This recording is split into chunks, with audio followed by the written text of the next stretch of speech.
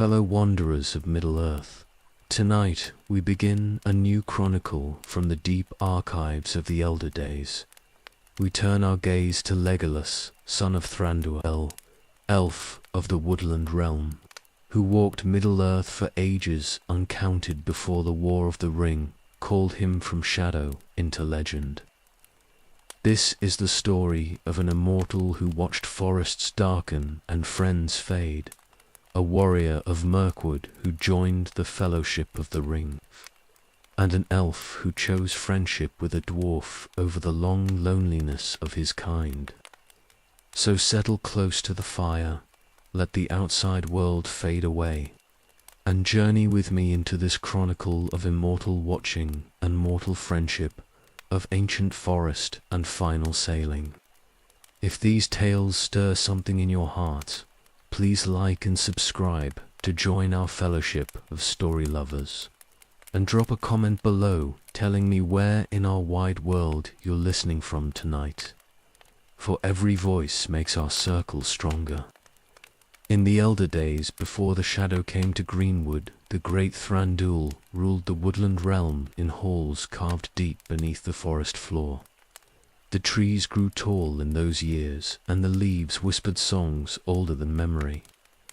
Starlight fell through the canopy, and the forest paths wound through beauty that would endure for ages. Or so the elves believed then. Legolas was born into that golden time.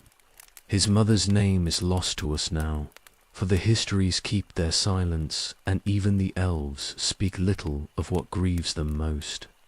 But she gave him life beneath the green boughs, and he grew strong in the ancient wood. The trees knew his step before he could speak, and the deer came to his call before he understood what calling meant. He learned to walk on moss without sound, and to climb the great oaks that rose like pillars toward the sky. Thranduil taught him the old songs and the names of stars. And the prince of the woodland realm grew tall and fair as elves measure such things. His hair caught gold from the sun that filtered through the leaves, and his eyes held the grey-green of deep forest after rain. The bow came to his hand as naturally as breathing.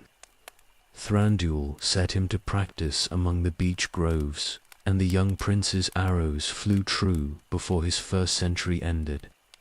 He learned to shoot running and to loose arrows in darkness guided by sound alone.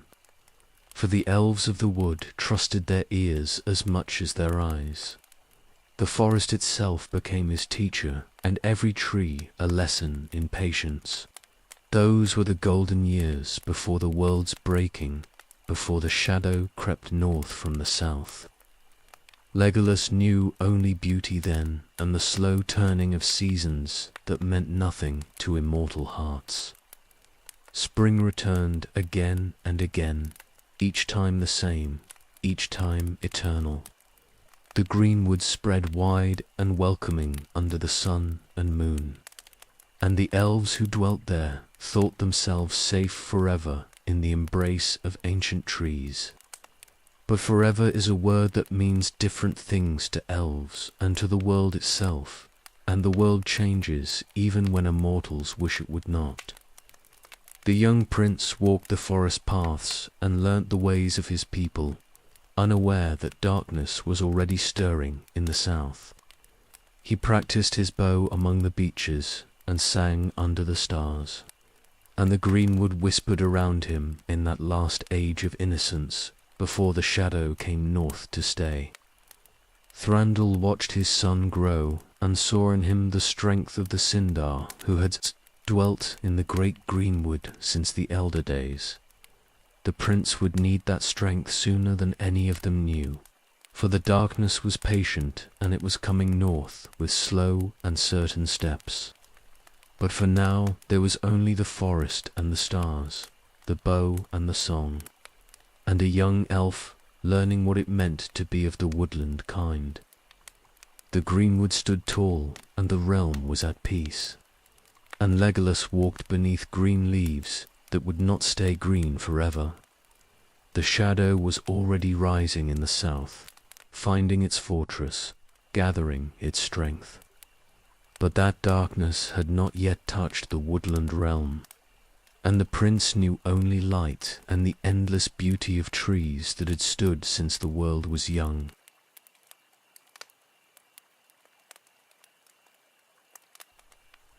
In the year 1050 of the Third Age, darkness came to southern Greenwood, and it came to stay. Men called it the Necromancer then, for they did not know its true name, and the elves who suspected would not speak it aloud. It took the hill of Amanlank for its own, and raised a fortress there in the forest's heart. Dol Guldur, the elves named that place, the Hill of Sorcery, and they felt the shadow spreading through the trees like sickness through a healthy body. The forest began to change. The southern reaches grew dark first, and the trees there twisted into shapes that caught at clothing and scratched at skin. Spiders came creeping down from the mountains of Mirkwood, creatures larger than any spider ought to be, and they wove webs between the trunks that gleamed like steel in the failing light. The deer fled north, and the songbirds fell silent. And where their voices had filled the canopy, there came instead the chittering of things that loved darkness better than day. Legolas felt it even in the north, even in his father's halls, where the carven pillars still rose, beautiful and strong. The forest itself cried out in ways the elves could hear, a wrongness in the roots and branches that made the old songs ring hollow. He walked paths he had known since childhood, and found them subtly changed, the moss darker and the mushrooms that grew beneath the oaks taking on shapes that troubled the eye. The greenwood was dying by inches, and they could do nothing but watch. Thranduil's warriors rode south to see what could be seen, and they came back with tales of evil spreading like rot from a wound. The necromancer's fortress grew stronger each year, and the darkness crept outward in widening circles.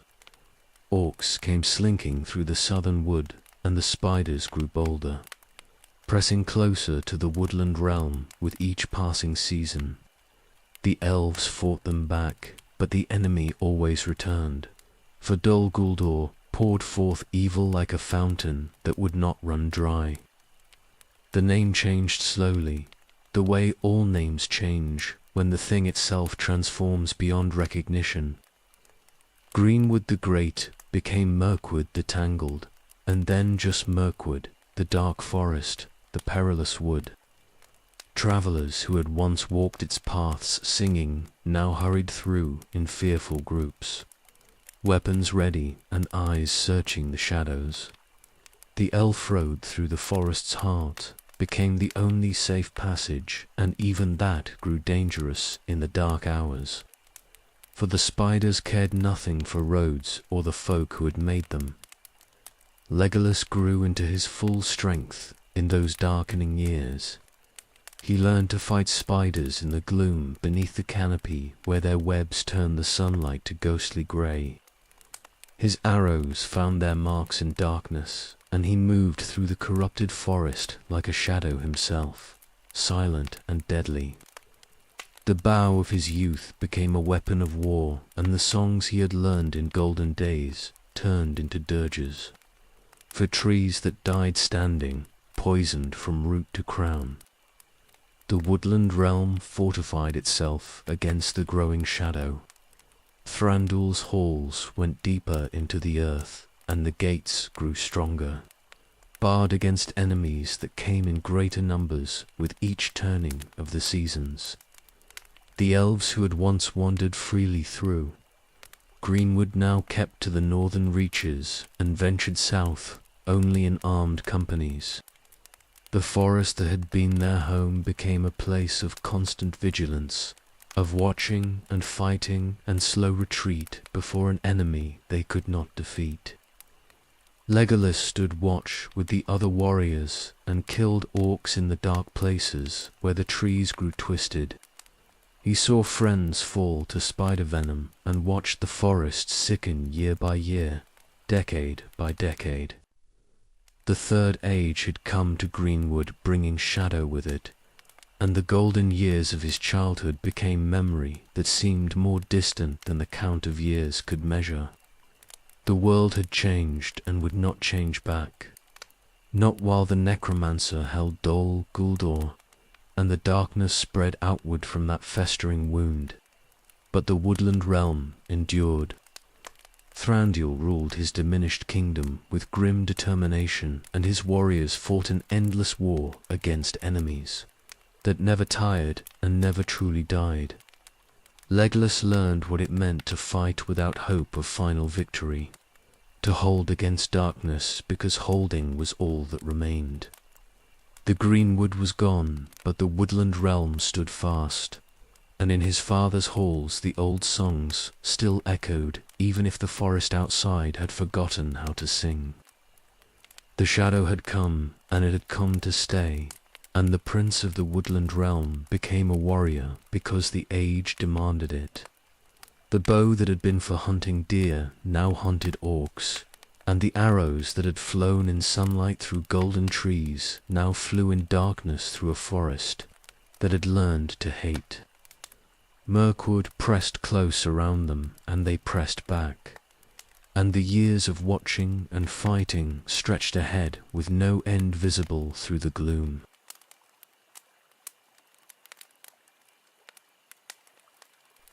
The centuries passed in Mirkwood, and they passed in blood. Year followed year in endless succession, and each one brought more fighting, more darkness creeping through the southern reaches, more corruption spreading like poison through roots that had once drawn only clean water from the earth. Legolas grew from youth to full manhood in those years, if manhood is the right word for an immortal who counts ages where men count decades. The bow became an extension of his arm, and the knife at his belt wore smooth from use, and he learned to kill without hesitation, because hesitation meant death even for the Eldar. The spiders multiplied in the dark places. They grew larger with each generation, and their venom grew more potent. A burning poison that could fell even an elf if the fangs struck true. Legolas hunted them through the twisted southern wood where the trees had forgotten their names, and the paths led only to ambush and web-tangled death. He learned their movements and their habits, learned where they nested and how they hunted, and his arrows found them in the darkness where their eyes gleamed like pale stars in a sky that promised only malice. The orcs came in greater numbers as the years turned. They spilled forth from Dol Guldur in raiding parties that tested the woodland realm's borders, probing for weakness, killing for sport and spite. Legolas fought them in running battles through the forest, and in desperate stands where the elves formed shield walls against enemies that cared nothing for their own lives. He learned to loose arrows faster than thought, and to draw his knife when the fighting closed to distances where even elven bows could not help. Blood soaked into the forest floor year after year, and the trees drank it down and grew more twisted still. The blade work came harder than the bow had. Thranduil set him to train with the woodland realm's best warriors, and they taught him the old, fighting forms that the Sindar had brought from Beleriand in ages past. Legolas practiced until his hands bled, and then practiced more, for the orcs would not wait while he perfected his technique, and the spiders cared nothing for elegant form. The knife became quick in his hand, and the sword smooth in its draw, and he learned to fight in the close press of trees, where there was no room for fancy footwork and only killing mattered. The corruption spread deeper into the forest with each passing decade. What had been merely dark became actively malevolent, the trees themselves seeming to reach for travelers with malicious intent. Strange lights appeared in the deepest parts of the wood. Will-o'-wisps, that led the unwary to their deaths in spider nests or orc ambushes. The water in the streams turned black and sluggish, and anyone who drank from the forest river outside the woodland realm's borders fell into sleep that lasted days or weeks, trapped in dreams that left them screaming when they finally woke. Legolas watched friends die across those long years. Elves he had known in the golden days before the shadow came fell to orc. Arrows or spider venom or simple exhaustion after one battle too many. The immortal could be killed, and they were killed. One by one, an attrition that ground down even the deathless folk. Each loss cut deep, for the elves remembered everything, and their dead walked through their memories with perfect clarity. Forever young, while the survivors carried on through centuries that brought only more loss. The woodland realm contracted slowly inward. Territory that had once been patrolled freely became too dangerous to hold, and the elves withdrew step by bitter step, before the advancing darkness. The borders drew tighter around Thranduil's halls, and the safe lands grew smaller year by year, decade by decade. What had been a kingdom became a besieged fortress, and what had been a people walking free in their ancestral forest became warriors manning a perimeter that never stopped needing defense. Legolas learned what immortality meant in those grinding centuries. It meant watching the world sicken and being powerless to heal it. It meant fighting enemies that would outlast any mortal kingdom because the power behind them was older and stronger and more patient than any force the free peoples could muster. It meant losing friends and knowing that their absence would ache forever, that there would be no forgetting and no dulling of grief for hearts that remembered everything with perfect clarity. The deathless lived long enough to see all their hopes proven false and all their certainties ground to dust, and they kept fighting anyway because what else remained? But he grew stronger in those years too. The bow became so natural in his hands that he could shoot without thinking, the arrows flying to their marks as if guided by will alone rather than aim. His eyes grew keener and his step lighter, and he learned to move through even the most corrupted parts of Mirkwood without making sound or leaving sign. The spiders began to fear him, and the orcs learned to avoid the tall elf whose arrows never seemed to miss. He became one of Thranduil's best warriors because the age demanded excellence, and those who could not meet that demand did not survive to grow old, even among the deathless. The years rolled on like a dark river that would not cease its flowing.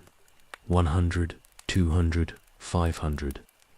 900 years of fighting and watching and holding against the shadow that never tired and never retreated for long. Legolas grew into the fullness of his power in those centuries and learned what it cost to be of the Eldar in an age when the Eldar were losing their long war. Mirkwood pressed close and evil things crawled through it, and the prince of the woodland realm stood watch through it all with bow in hand and arrows at his belt. The darkness had come to stay, and he had grown strong in its shadow, and the centuries taught him that strength was not enough, but all they had regardless.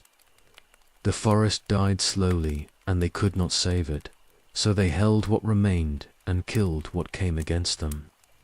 And the Third Age ground forward through its long years with no promise of light ahead.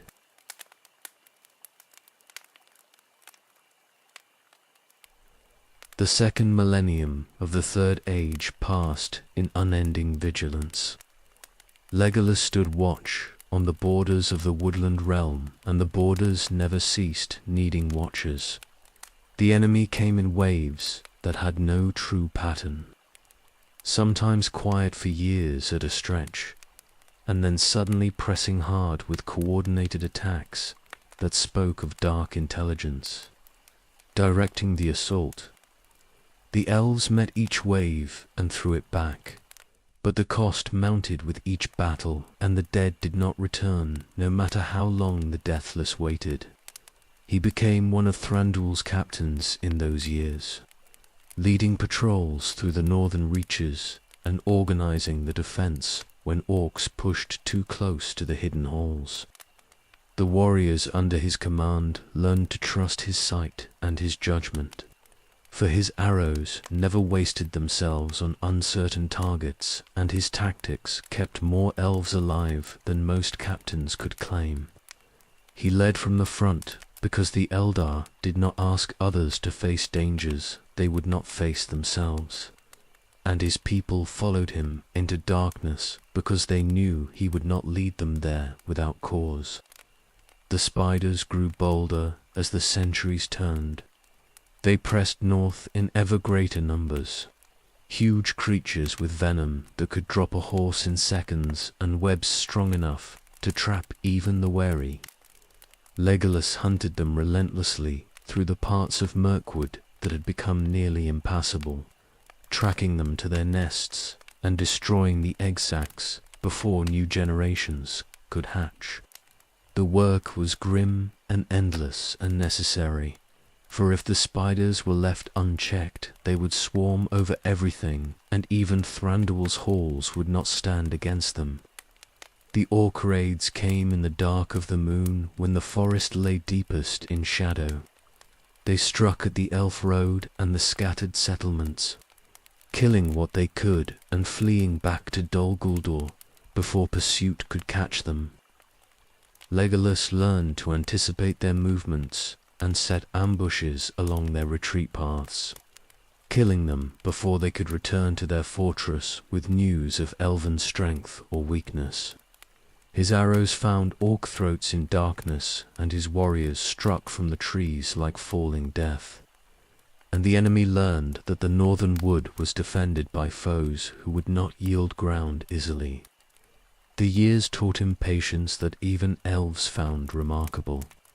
He could wait motionless in a tree for days at a time, watching a spider trail or an orc path, his bow ready and his breathing so slow that birds landed on his shoulders, thinking him part of the forest itself. When the enemy finally came, he struck without hesitation, and his arrows flew true. And then he was gone into the green shadows before any could mark where the death had come from. The orcs began to fear the northern reaches, and the spiders grew wary, but they kept coming because Dol Guldur commanded them, and the necromancer's will was stronger than their fear. Thranduil relied on him more as the centuries passed. The king's burden grew heavier with each year of endless war, and he needed captains who could hold the borders without constant oversight. Legolas became one of those trusted few, given command of the northern defences and the freedom to wage war as he saw fit against the enemies that never stopped testing their strength. He ranged far beyond the safe bounds of the woodland realm, deep into the corrupted forest where even other elves would not venture, and he killed the enemy in the dark places where they thought themselves secure. The forest continued its slow dying through all those years. Trees that had stood for thousands of years finally succumbed to the corruption and toppled, leaving gaps in the canopy that let in harsh light instead of the gentle green glow that had once filtered through healthy leaves. The undergrowth grew thick and thorny, and paths that Legolas had walked freely in his youth became choked with brambles that tore at clothing and skin. Mirkwood earned its name more fully with each passing decade, becoming a place of genuine peril where even the elves who knew it best could lose their way. But Legolas did not lose his way. He learned every path and game trail, every stream and clearing, mapping the forest in his mind with perfect elven memory that forgot nothing. The changing wood could not deceive him, and the darkness could not turn him around, for he carried inside himself the memory of what the forest had been, and he navigated by that older knowledge when the present paths led only to confusion. He became the forest's defender because he remembered when it had been worth defending, and he would not let it fall completely to darkness while any strength remained in his bow arm. The centuries ground on, and he stood watch through them all. 2,000 became 3,000, and 3,000 approached 4, and Legolas, son of Thranduil, grew into the fullness of his power as a warrior and captain. The woodland realm held because he and others like him made it hold, standing against the shadow year after year after year, with no end in sight and no promise that their sacrifice would ever be rewarded with victory.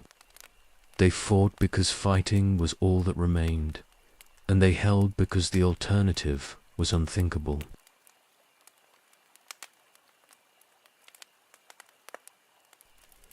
In the year 2941 of the Third Age, the White Council finally moved against Dol Guldur. They had debated for centuries while the shadow spread and Mirkwood died, but Saruman had always counselled waiting, and the council had listened. Now at last, Gandalf's urgency overcame the White Wizard's caution, and the wise gathered their strength for war. Legolas felt it in the forest when the assault began. The darkness recoiled like something struck a mortal blow, and the trees seemed to straighten slightly, as if a great weight had lifted from their branches. The spiders fled south in confused swarms, and the orcs scattered without the dark will that had always driven them forward. Something fundamental had changed in Mirkwood, and even the elves who had fought there for centuries could feel the difference in the very air.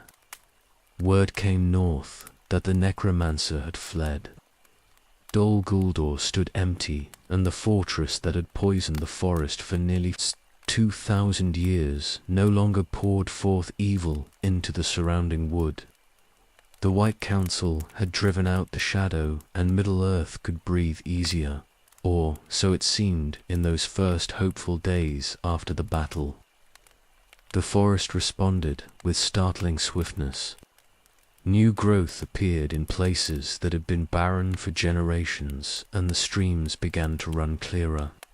The oppressive weight that had hung over Mirkwood like a physical presence lifted enough that travelers could walk the southern roads without feeling eyes watching from every shadow.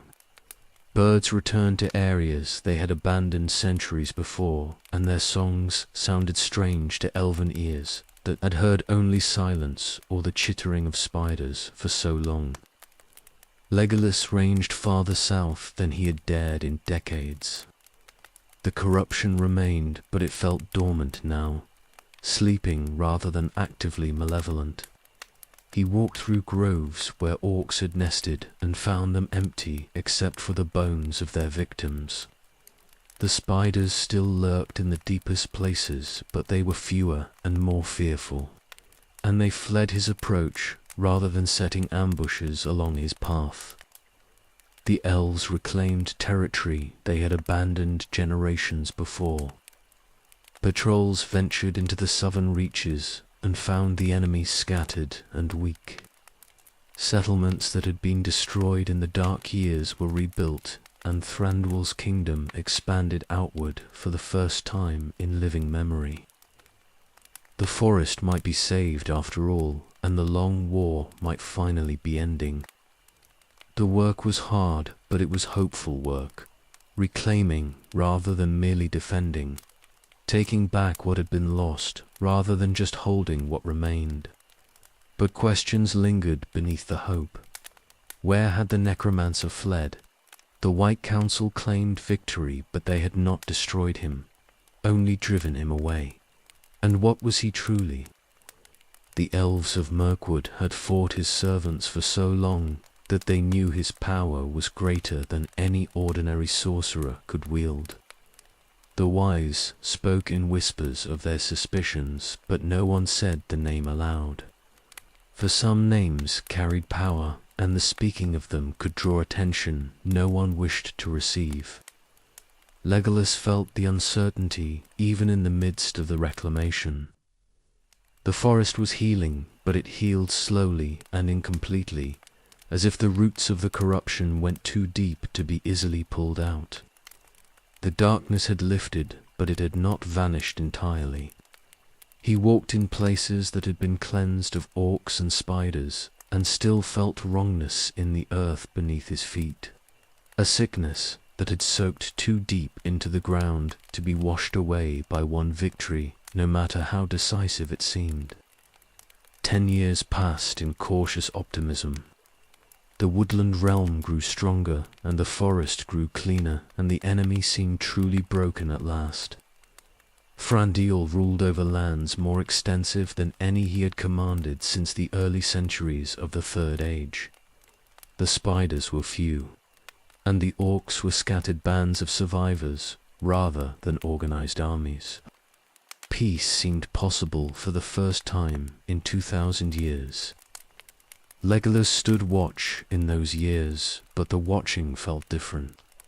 He guarded against enemies that might return rather than enemies that pressed constantly at the borders. His patrols ranged far and found little, and his arrows stayed in their quiver more often than not. The forest was not what it had been before the shadow came, but it was better than it had been. And perhaps that was all anyone could hope for in the Third Age. But he did not relax his vigilance entirely.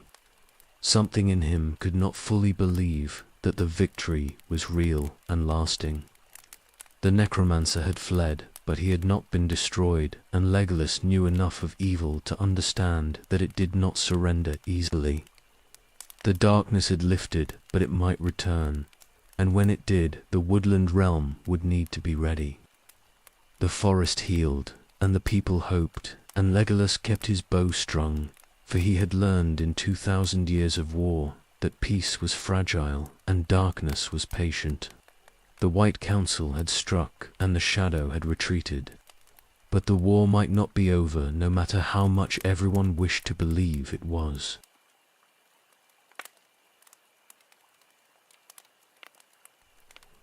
"10 years passed after the White Council's victory, and they passed more peacefully than any decade in living memory. The orcs stayed scattered in the deepest parts of Mirkwood, and the spiders grew fewer with each season. The forest continued its slow healing, and the woodland realm expanded cautiously into lands that had been enemy territory for centuries. Hope took root among Thranduil's people, and they dared to imagine that the long war might truly be ending at last. Legolas walked paths that had been death traps for generations, and found them quiet.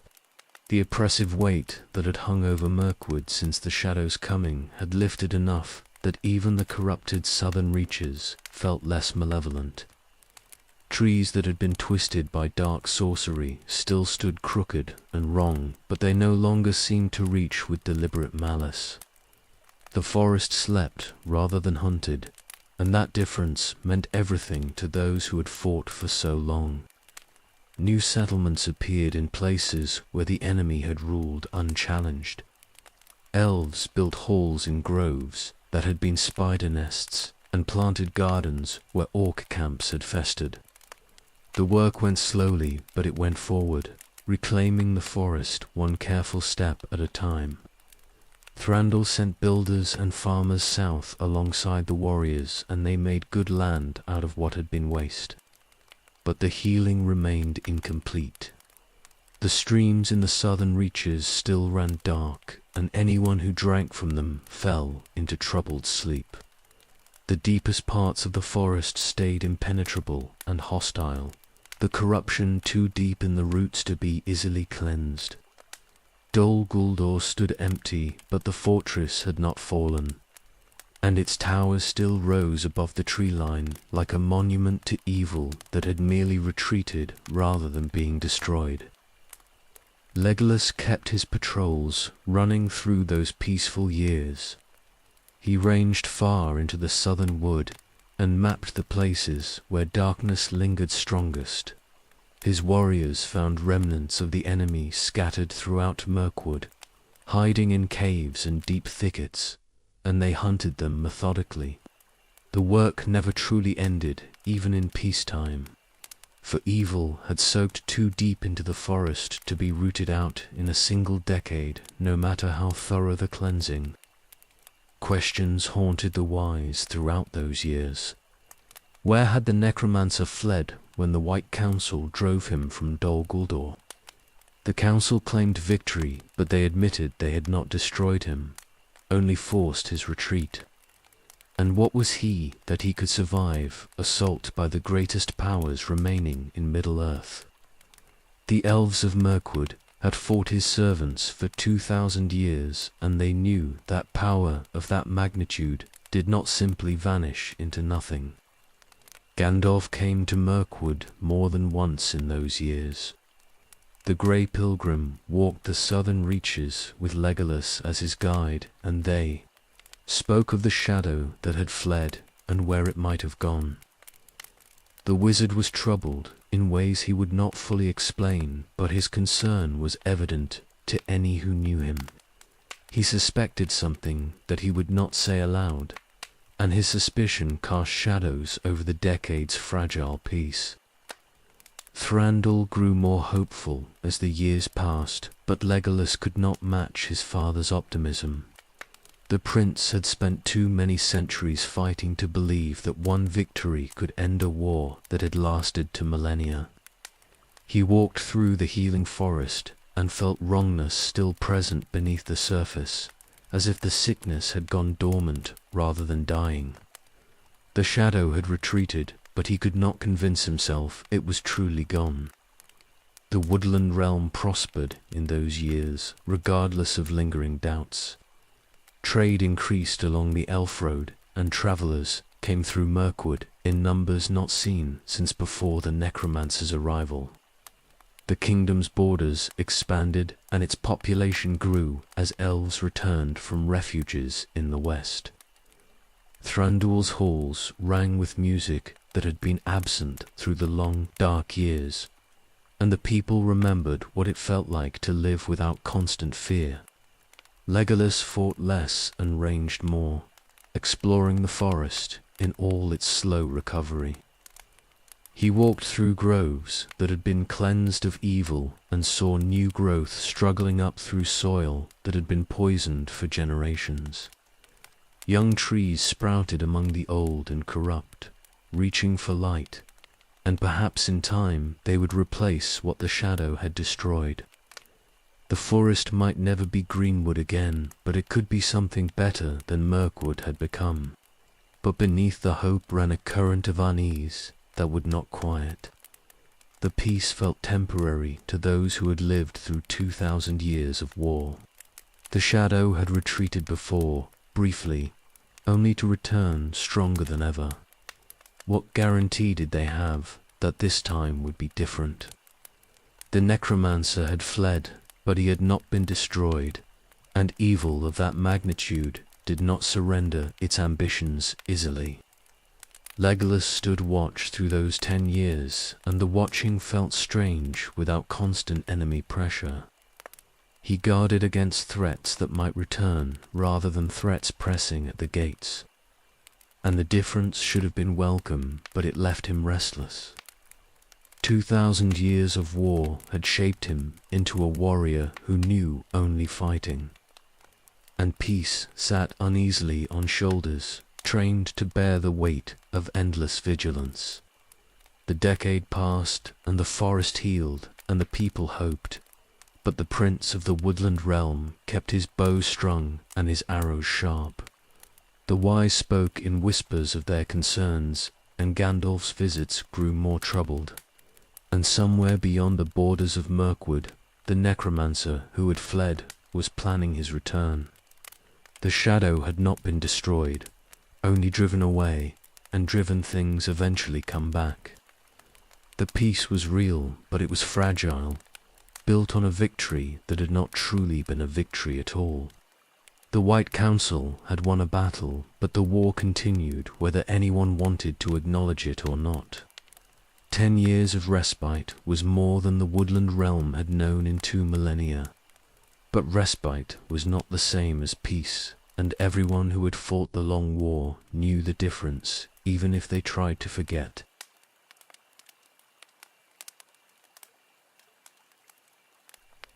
In the year 2951 of the Third Age, darkness returned to Dol Guldur, and this time it came openly. The fortress that had stood empty for 10 years suddenly blazed with malevolent light, and the shadow that had fled now declared itself without pretense or disguise. Sauron, the deceiver, took his ancient stronghold again, and he no longer hid behind the name of necromancer. The wise had suspected for centuries, and now their worst fears stood confirmed. For the Dark Lord had returned to Mirkwood, and he came to stay.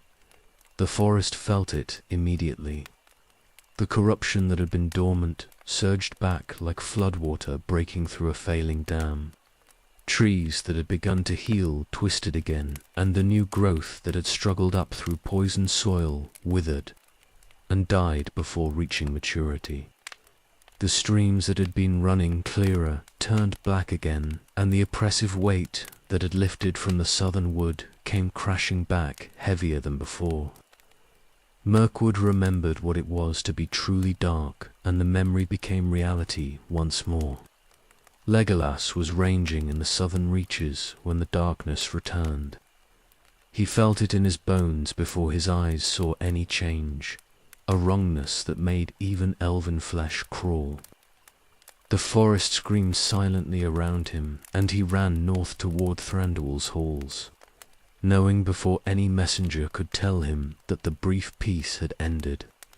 The shadow had returned, and it had returned stronger, no longer hiding its nature or its purpose. The orcs came pouring out of Dol Guldur in numbers greater than any the woodland realm had faced before.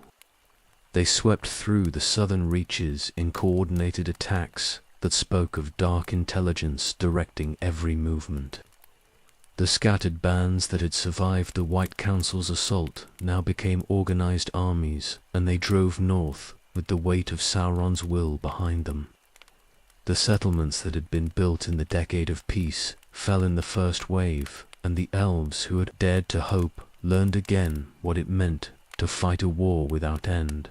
The spiders multiplied with terrifying speed. They swarmed through the forest in such numbers that their webs turned whole groves into impassable tangles of silk and venom. Legolas fought them in running battles that lasted days, and each spider he killed seemed to be replaced by 3 more. The creatures grew bolder and more vicious, and they pressed north toward the woodland realm with hunger that felt almost intelligent in its focused malice. Thranduil's kingdom contracted as swiftly as it had expanded. The borders that had been pushed south in the years of peace now retreated north again, and the land that had been reclaimed fell back into enemy hands. The elves abandoned settlements they had only just built and fell back to defensive positions that had held during the long dark centuries. Before the White Council's victory, everything gained in 10 years of hope was lost in a single season of renewed war. But this time they knew what they fought.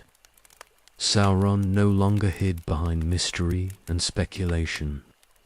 The enemy had revealed himself, and though that revelation brought no comfort, it at least brought certainty. The woodland realm was not fighting some unknown necromancer, but the Dark Lord himself, the ancient evil that had plagued Middle-earth since the Elder Days. The war took on a different character with that knowledge, becoming part of something larger than just Mirkwood's long struggle. Legolas led warriors in desperate defense of the northern borders. The fighting was fiercer than anything he had known even in the worst years before the White Council's assault. Sauron pressed harder now that he had declared himself. no longer conserving strength for some hidden purpose, but throwing his forces against the woodland realm with terrible determination. The prince's arrows flew without cease, and his warriors bled in defense of land they had held for thousands of years. The decades ground past in blood and darkness. 10 years became 20, and 20 became 40, and still the war continued without hope of resolution. Legolas fought through it all, killing orcs and spiders in numbers. He stopped counting, watching the forest die again around him. The brief decade of healing now seemed like a dream or a cruel joke. A moment of false hope before the darkness returned, worse than ever. Gandalf came less often in those years. The grey pilgrim walked broader roads now, pursuing some purpose he would not fully explain. When he did visit Mirkwood, he spoke with Thranduil in private and emerged looking graver than before. The wizard knew something about Sauron's plans that made even his weathered face show concern. But he kept his knowledge close and counselled only vigilance and endurance. The woodland realm survived through stubborn determination and the skill of its warriors. Thranduil ruled his diminished kingdom with grim resolve and refused to yield any more ground than he absolutely must. The elves held their borders through sheer will and the certain knowledge that if they failed, there would be no safe place left in Mirkwood for their people. They fought because fighting was all that remained between them and destruction. Legolas grew harder in those 67 years of renewed war. The hope he had barely allowed himself in the peaceful decade died completely, and he became again what he had been before. A warrior who expected nothing but endless battle and measured victory by how much ground they did not lose, rather than how much they gained. The peace had been an illusion, and he would not let himself be deceived by illusions again. The forest sank deeper into corruption as the years passed. By the time 3 decades had gone by, Mirkwood was darker than it had been even before the White Council's assault. Sauron was stronger now and more open in his malice, no longer hiding his fortress, but using it as a weapon to project his power throughout the surrounding wood. The trees twisted into shapes that caught at travelers, and the paths themselves seemed to shift to lead the unwary into ambush and death. Friends fell in those long years, more elves lost to a war that would not end. Legolas watched warriors he had known for centuries die to orc arrows or spider venom, and each loss cut as deep as the first. The deathless died, and the survivors carried on, and the Third Age ground forward through decades that brought nothing but more fighting and more loss. By the year 3017, 66 years after Sauron's return, the woodland realm held only what it had held before the false peace. Everything gained had been lost, and the war had returned to the grinding stalemate that could last for centuries more. Legolas stood watch on borders that never ceased needing watchers, and he killed enemies that never stopped coming. And somewhere in Dol Guldur, Sauron gathered his strength for whatever darkness was coming next.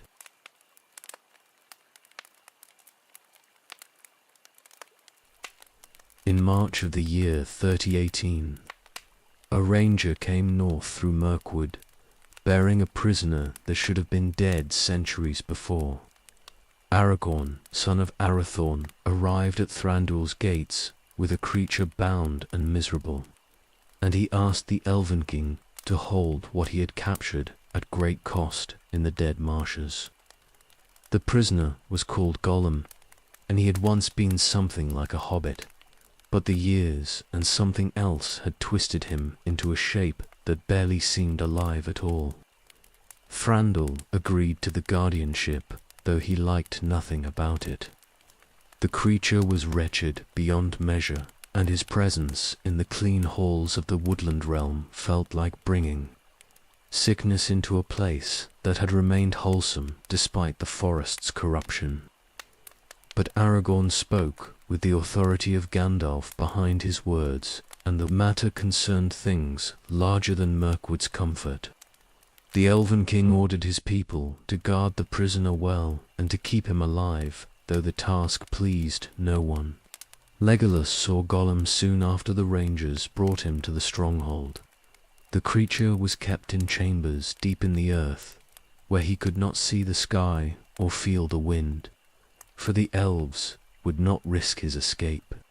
He crouched in the corner of his cell and hissed at any who approached, but there was no strength in him for fighting. The long hunt had broken something in whatever spirit remained, and he seemed more pitiful than dangerous, despite the warnings. Aragorn had given, but the pity did not last long for any who spent time near the prisoner. Gollum was hateful in ways that went beyond his wretched appearance. He spat curses at his guards and wept for things he would not name, and his voice when he spoke carried malice that made even elven skin crawl. Something had corrupted him far beyond the normal hurts that the world inflicted on the living, and that corruption leaked from him like poison from a wound that would not heal. The guards rotated regularly because none could stand long duty near the prisoner. Legolas took his turns in the rotation, as the other captains did, for Thranduil would not ask his people to bear burdens he and his captains would not share. The prince stood watch outside Gollum's cell and listened to the creature's mutterings, half of which made no sense, and the other half of which hinted at things better left unknown. Gollum spoke to himself in two voices, arguing and agreeing and disagreeing again in conversations that twisted back on themselves like snakes eating their own tails. He talked of his precious and his birthday present and things stolen by thieves, and beneath the seemingly mad rambling ran currents of genuine anguish. Whatever he had lost had been more than just some object, and the loss had hollowed him out and left something dark and hungry where his heart should have been. The prisoner asked sometimes about the outside world, whether the sun still shone and whether the moon was full or dark. The elves answered him little and kept their distance, for there was cunning in Gollum despite his wretched state. He watched his guards with eyes that glittered in the dim light, and he measured them constantly, looking for weakness or opportunity. Aragorn had warned that the creature was more dangerous than he appeared, and the warning proved sound the longer he remained in captivity. Legolas spoke with the ranger before Aragorn departed south again. They talked of the prisoner and what he represented, and Aragorn said things that troubled the elven prince deeply. Gollum had possessed something of terrible importance for centuries before losing it, and that thing now moved in the world again beyond their finding. The creature knew more than he would say, and his capture had been necessary to learn what could be learned. But the knowledge gained brought no comfort to anyone who heard it. The prisoner stayed and spring turned to summer in the world above his cell. The woodland realm went about its business, and the war against Dol Guldur continued as it had for decades. But beneath the daily fighting and living sat this wretched creature who had touched something that should never have been touched. His presence was a reminder that evils greater than orcs and spiders moved in Middle-earth, and that Mirkwood's long war was only one piece of a larger darkness. Legolas returned to his ranging in the months after Gollum's arrival. The forest demanded constant vigilance, and he could not spend his days watching one pathetic prisoner, no matter how disturbing the creature might be.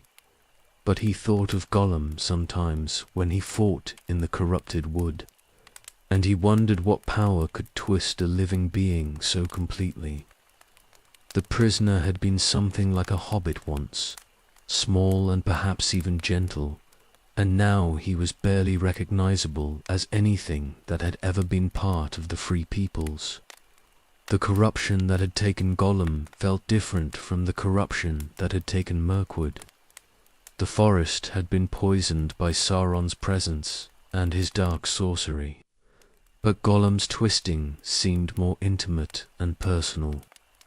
Something had touched him directly and changed him from the inside out, remaking his flesh and spirit into this wretched mockery of life.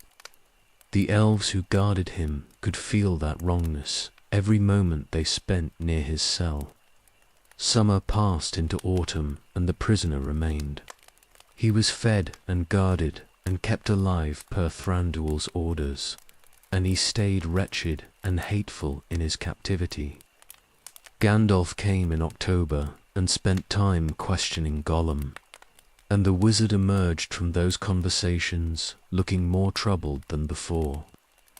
He spoke with Thranduil privately and then departed in haste, riding south toward Rivendell on business he would not delay. Legolas did not know what Gandalf had learned from the prisoner, but he knew it was nothing good. The wizard's urgency spoke of danger moving faster than anyone had anticipated, and his hasty departure left the woodland realm feeling exposed in ways it had not felt before. Something was happening in the wider world, something that Gollum was connected to, and the elves of Mirkwood could do nothing but guard their prisoner and wait to see what darkness was coming next. The creature stayed in his cell, and the guards kept their watch, and the year 3018 moved toward winter with storms gathering beyond anyone's sight or knowledge.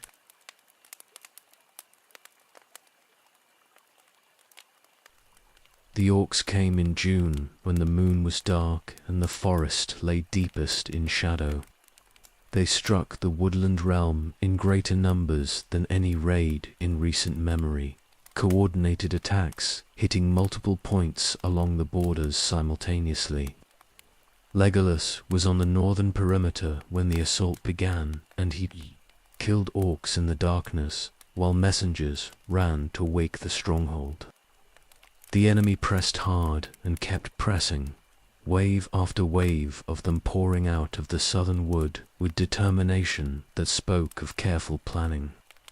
The attack was meant to draw defenders away from the stronghold itself. Legolas understood this within the first hour of fighting, but understanding did not make the tactical choice any easier. The borders had to be held, or the enemy would pour into the heart of the woodland realm, but pulling warriors to the perimeter meant weakening the defenses everywhere else.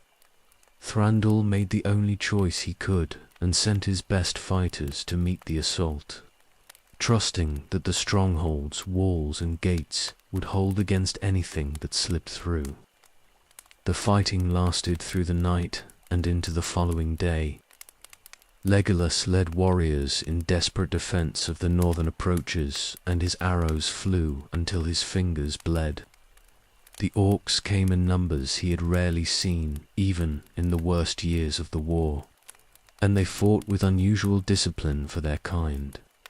Something was driving them forward with purpose beyond their normal malice, and that purpose was focused on breaking through to the stronghold by any means necessary. The prisoner escaped during the height of the battle.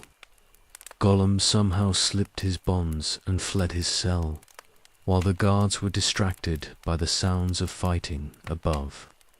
He moved through the stronghold like a shadow, taking passages that should have been watched but were not, because every warrior who could fight was on the walls or the borders. By the time anyone discovered his cell empty, he was already gone into the forest, vanished into the darkness that he knew as well as any creature living. Legolas learned of the escape when he returned to the stronghold with the dawn. The orcs had finally broken off their assault and fled south again, leaving their dead behind in numbers that should have made the night a victory. But the victory turned to ash when word came that Gollum was gone. The entire attack had been a diversion meant to create exactly the chaos needed for the prisoner to escape, and the tactic had worked perfectly. The pursuit went out immediately. Legolas took his best trackers, and they followed Gollum's trails south through Mirkwood, moving as fast as they dared through country that was hostile to their kind. The creature had a knight's head start, but he was traveling on foot, and the elves could move faster once they picked up his path. They would catch him before he reached Dol Guldur if they pushed hard enough, and they pushed with all the speed and skill they possessed. But Gollum was cunning beyond what anyone had credited. He led them on paths through the worst parts of the forest, where spiders nested thick and orc patrols ranged freely. The elves fought running battles with enemies that seemed to appear wherever the prisoner's trail led, and each battle cost them time they could not afford to lose. Gollum knew they were following, and he was leading them into every trap and ambush the forest offered. They lost his trail in the deep south, where the corruption was strongest and the trees grew so twisted that even elven eyes could not track clearly. Legolas searched for 3 days through country that was more enemy territory than neutral ground, but Gollum had vanished as completely as smoke dispersed by wind. The creature had either reached Dol Guldur or gone to ground somewhere in the corrupted wood, and either way he was beyond their finding now. The prince returned to Thranduil's halls in June's second week, with nothing to show for his pursuit but dead warriors and exhausted survivors. The prisoner was gone, and the Elven King's face was grim when he heard the report. Gollum's escape was a failure that would echo far beyond Mirkwood. For Gandalf had trusted them to hold the creature, and they had failed that trust through no fault but the enemy's cunning and their own necessary choices in battle. Thranduil and Legolas spoke long into the night about what must be done. The prisoner's escape had to be reported to those who had trusted the woodland realm with his keeping. Gandalf needed to know, and so did Elrond in Rivendell. For Gollum's knowledge was too dangerous to remain in enemy hands without warning being given. Someone had to carry word south, and that someone had to be trustworthy beyond question. Legolas volunteered before his father could suggest it. The failure sat heavy on his shoulders, even though the escape had not been his fault directly. He had been fighting on the borders when Gollum fled, and no one could have done differently without abandoning the defense entirely. But the prince felt the weight of the failure regardless, and carrying word to Rivendell was the only penance available to him for a mistake that was not quite his, but felt like his nonetheless. Thranduil agreed after some resistance. He did not like sending his son on such a journey, but he knew Legolas was right for the task. The prince could travel swiftly and fight his way through any trouble he met, and he could speak with authority about what had happened and why. The message needed to be delivered by someone who had been there and who understood the full implications of the prisoner's escape. Legolas prepared to depart within 2 days. He would travel light and fast through Mirkwood, and then south through lands that were peaceful compared to his home forest. The journey would take months, but that could not be helped, and every day of delay was another day that Gollum remained free with his dangerous knowledge. The message had to be delivered, even if the delivery came late, for silence would be worse than tardy warning. He left the woodland realm in late June with his bow and his knives and provisions for the long road ahead. The forest closed around him as it had 10,000 times before, but this time he was leaving it behind for the first time in centuries.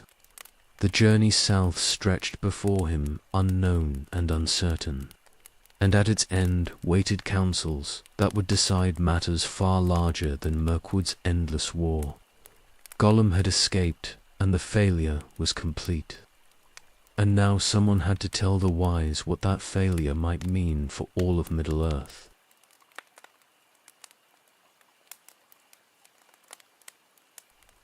The journey south from Mirkwood took Legolas through lands he had not seen in centuries.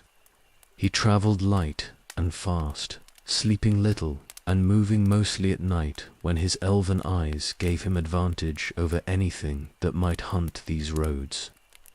The forest gave way to open country within a few days, and he felt the change like a weight lifting from his shoulders. For even the elves who loved Mirkwood best could feel its oppression after too long beneath its corrupted canopy. He crossed the old forest road where it emerged from the western edge of Mirkwood and turned south along paths that men had made but rarely travelled anymore. The lands between his home and Rivendell were not heavily settled, and much of his journey would be through wilderness that knew no master but the wind and weather. That suited him well enough, for he had no desire to explain his errand to curious men or answer questions about where an elf might be going in such haste. The Anduin rolled wide and brown when he reached it in late July. He followed the great river south along its western bank, moving through lands that grew gentler and more forgiving with each league travelled. The grass here grew thick and green without the taint of corruption, and the trees stood straight and clean in the summer sun. It was strange to walk in country where the forest did not feel like an enemy waiting to strike, and Legolas found himself relaxing slightly despite the urgency of his errand, but he did not relax entirely. The world was not safe even this far from Mirkwood's darkness, and a lone traveller made tempting prey for bandits or worse things that still prowled the wild. He kept his bow strung and his senses alert, and he avoided the few settlements he passed rather than risk delay or entanglement with local troubles that were not his concern. The summer heat pressed down as July became August.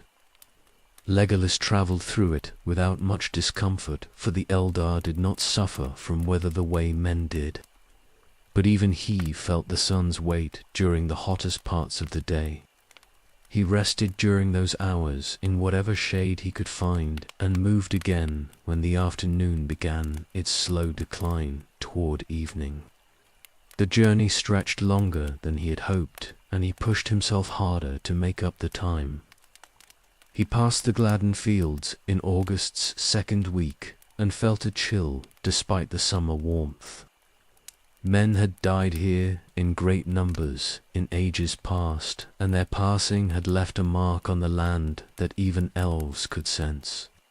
Legolas did not linger in that haunted country, but pressed on south as quickly as the marshy ground allowed, glad when the fields fell behind and the land grew more wholesome again.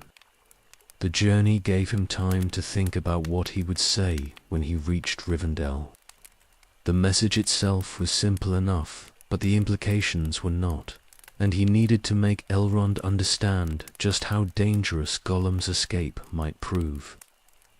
The creature knew things about Sauron's plans that no one else knew, and now he was free, either in the Dark Lord's hands or wandering loose somewhere in Middle-earth. Neither possibility offered any comfort. He crossed the Heitigla at the high pass in early September. The mountains rose cold and forbidding even in late summer, and the path through them was treacherous with loose stone and sudden drops. Legolas moved carefully through the heights, trusting his elven balance on slopes that would have daunted most travellers. The pass took 3 days to traverse, and he was glad when it lay behind him and the land began its long descent toward the valley where Rivendell waited. The country west of the mountains was fairer than anything east of the Heitigla. Green hills rolled away toward the horizon, and streams ran clear and cold from the mountain heights. Legolas felt the difference immediately, for this was elven country still, lands where the power of the three rings touched the earth and kept it wholesome despite the shadow's growing strength. The air itself tasted cleaner, and the sunlight fell without the weight that pressed down on lands closer to Mordor.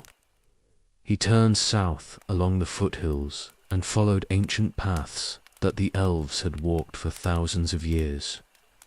The signs of Rivendell's influence grew stronger with each day traveled. Subtle touches that marked the land as cared for and defended. Legolas felt some of his urgency ease slightly, for he was in friendly territory now, and the worst of his journey lay behind him. But the message he carried remained heavy in his mind. Gollum was loose, and the prisoner's knowledge was too dangerous to remain in enemy hands without warning. Every day of the creature's freedom was another day for him to reach Dol Guldur, or to fall into other dark hands. And every day brought Middle-earth closer to whatever catastrophe his escape might enable. October came, with cool winds from the north, and the first hints of autumn color in the leaves. Legolas pressed on through country that grew more beautiful the farther west he traveled.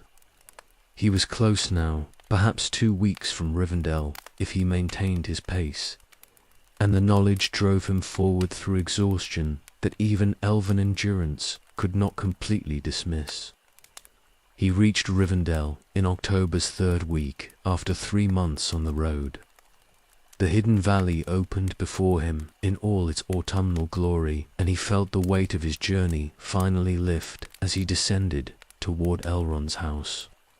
The last homely house stood welcoming and strong beneath the mountains, and smoke rose from its chimneys into the clear air. But Legolas brought no good news to this place of peace and beauty. He came bearing word of failure and escaped prisoners, of dangers moving faster than anyone had anticipated. Gollum was free, and the woodland realm's guardianship had failed. And now the wise would have to decide what that failure meant for the Shadow's plans and the world's hope of standing against them. He walked down into Rivendell with his message of ill news, and the October sun fell golden on the valley, even as darkness gathered beyond anyone's sight or knowledge.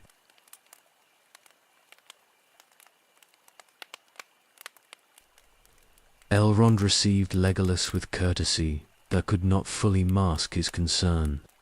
The Lord of Rivendell listened to the tale of Gollum's escape, and his face grew grave as the telling progressed. He asked careful questions about the prisoner and the attack that had enabled the escape. And when Legolas finished speaking, the Elf Lord sat silent for a long moment before responding. The failure was not blamed on the woodland realm, but Elrond made clear that the consequences might be severe, for Gollum knew things that Sauron would pay dearly to learn. Gandalf was already in Rivendell when Legolas arrived. The wizard had come seeking knowledge in Elrond's archives, and he had found more than he sought. Answers to questions that raised worse questions in turn. He spoke with Legolas privately about the prisoner and what Gollum had told him before the escape, and the wizard's words were troubling beyond measure. The creature had possessed something of terrible power for centuries, and that thing now moved in the world again. And all of Middle-earth might hang on what was done about it in the days ahead. Other guests arrived at Rivendell in the days that followed. Boromir, son of Denethor, came from Gondor, bearing news of that realm's troubles and seeking counsel from Elrond about dreams that had troubled both him and his brother.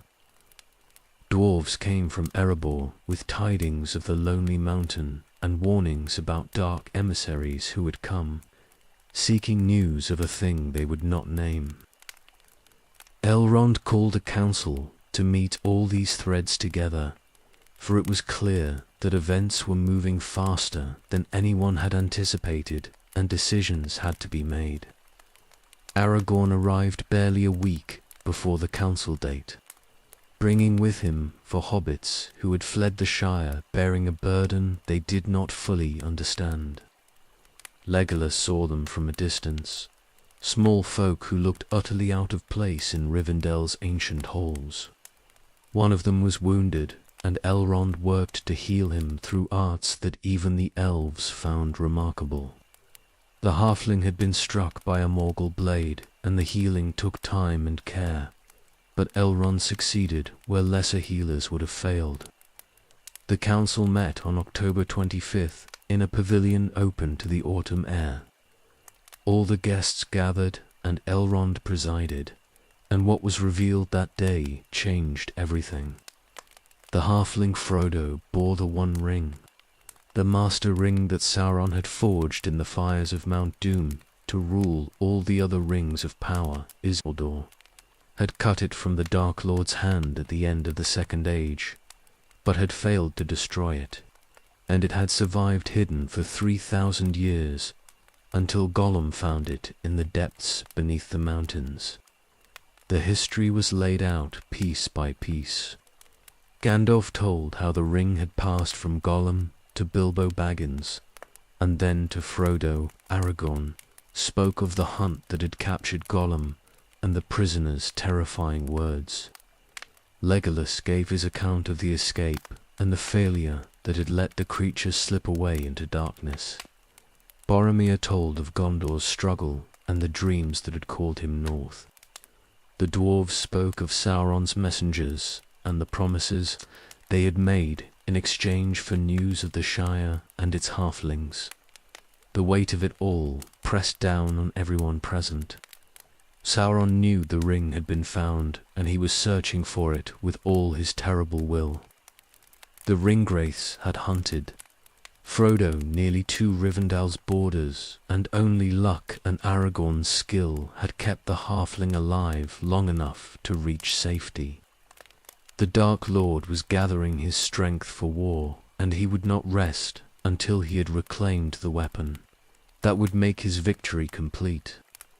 The question came down to what could be done. The ring could not stay in Rivendell, for Sauron would eventually find it even here. It could not be used against him, for its power was too great, and it would corrupt anyone who tried to wield it. It could not be hidden again, for the enemy was too close now, and his search would never cease. Only one possibility remained, and it was nearly impossible. But nearly impossible was better than certain doom. The ring had to be destroyed, and it could only be destroyed where it had been made, in the fires of Mount Doom in the heart of Mordor itself. Someone had to carry it there through all the leagues of enemy territory and cast it into the Sammath, nor where Sauron had forged it 3,000 years before. The quest was hopeless, but it was the only hope remaining, and someone had to attempt it, or Middle-earth would fall into darkness that would never lift. Frodo took the burden on himself. The halfling stood small before all the great folks gathered in Elrond's council, and he claimed the task that no one else wanted. He would carry the ring to Mordor and destroy it if he could, and his courage in that moment was greater than all the valor of ancient kings. Legolas saw it and marveled, for the small folk of the Shire had depths that no one who judged by size alone could measure. But Frodo could not go alone into that darkness. Companions were needed to guard the ring-bearer and help him through the perils ahead. The council debated who should go and in what numbers, and voices were raised in argument and concern. Finally, Elrond made his decision, and the 9 walkers were chosen to stand against the 9 riders who served the enemy. Legolas volunteered before he was asked. An elf should go, and he was the obvious choice, young enough for the journey and skilled enough to be worth the place. But more than that, He felt the need to redeem the failure that had brought him to Rivendell in the first place. Gollum had escaped on his watch, and though the escape had not been his fault directly, he carried the weight of it regardless. Here was a chance to balance that failure with something that mattered more than anything else in the Third Age. The Fellowship was formed that day in Rivendell's autumn-touched pavilion. 9 companions would leave together when the time was right, and they would attempt a quest that had no reasonable hope of success. Legolas stood among them, an elf of Mirkwood who had fought the shadow all his long life. And now he would walk into the heart of that shadow, carrying hope that was fragile as spider silk and just as likely to break. The council ended, and the companions dispersed to prepare for the journey ahead. They would not leave immediately, for Frodo needed more healing and preparations had to be made. But the decision was final, and the quest was set, and everything that came after would flow from what had been decided in that October gathering. Legolas walked Rivendell's beautiful paths and felt the weight of what was coming. For the road ahead would be darker than any road he had walked before, and the end of it was shrouded in shadow that no elven eyes could pierce.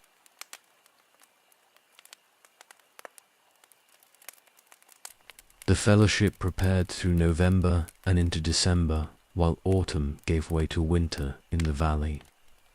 Elrond counseled the companions about the roads ahead, and Gandalf studied maps and ancient lore, seeking the safest paths through enemy country.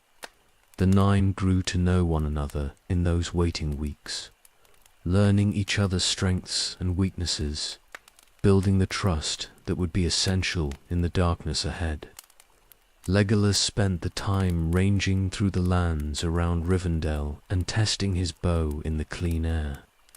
The valley was beautiful beyond measure, but he felt restless in its peace, for he had known little peace in his long life, and waiting sat uneasily on him. He spoke with Aragorn often during those weeks, and found the ranger good company, a man who understood the wild and could move through it with skill that approached elven grace. The dwarf Gimli was harder to know. He was Gloin's son from Erebor, and he carried his people's traditional mistrust of elves like armor he would not remove. Legolas tried courtesy with him, and received suspicion in return. And after a few attempts at conversation, both of them retreated to cold politeness that satisfied neither, but at least avoided open conflict. The old grudges between their peoples ran deep, and would not be overcome quickly if they could be overcome at all. The hobbits were a revelation. Legolas had never met their kind before, and he found them puzzling and strangely admirable in equal measure.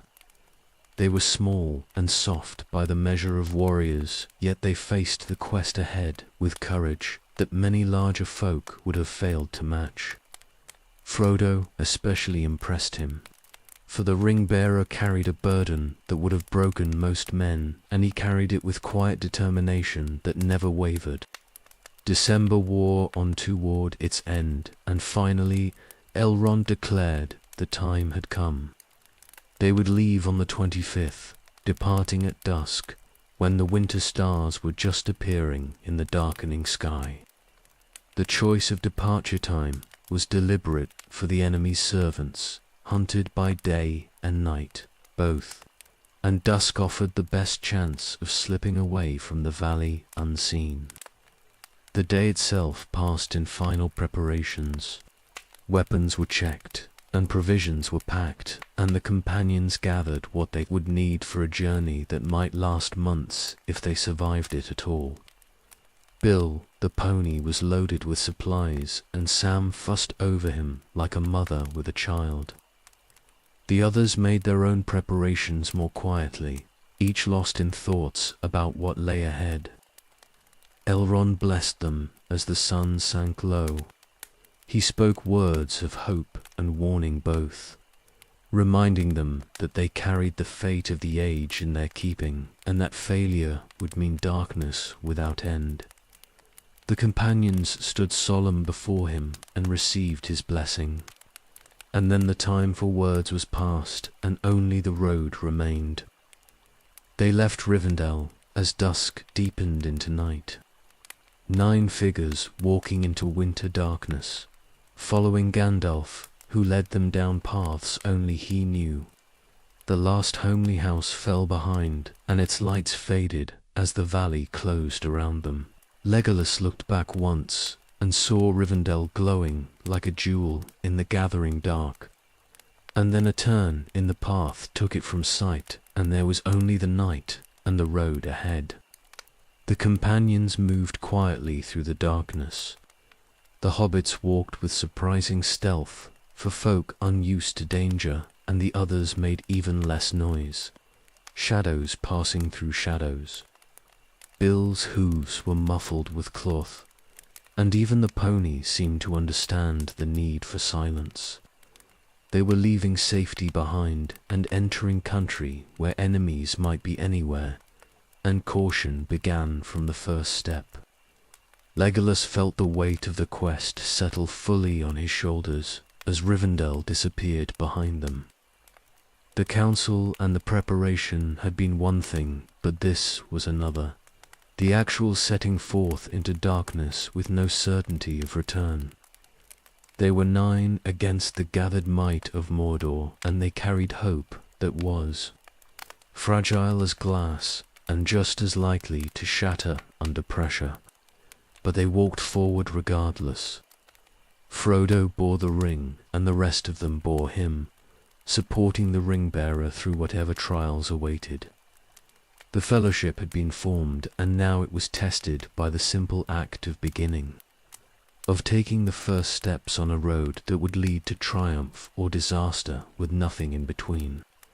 The night closed around them, and the stars came out cold and clear above. Legolas walked with his bow ready and his senses alert for any sign of danger. Gandalf led them south and west through country that grew wilder with each hour travelled. They were leaving the lands where elven power still held sway and entering the empty places where anything might lurk. The first night passed without incident. They walked through darkness and made camp before dawn in a sheltered hollow where they could rest unseen. Gandalf set no fire, and they ate cold food and slept in shifts with watchers posted. The quest had begun in earnest, and there would be no true rest until it ended one way or another. Legolas took his turn at watch and stared into the darkness beyond their camp. Somewhere far to the south and east, Mount Doom burned with fires that had never gone out since Sauron first kindled them in the Second Age. That was their destination, impossibly distant and impossibly dangerous. They would have to cross hundreds of leagues of hostile country to reach it, and then somehow survive long enough to destroy what they carried. The odds were hopeless, but hope was all they had. Legolas stood watch in the winter darkness and thought of Mirkwood and his father's halls and the long war he had left behind. That war would be won or lost based on what this fellowship accomplished, and the Prince of the Woodland Realm had given his oath to see the quest through to whatever end awaited. The road stretched ahead unknown and probably fatal, but they would walk it regardless, because no other choice remained. Dawn came grey and cold, and they rose to walk again. 9 companions heading south through winter lands with the fate of the world in their keeping.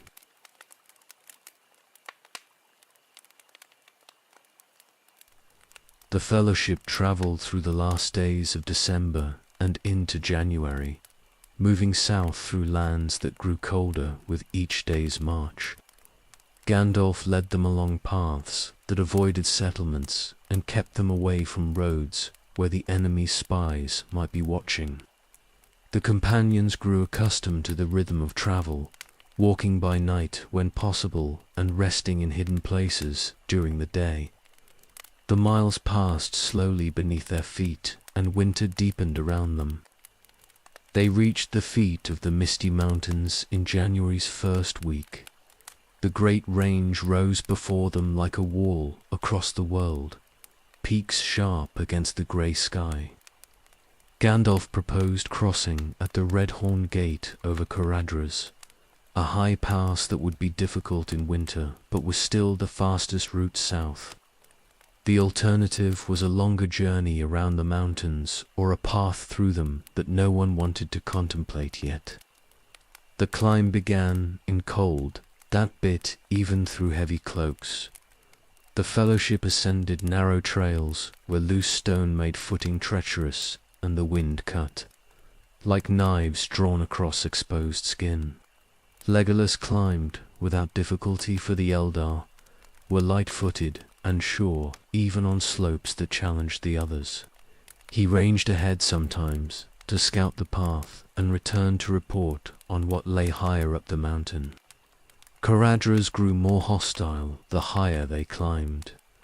Snow began to fall heavily, and the wind rose to a shriek that made conversation impossible. The path grew steeper and more dangerous with each 100 feet gained.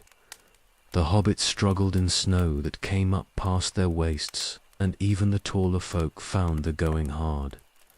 Legolas walked on top of the snow rather than sinking into it, his elven lightness letting him move where the others floundered. The mountains seemed to fight them deliberately. The storm intensified beyond what natural weather should produce, and the snow fell so thick that seeing more than a few feet ahead became impossible. Rocks came tumbling down from above, as if thrown rather than simply falling loose. The Fellowship pressed on because turning back on the narrow trail was nearly as dangerous as going forward, but each step became a battle against wind and snow and stone. Legolas felt the mountain's malice, but it affected him less than it did the others. He could see farther through the blizzard than anyone else, and the cold did not bite him as deeply. He helped Gandalf break trail through the worst drifts, and he caught Frodo when the hobbit stumbled, keeping the ring-bearer from tumbling down the slope. But even elven endurance had limits, and Caradhras was testing those limits with purpose that felt almost intelligent. The others suffered more severely. The hobbits were buried to their chests in snow that kept falling without pause. Boromir and Aragorn struggled to keep moving through drifts that pulled at their legs like hands trying to drag them down. Even Gandalf's strength was being worn away by the mountain's relentless assault. They could not go forward much farther, and everyone knew it, but admitting defeat meant a retreat that might be as deadly as the advance. Gandalf finally called the halt. They could not reach the pass in these conditions, and trying to push forward would only get someone killed. The mountain had rejected them, and they had no choice but to accept that rejection and find another way. The wizard's voice was grim when he gave the order to turn back, for he knew what the alternative route would likely be. The descent was nearly as bad as the climb had been. The Fellowship retraced their path down Caradhras, while the storm continued to rage around them. Legolas again helped where he could, steadying companions who lost their footing and scouting ahead to find the safest route down. They reached the lower slopes by nightfall and made camp in a place where the wind was less fierce and the snow fell less heavily. The council that night was brief and grim. They could not cross the mountains here, and going around would take weeks they might not have. That left only one option that Gandalf had hoped to avoid. The mines of Moria ran under the mountains and would bring them out on the southern side, but that road was dangerous in ways that snow and wind were not. The dwarves who had built those halls were long gone, and what remained in the darkness was uncertain and probably hostile. Gimli spoke for trying the minds. Moria had been his people's greatest kingdom, and he held hope that some remnant of that glory might remain. But his voice carried uncertainty beneath the hope, for even the dwarves knew that Balin's attempt to reclaim Moria had ended in silence and likely death. No word had come from the colony in many years, and that silence spoke loudly to anyone willing to hear it. Legolas did not want to go underground. The elves loved the stars and the growing things, and they endured caves and tunnels only when necessity demanded it. Moria was more than just caves. It was the deep earth itself, miles of darkness beneath the weight of mountains. The thought of entering that place made his spirit recoil in ways that Caradhras' storm never had. But no other choice remained. They could not cross the mountains, and they could not turn back. Gandalf knew the way through Moria, and believed they could survive it if fortune favored them even slightly. The Fellowship would attempt the dwarf road and hope that the darkness beneath the mountains was less deadly than the alternatives. The decision was made, and there was no more to say. They would rest and then make for the western door of Moria, and what they found there would determine whether the quest continued or ended in the dark beneath the earth. Legolas looked up at the stars one last time before sleeping, and wondered if he would see them again. For the road ahead led into darkness that even elven eyes could not penetrate, and there was no certainty of emerging on the other side.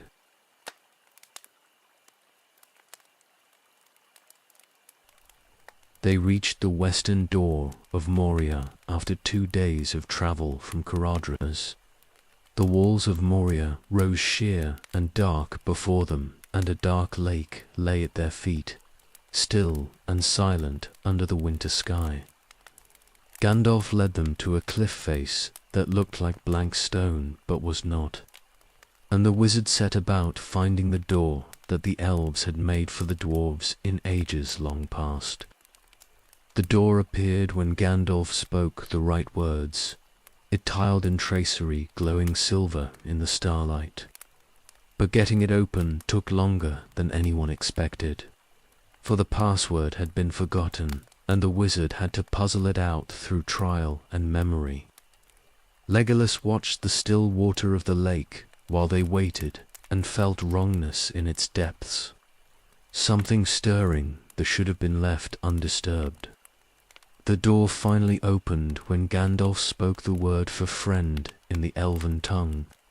The stone swung inward silently, and darkness breathed out at them, cold air that smelled of deep earth and older things. The Fellowship gathered their courage and their gear and prepared to enter. And then something came out of the lake behind them with tentacles that reached for Frodo. The fight was brief and desperate. The thing from the water grabbed the ring-bearer and dragged him toward the depths, and the companions hacked at tentacles that were tough as old rope. They freed Frodo and fled into Moria, with the creature pursuing them to the very threshold. The doors slammed shut behind them, and rocks came tumbling down, sealing the entrance completely. There would be no retreat the way they had come, and the only path now led forward into darkness. Gandalf lit his staff, and the light pushed back the gloom enough to see. They stood in a great entrance hall with pillars rising into shadow above and passages leading away in multiple directions. The stone was carved with skill that took the breath away, ancient dwarf work from the days when Moria had been the greatest kingdom under the mountains. But dust lay thick on everything, and silence pressed down like a physical weight. They walked into the deeps, following Gandalf, who knew the way from travels made centuries before. The passages were vast beyond imagining, halls that could swallow cathedrals and leave room to spare. Legolas moved through them with growing unease, for the elves were not meant for places like this, where stone pressed close on every side and no growing thing could survive. The beauty of the carving could not overcome his people's natural aversion to the deep earth, but even he could recognize the majesty of what the dwarves had built here.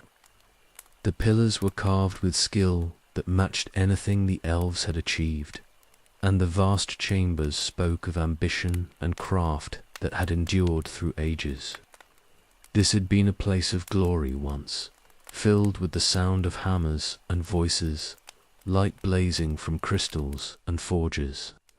Now only silence remained, and the dust of years beyond counting. They climbed stairs and crossed bridges in the darkness. Gandalf led them higher into the mountain, seeking the eastern door and the way out. The path was long and winding, and the wizard admitted more than once that his memory was uncertain. For Moria was a maze that could confuse even those who had walked it before. Hours passed in the dark, and still they climbed through halls that seemed to have no end. They found Balin's tomb in the chamber of Mzarbel. The dwarf lord had tried to reclaim Moria 30 years before, and here was proof of his failure. A stone slab carved with his name and his fate. Gimli wept when he read it, for Balin had been kin and friend both. The others stood silent while the dwarf mourned, and the weight of old sorrow pressed down on them all. Gandalf found a book near the tomb, a record kept by the doomed colony. The wizard read from it in the dim light, and the tale it told was grim. The dwarves had held Moria for 5 years before the enemy came in numbers too great to withstand. The final entries spoke of drums in the deep and death approaching, and then the writing ended in a scroll that told everything about how the scribe had died. The drums started while Gandalf was still reading. Deep, booming sounds echoed through the halls from below, and with them came the sound of feet, hundreds or thousands of them. The enemy knew the Fellowship was in Moria, and they were coming in force. The companions barricaded the chamber's door and prepared to make a stand, for there was nowhere to run and no time to flee even if there had been. The attack came in a rush of orcs and something worse behind them. The creatures poured through the door when it finally broke, and the Fellowship fought in desperate defense of the chamber. Legolas shot arrow after arrow into the press of bodies, and his bow sang its deadly song. The fight lasted until something large approached from deeper in the mines, something that made even the orcs fall back in fear. Gandalf ordered retreat, and they fled the chamber with the enemy pursuing close behind. The wizard led them through passages at a dead run, seeking the bridge of Khazad-dûm that he knew was near.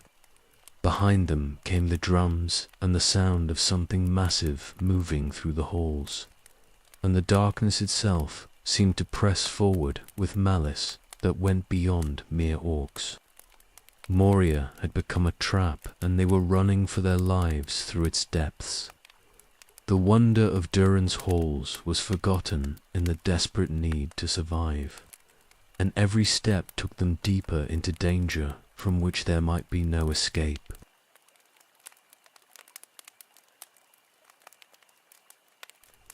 The Fellowship ran through the darkness with death pursuing close behind.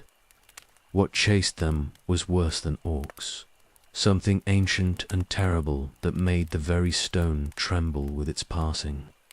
Fire glowed in the tunnels behind them, and heat came rolling forward like breath from a furnace. Gandalf drove them onward with urgency that bordered on panic, and the wizard's fear was more frightening than the enemy itself.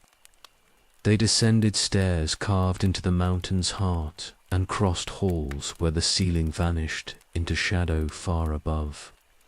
The drums kept beating, and the sound of pursuit never faltered. Orcs followed in the wake of the greater thing, emboldened by whatever power commanded them. Arrows whistled past in the darkness, and Legolas shot back without breaking stride, his arrows finding targets he could barely see. The company burst into a vast chamber with a deep chasm splitting it from side to side. A narrow bridge of stone spanned the gap, ancient dwarf work that arched delicately across the abyss. Gandalf made for it without hesitation, and the others followed. But the enemy was too close now, and there would be no easy escape. The thing behind them was coming fast, and fire bloomed in the tunnels they had just left. Legolas reached the bridge and turned to cover the others as they crossed. The hobbits ran across first, with Sam practically carrying Frodo in his haste. Boromir came next with Gimli, and then Aragorn helping the last of them.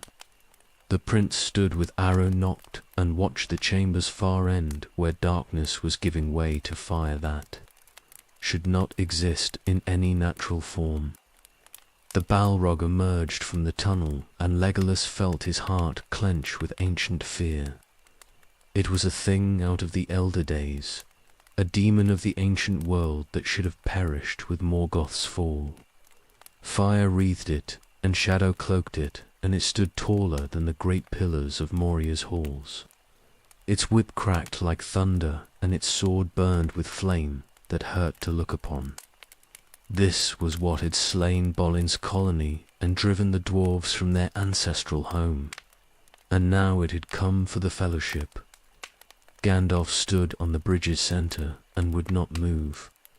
The wizard raised his staff, and his voice rang out in the vast chamber, words of power that made the stone beneath their feet shudder. He challenged the Balrog and forbade its passage, and for a moment the demon hesitated, as if recognizing something in the small figure that barred its way. The Balrog came forward anyway. It stepped onto the bridge, and the stone groaned under its weight. Fire licked around its feet, and its shadow reached ahead like grasping hands. Gandalf struck the bridge with his staff, and spoke words that cracked like breaking mountains, and the ancient stone finally surrendered to the strain. The bridge collapsed beneath the Balrog, and the demon fell into the abyss with a roar that shook dust from the ceiling high above. But its whip lashed out even as it dropped, and the thong caught Gandalf's ankles and dragged him backward. The wizard stumbled and caught himself at the bridge's edge for one brief moment, and then he was gone into the dark with the Balrog still falling below him. Legolas saw it happen and could not move. The world seemed to stop in that instant when Gandalf fell, everything frozen in the moment of loss. Then Aragorn was pulling at him and shouting, and the orcs were coming again from behind. The Fellowship ran for the eastern door with grief choking them all, but they could not stop to mourn because stopping meant death. They burst out of Moria into daylight that felt like knives after the darkness below. The sun blazed down, and clean air rushed into lungs that had breathed only stone dust for too long. The eastern door stood open behind them, and stairs descended toward the valley below, and the Fellowship fled down them with orcs still pursuing from the halls. The enemy did not follow far. Sunlight drove the orcs back into Moria, and they vanished into the mountain's shadow, leaving only their arrows as a final threat.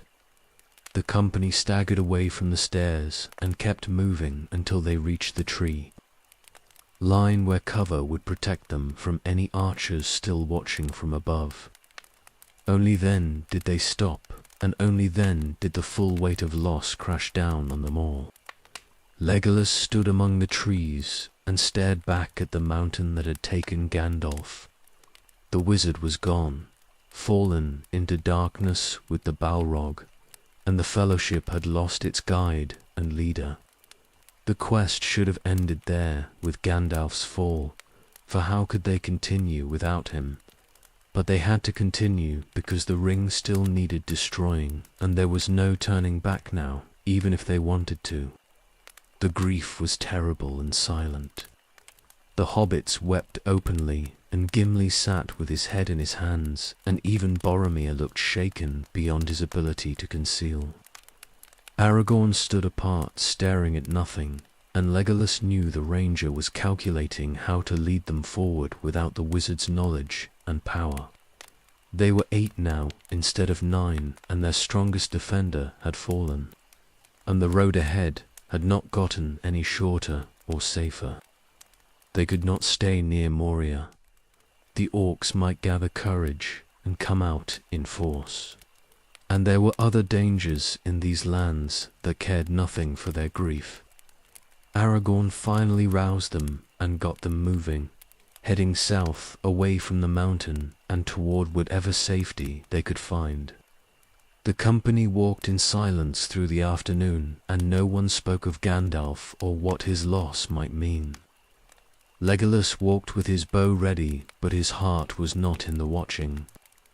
The Balrog's image was burned into his mind, and he could not stop seeing Gandalf fall. The wizard had held death at bay, and then been taken by it anyway, dragged into the abyss by a demon that should not exist in the waking world. If Gandalf could fall, then any of them could fall, and probably would before this quest ended. Night came, and they made camp in a hollow where they could hide from watching eyes. No fire was lit, and they ate cold food without appetite. The hobbits huddled together for comfort, and the others sat apart with their own thoughts. Legolas took first watch and stood staring into darkness that felt less deep than the grief that had settled over them all. Gandalf was gone, and the Fellowship was broken, even if they continued walking forward. And nothing would be the same again, no matter how the quest ended.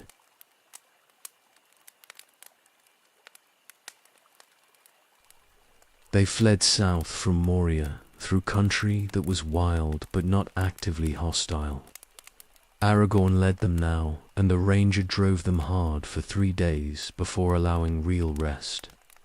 The grief was still raw, and walking helped push it down far enough that they could function, though none of them would ever fully recover from Gandalf's fall. The hobbits struggled with exhaustion and sorrow both, and even the stronger folk were worn to the bone by the time they reached the eaves of Lothlorien. The golden wood appeared suddenly after they crossed a small stream. One moment they walked through ordinary country, and the next they stood among Melian that rose like pillars toward the sky. The trees were ancient beyond counting, and their bark was silver grey in the winter light. Legolas felt his heart lift for the first time since Moria, for this was elven country, and it felt like coming home, even though he had never walked here before. The guards found them before they had gone 100 paces into the forest. Elves of the Galadrim surrounded them with bows drawn and voices cold with suspicion. They questioned Aragorn closely about the company's purpose and their reasons for entering Lothlorien uninvited. The presence of a dwarf troubled them greatly, and they debated turning the Fellowship away. But finally they agreed to bring the companions to Caras Galadon, where their lord and lady could judge what should be done. The Galadrim led them deeper into the wood, and the grief that had weighed on them since Gandalf's fall began to lift slightly. The forest itself seemed to push back the sorrow, not erasing it, but making it bearable in ways it had not been before. The Melian rose beautiful around them, and golden leaves still clung to some branches despite the winter season.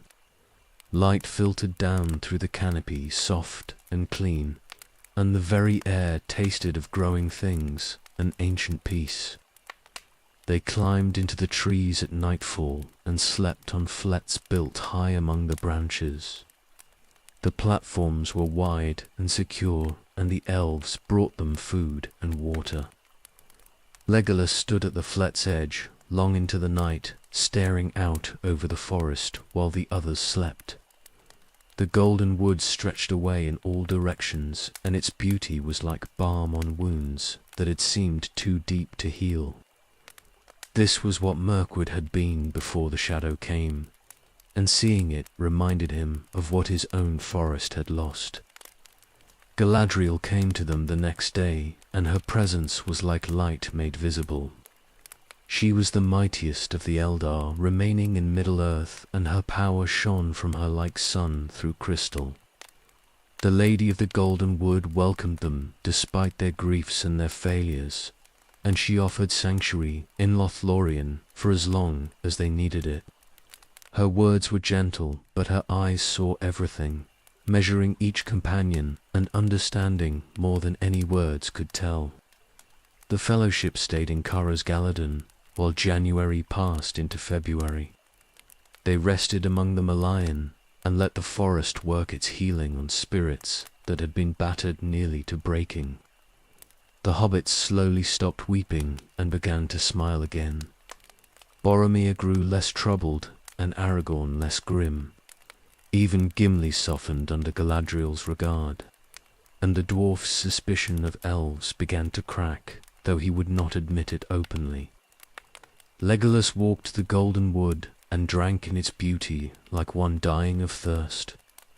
The malin trees rose around him in ordered groves that had been tended for thousands of years. The paths wound between them smooth and clean, and everywhere he looked was evidence of the Galadrim's craft and care. This was what a forest could be when elven power protected it from corruption. When the shadow was held at bay by strength and will and the power of the three rings, the grief over Gandalf's loss remained, but it no longer crushed them under its weight. They spoke of the wizard sometimes in the evenings, sharing memories of his wisdom and his strength. The telling helped somehow, making the loss real in ways that simply walking in silent sorrow had not. Gandalf was gone, but he lived in their memories, and perhaps that was all anyone could ask for in the end. Galadriel spoke with each of them privately during their stay. She tested them in ways that were subtle but unmistakable, measuring their hearts and their purposes. Legolas stood before her and felt her gaze pierce through to his deepest self, seeing things he had hidden even from himself. She asked no questions aloud, but he answered them anyway, speaking of Mirkwood and the long war and the failure that had brought him to Rivendell. The lady listened, and her judgment was kind, finding him worthy to continue the quest despite his doubts. The forest held them gently through those winter days. The Galadrim treated them with courtesy that slowly warmed into genuine welcome. They were given clothes and supplies, and their weapons were tended by craftsmen whose skill rivaled anything the Third Age could produce. The Fellowship grew stronger in Lothlorien, healing from Moria's wounds and preparing for the trials that still waited ahead. But they could not stay forever, no matter how much the hobbits might wish to. The ring pulled at Frodo with constant weight, and the quest would not wait while they rested in comfort. February came, and with it the knowledge that they must leave soon, for every day spent in safety was another day that Sauron grew stronger and his search drew closer to finding them. Legolas felt torn when he thought about leaving. The Golden Wood had given him something he had not known he needed, a reminder that beauty could still exist in the world, and that the shadow had not consumed everything worth defending. But the reminder made leaving harder rather than easier, for he knew what waited outside Lothlorien's borders. The darkness would close around them again, and there would be no sanctuary until the quest ended one way or another. The Malarn trees rose golden around him, and Legolas breathed deep of air that was clean and sweet. Soon they would leave this place and return to the war that had defined his entire life. But for now he was in the Golden Wood, and the forest remembered what the world had been before Sauron's rising.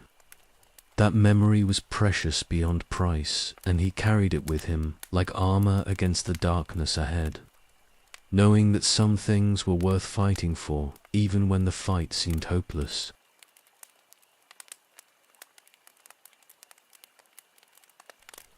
The time came in mid-February when the Fellowship could delay no longer. The ring pulled at Frodo with increasing urgency, and Aragorn knew they had tarried as long as they dared.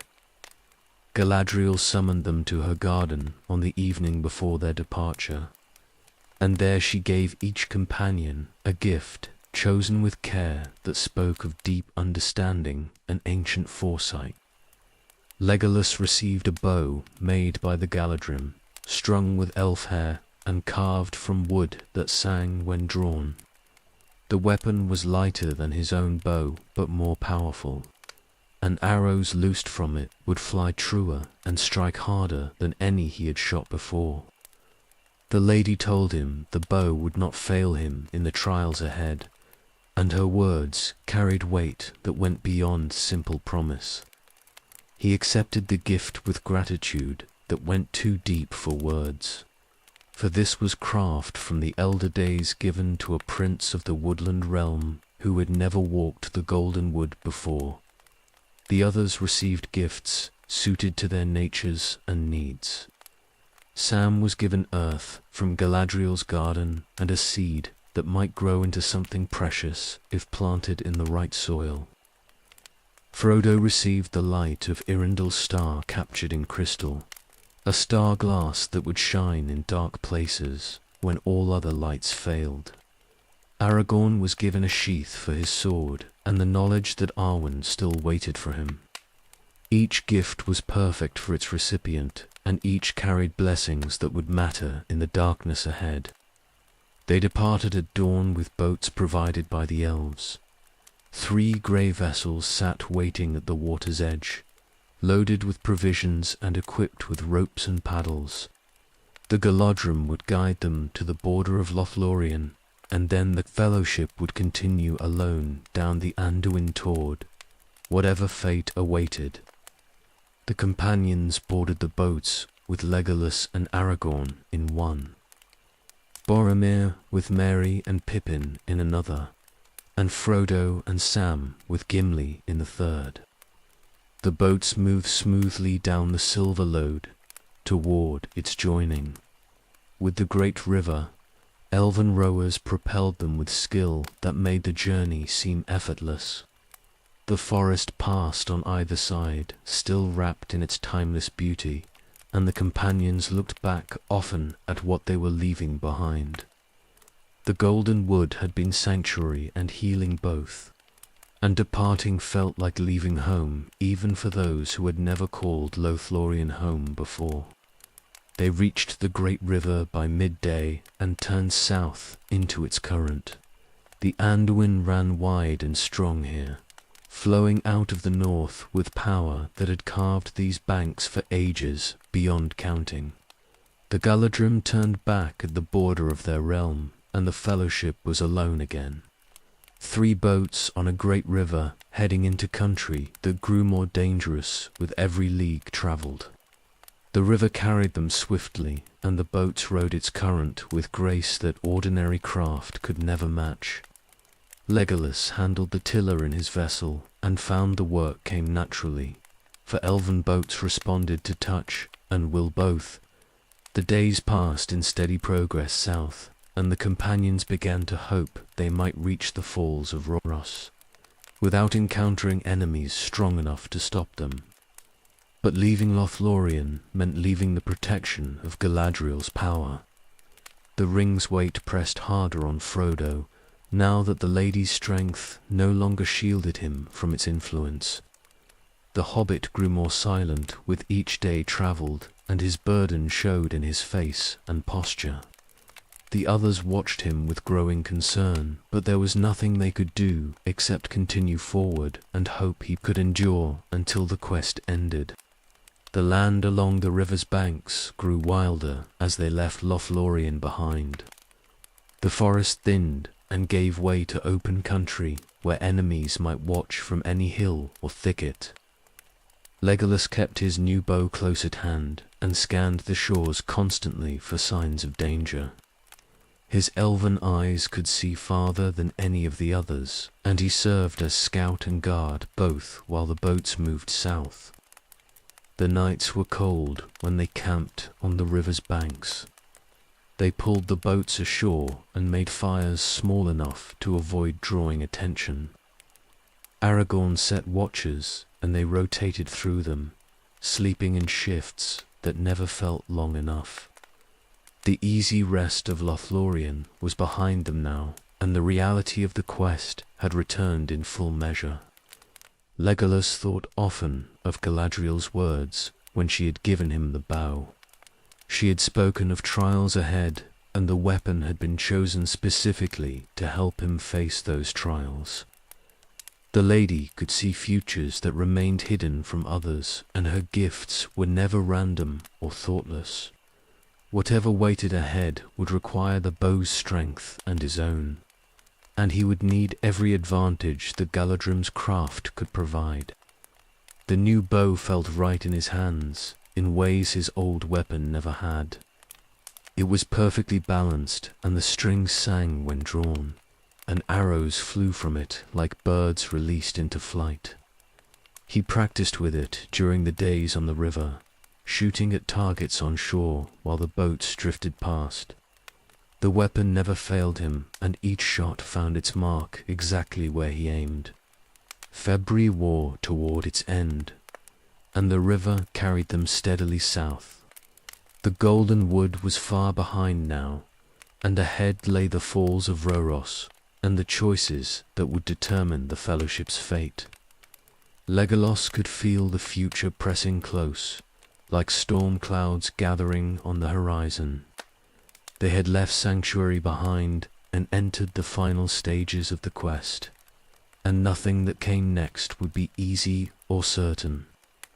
The boats moved on, and the river rolled beneath them, and the elf of Mirkwood held his new bow and watched the banks for enemies that had not yet appeared but surely would.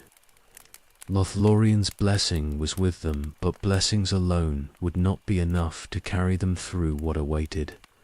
They would need skill and courage and fortune beyond anything they had needed so far, and even then success was far from certain. The golden wood fell further behind with each hour travelled, and the world grew darker around them, and the Fellowship moved south into shadow that would test them all before the end.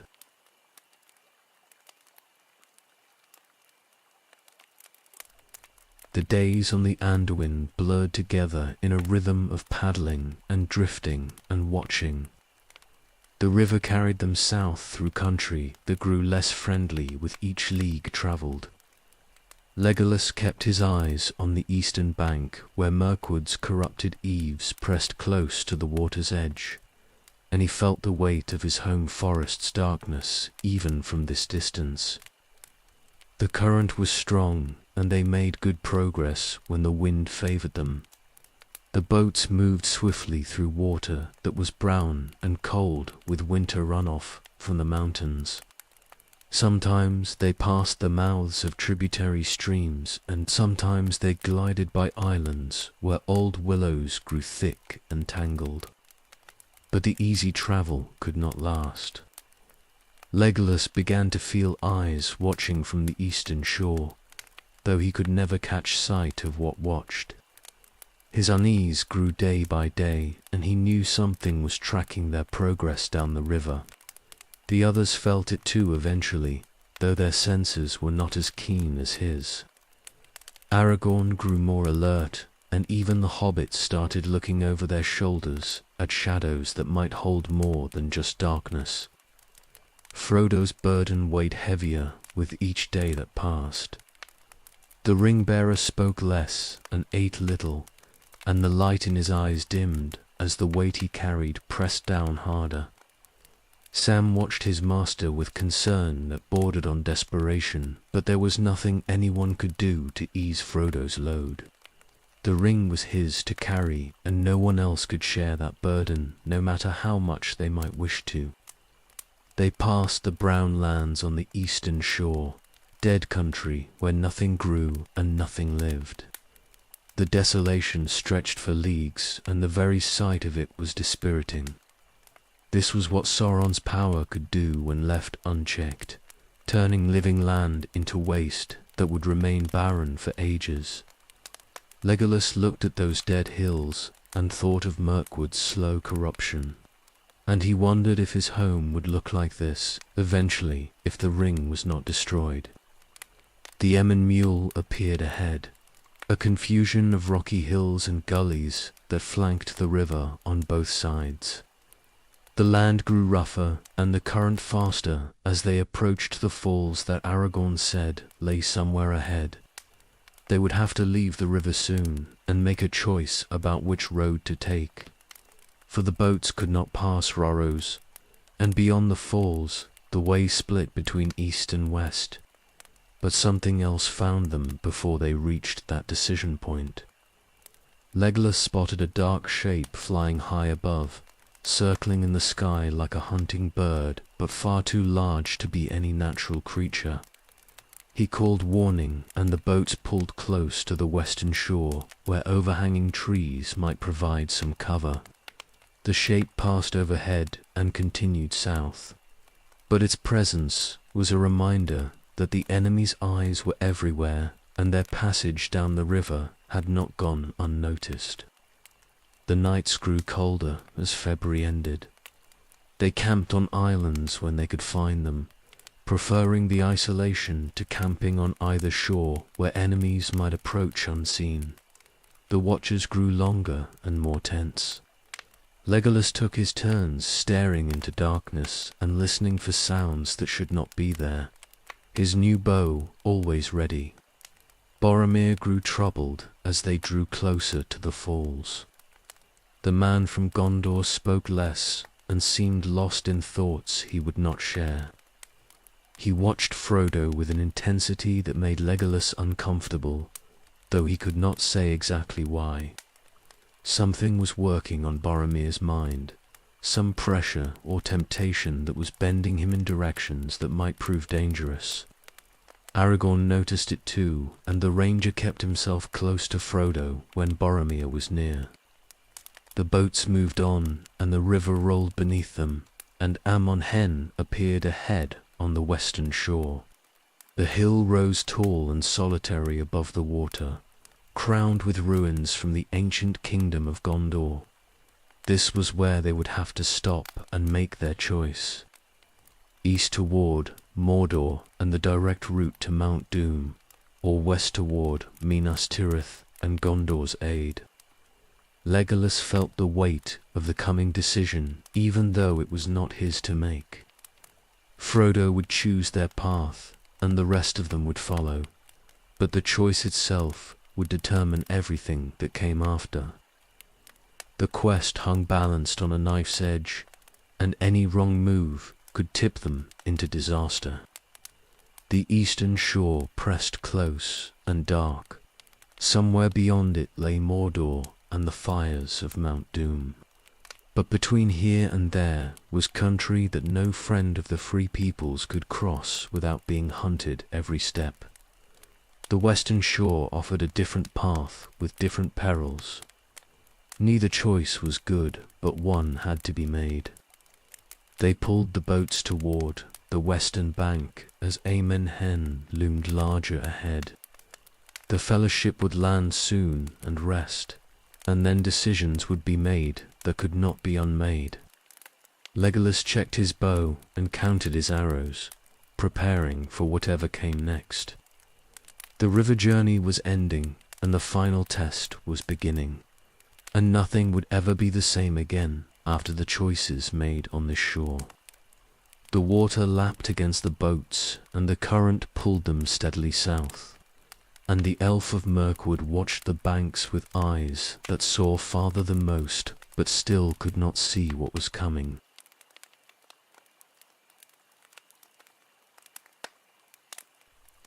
They landed at Parth Galen on the 26th day of February and pulled the boats onto the shore.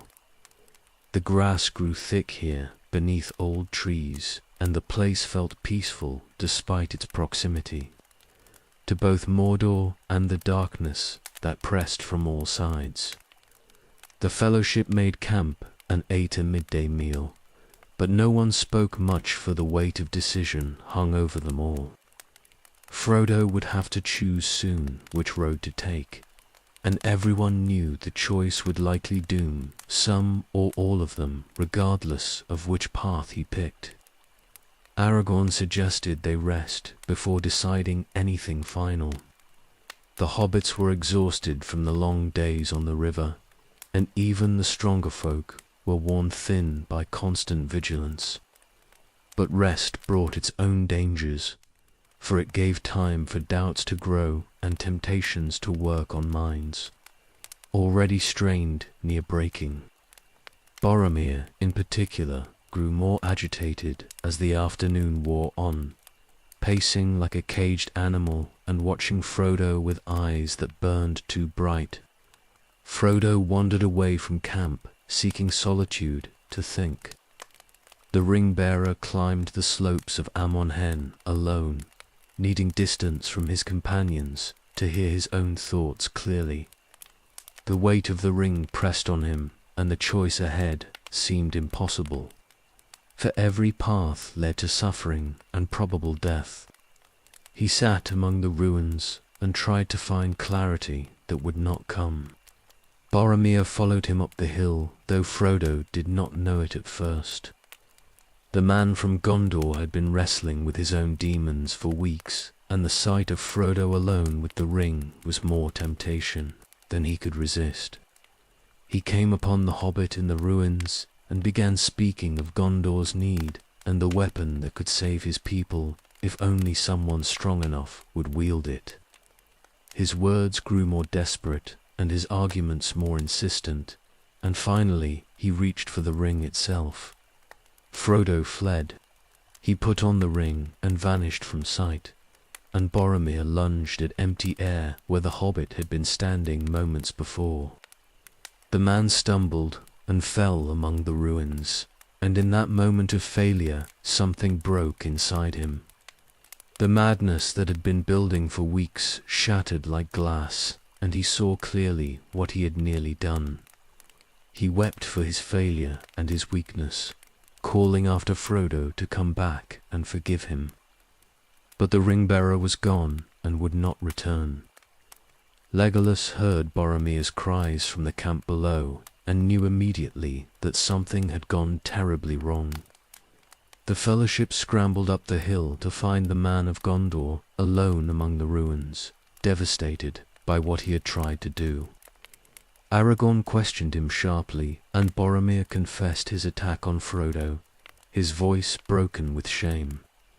The ranger sent the company scattering to search for the hobbit, but Legolas knew with cold certainty that Frodo would not be found if he did not wish to be.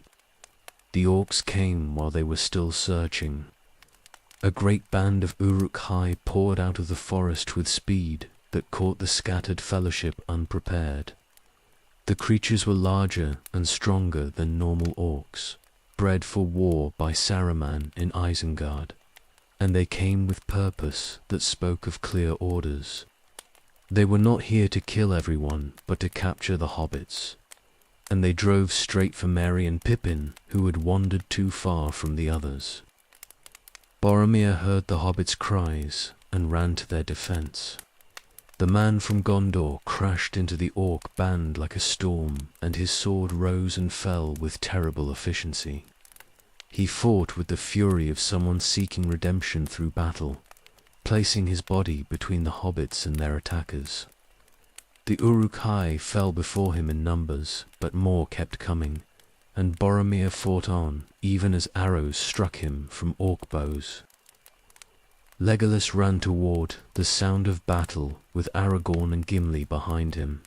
His bows sang, and Uruk-hai dropped with his arrows in their throats, but they were too far away, and there were too many enemies. He shot as fast as he could draw, and still it was not enough. Boromir went down under the weight of numbers and arrows both, and the Uruk-hai seized Merry and Pippin and began their retreat even as the three companions finally reached the fighting. They found Boromir dying among the dead orcs. The man had taken multiple arrows, and his blood stained the grass dark. Aragorn knelt beside him, and Boromir spoke his final words, confessing his failure and begging forgiveness for trying to take the ring. The ranger gave him that forgiveness freely, and Boromir died with his honor restored, having defended the hobbits to his last breath. His redemption was complete, though it had cost him everything. The fellowship was broken beyond repair. Frodo was gone, fled across the river with Sam, who had somehow followed him unseen. Merry and Pippin were taken by the Uruk-hai and already being carried away at speeds that ordinary orcs could never match. Boromir was dead, and Gandalf was dead, and the quest seemed to have failed completely on this blood-soaked shore. But Aragorn did not hesitate. He looked at the trail that Uruk-hai had left and made his choice in an instant. They would follow the hobbits and rescue them, if possible, trusting Frodo to continue the quest alone. The ring-bearer had chosen his path by fleeing, and they would respect that choice, even if it meant abandoning the original mission. 3 hunters would pursue the Uruk-hai across Rohan, and hope that speed and skill could overcome the enemy's head start. Legolas agreed without question. Merry and Pippin were his companions and his friends, and he would not abandon them to orc captivity and probable torture. The quest was Frodo's burden now, and Sam's, and the 3 who remained would do what they could to save the hobbits who had been taken. It was not what they had planned, but plans meant nothing when everything had gone so terribly wrong so quickly. They buried Boromir with his sword and shield and set him in one of the boats. The funeral was brief, for they had no time to spare, but they gave him what honor they could before sending the boat over the falls. Then they turned to the trail and began the pursuit. 3 against 100 or more, with no certainty of success and every likelihood of failure. The fellowship had broken, but they would not give up, and the hunt across Rohan was beginning with blood already spilled and more surely to come.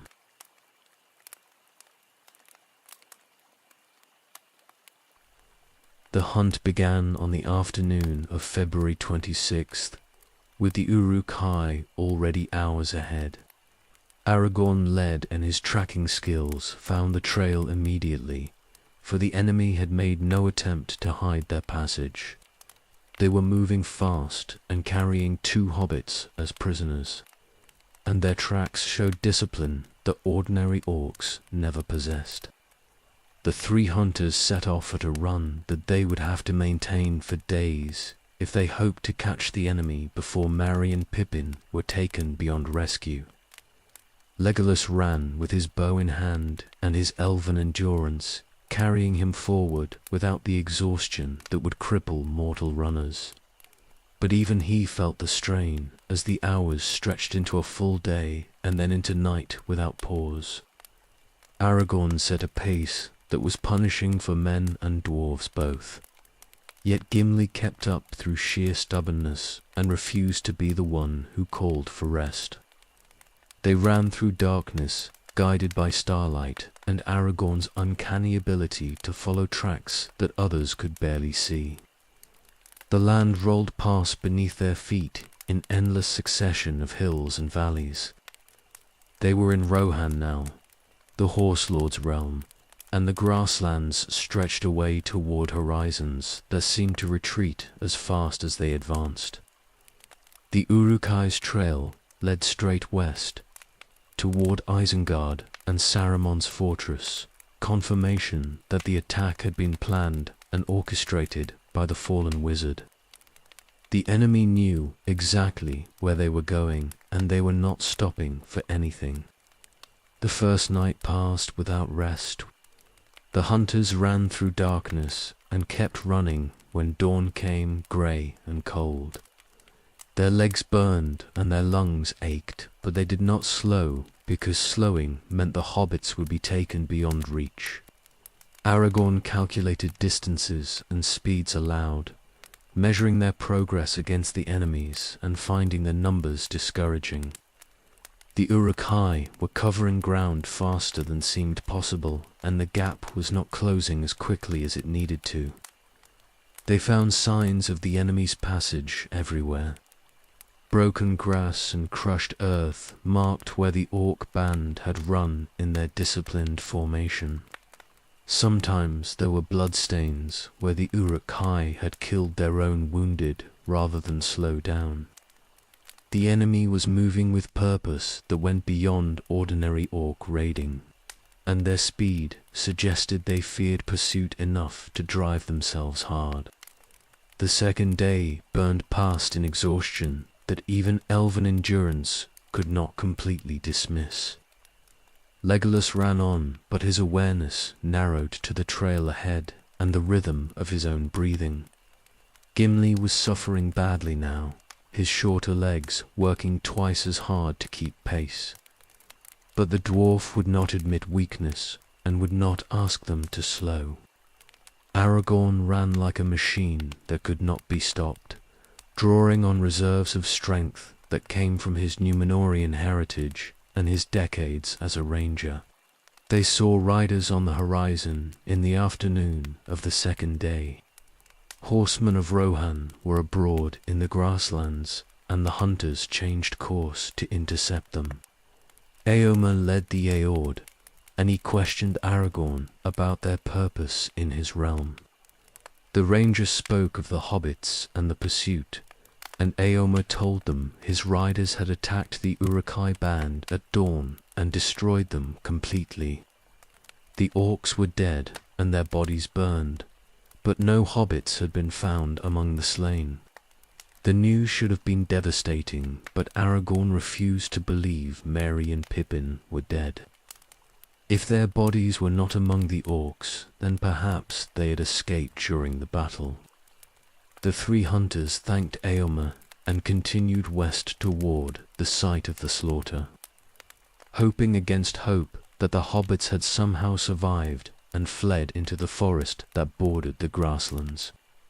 They reached Fangorn Forest's eaves as the second day died into night. The battlefield lay before them, a churned mess of earth where the fighting had been fierce and brief. The orc bodies had been piled and burned, and the stench of it fouled the air. Legolas and Aragorn and Gimli searched the killing ground in the darkness, looking for any sign of the hobbits they had run so far to save. The ranger found tracks at the forest's edge, small prints in the soft earth, hobbit-sized, leading into the trees. Merry and Pippin had escaped the battle and fled into Fangorn, and now the hunters had to follow them into a wood that had an evil reputation even among those who did not believe in old legends. But there was no choice to be made, because the hobbits were their friends, and the pursuit could not end until they were found. They entered Fangorn as the night deepened around them. The ancient forest closed over their heads like a roof, and the darkness beneath the trees was nearly absolute. They moved carefully now, instead of running, for the wood was treacherous and hostile to intruders. Strange sounds echoed through the trees, and the air itself felt thick with presences that watched but did not reveal themselves. Legolas felt the forest's age pressing down on him like physical weight. These trees were older than Mirkwood's eldest, and they had opinions about the small folk who walked beneath their branches. The wood was not evil in the way Mirkwood had become evil, but it was not friendly either. It simply was, ancient and vast and utterly indifferent to the concerns of the younger races. They had run for 3 days, covering 135 leagues, and now they stood in Fangorn Forest, having found the hobbits' trail, but not the hobbits themselves. The pursuit had brought them this far through exhaustion and determination, but what happened next was uncertain. The forest waited, and the darkness pressed close, and somewhere ahead Merry and Pippin were lost in the ancient wood with the 3 hunters, searching for them by starlight that barely penetrated the canopy above.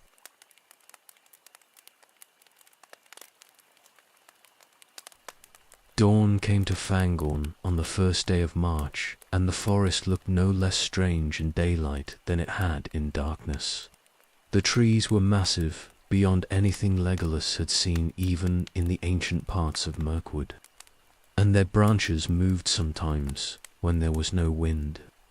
The 3 hunters searched through the morning for any further sign of the hobbits, following tracks that grew fainter and more confused the deeper they went into the wood. They found evidence that Merry and Pippin had been there, but the trail grew muddled and strange.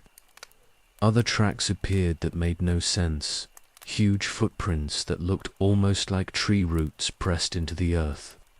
The hobbits had not been alone in the forest, and whatever had found them was large enough to make even the hunters wary. Aragorn studied the marks and admitted he could not explain them, which troubled Legolas more than the ranger probably intended. The white figure appeared at midday without warning. One moment they were searching alone through the trees, and the next an old man stood before them, wrapped in white robes. Legolas raised his bow and Gimli hefted his axe, for they had reason to fear white wizards after Saruman's betrayal. The figure stood silent and still, and power radiated from him like heat from a forge. But then light flashed, and the companions staggered back, and when their vision cleared, the old man was revealed as someone they had never expected to see again.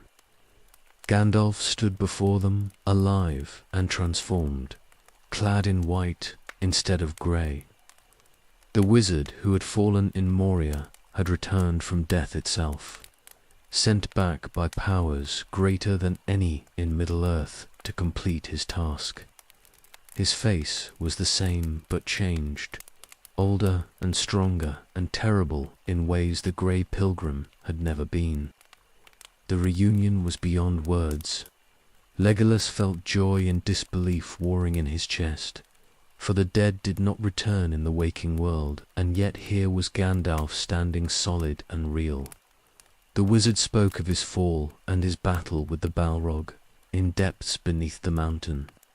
He told of pursuit through tunnels older than Moria itself, and combat that had taken them to the peak of Zirixeagle, where the demon had finally fallen. Gandalf had died there on the mountaintop and been sent back clothed in greater authority.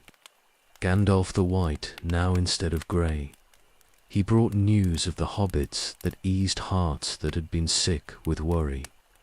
Merry and Pippin were safe with the Ents of Fangorn, the tree shepherds who were older than the forest itself. Treebeard had found them fleeing the orcs and had taken them under his protection, and they were in no danger while the Ents watched over them. The ancient tree beings were slow to act, but when they moved, the world would tremble. And Gandalf believed they would move soon against Saruman, who had been cutting their trees and fouling their forest. Shadowfax appeared at Gandalf's call, the lord of horses who had carried the wizard across vast distances in his search for the scattered fellowship. The great horse was white as winter snow, and his eyes showed intelligence that went beyond any ordinary animal. He would bear Gandalf to Eodoras, and the 3 hunters would follow, for the wizard had tasks in Rohan that could not wait. Theoden King was ensorcelled by Saruman through the snake-tongued worm-tongue, and the spell had to be broken before Rohan could ride to war. The presence of Gandalf changed everything. The quest had seemed broken beyond repair when the Fellowship scattered at Amon Hen. But now the wizard was returned and could guide them again. He spoke of threads coming together and patterns becoming clear, and his confidence was infectious even for those who had run themselves to exhaustion chasing enemies across leagues of grassland. They left Fangorn with the wizard leading on Shadowfax, and the 3 hunters following on foot.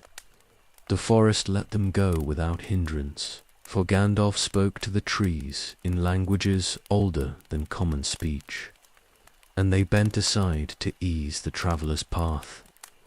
The ancient wood no longer felt hostile, but merely watchful, observing the small folk who walked beneath its branches, but no longer threatening them with the weight of its displeasure. Legolas walked with renewed purpose, despite the exhaustion that still clung to his bones. Gandalf's return was more than just the survival of a friend. It was proof that the powers beyond Middle-earth had not abandoned the world to Sauron's dominion. Someone greater than any wizard had sent Gandalf back, clothing him in power sufficient to stand against the enemy's servants.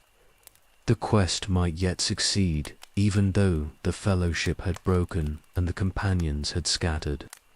The news about Merry and Pippin lifted a weight that had pressed down since Amon Hen. The hobbits were safe, and the desperate pursuit had not been in vain, even though the hunters had not found them directly. The Ents would protect them and perhaps use them as the spark that finally roused the ancient tree beings to action. Saruman had earned their wrath through his destruction of the forest, and the Ents' vengeance would be terrible when it finally came. They emerged from Fangorn in the afternoon and struck out across the grasslands toward Edoras. Shadowfax carried Gandalf with speed that the others could not match on foot, but the wizards circled back often to keep the company together. Rohan's capital lay 2 days ahead, and time pressed heavily on them all. Theoden had to be freed from Saruman's influence before the war truly began, and every hour lost was another hour that the enemy used to strengthen his position. The 3 hunters who had run for days without rest now walked toward Edoras, with Gandalf returned to lead them. The Fellowship was still scattered, and Frodo still carried the ring toward Mordor alone, with only Sam beside him. But the quest was not broken as completely as it had seemed. Hope had returned with the wizard, and the road ahead was clearer, even if it remained desperately dangerous. They walked toward Rohan's capital with Gandalf the White guiding them, and the war was entering its final stages, whether anyone was ready for it or not.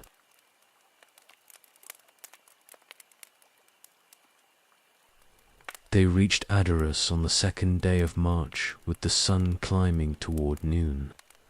The city rose on its hill above the grasslands, and Meduse the Golden Hall crowned the summit with its roof catching light like flame. This was the seat of Rohan's kings, built by Eor the Young when he brought his people south from distant lands. The walls were strong and the gates were guarded, but the place had an air of decline about it that troubled Legolas, even from a distance. The guards at the gate were suspicious of strangers appearing with a wizard at their head. They questioned Aragorn closely and looked with open hostility at Gimli, for dwarves were not loved in Rohan, and armed ones less so. But Gandalf spoke with authority that could not be denied, and finally they were allowed to pass, though the guards insisted they surrender their weapons before entering the Golden Hall itself. The wizard kept his staff through a combination of deception and the guards' unwillingness to look too closely at what appeared to be an old man's walking stick. They climbed the hill through streets that were quiet when they should have been bustling.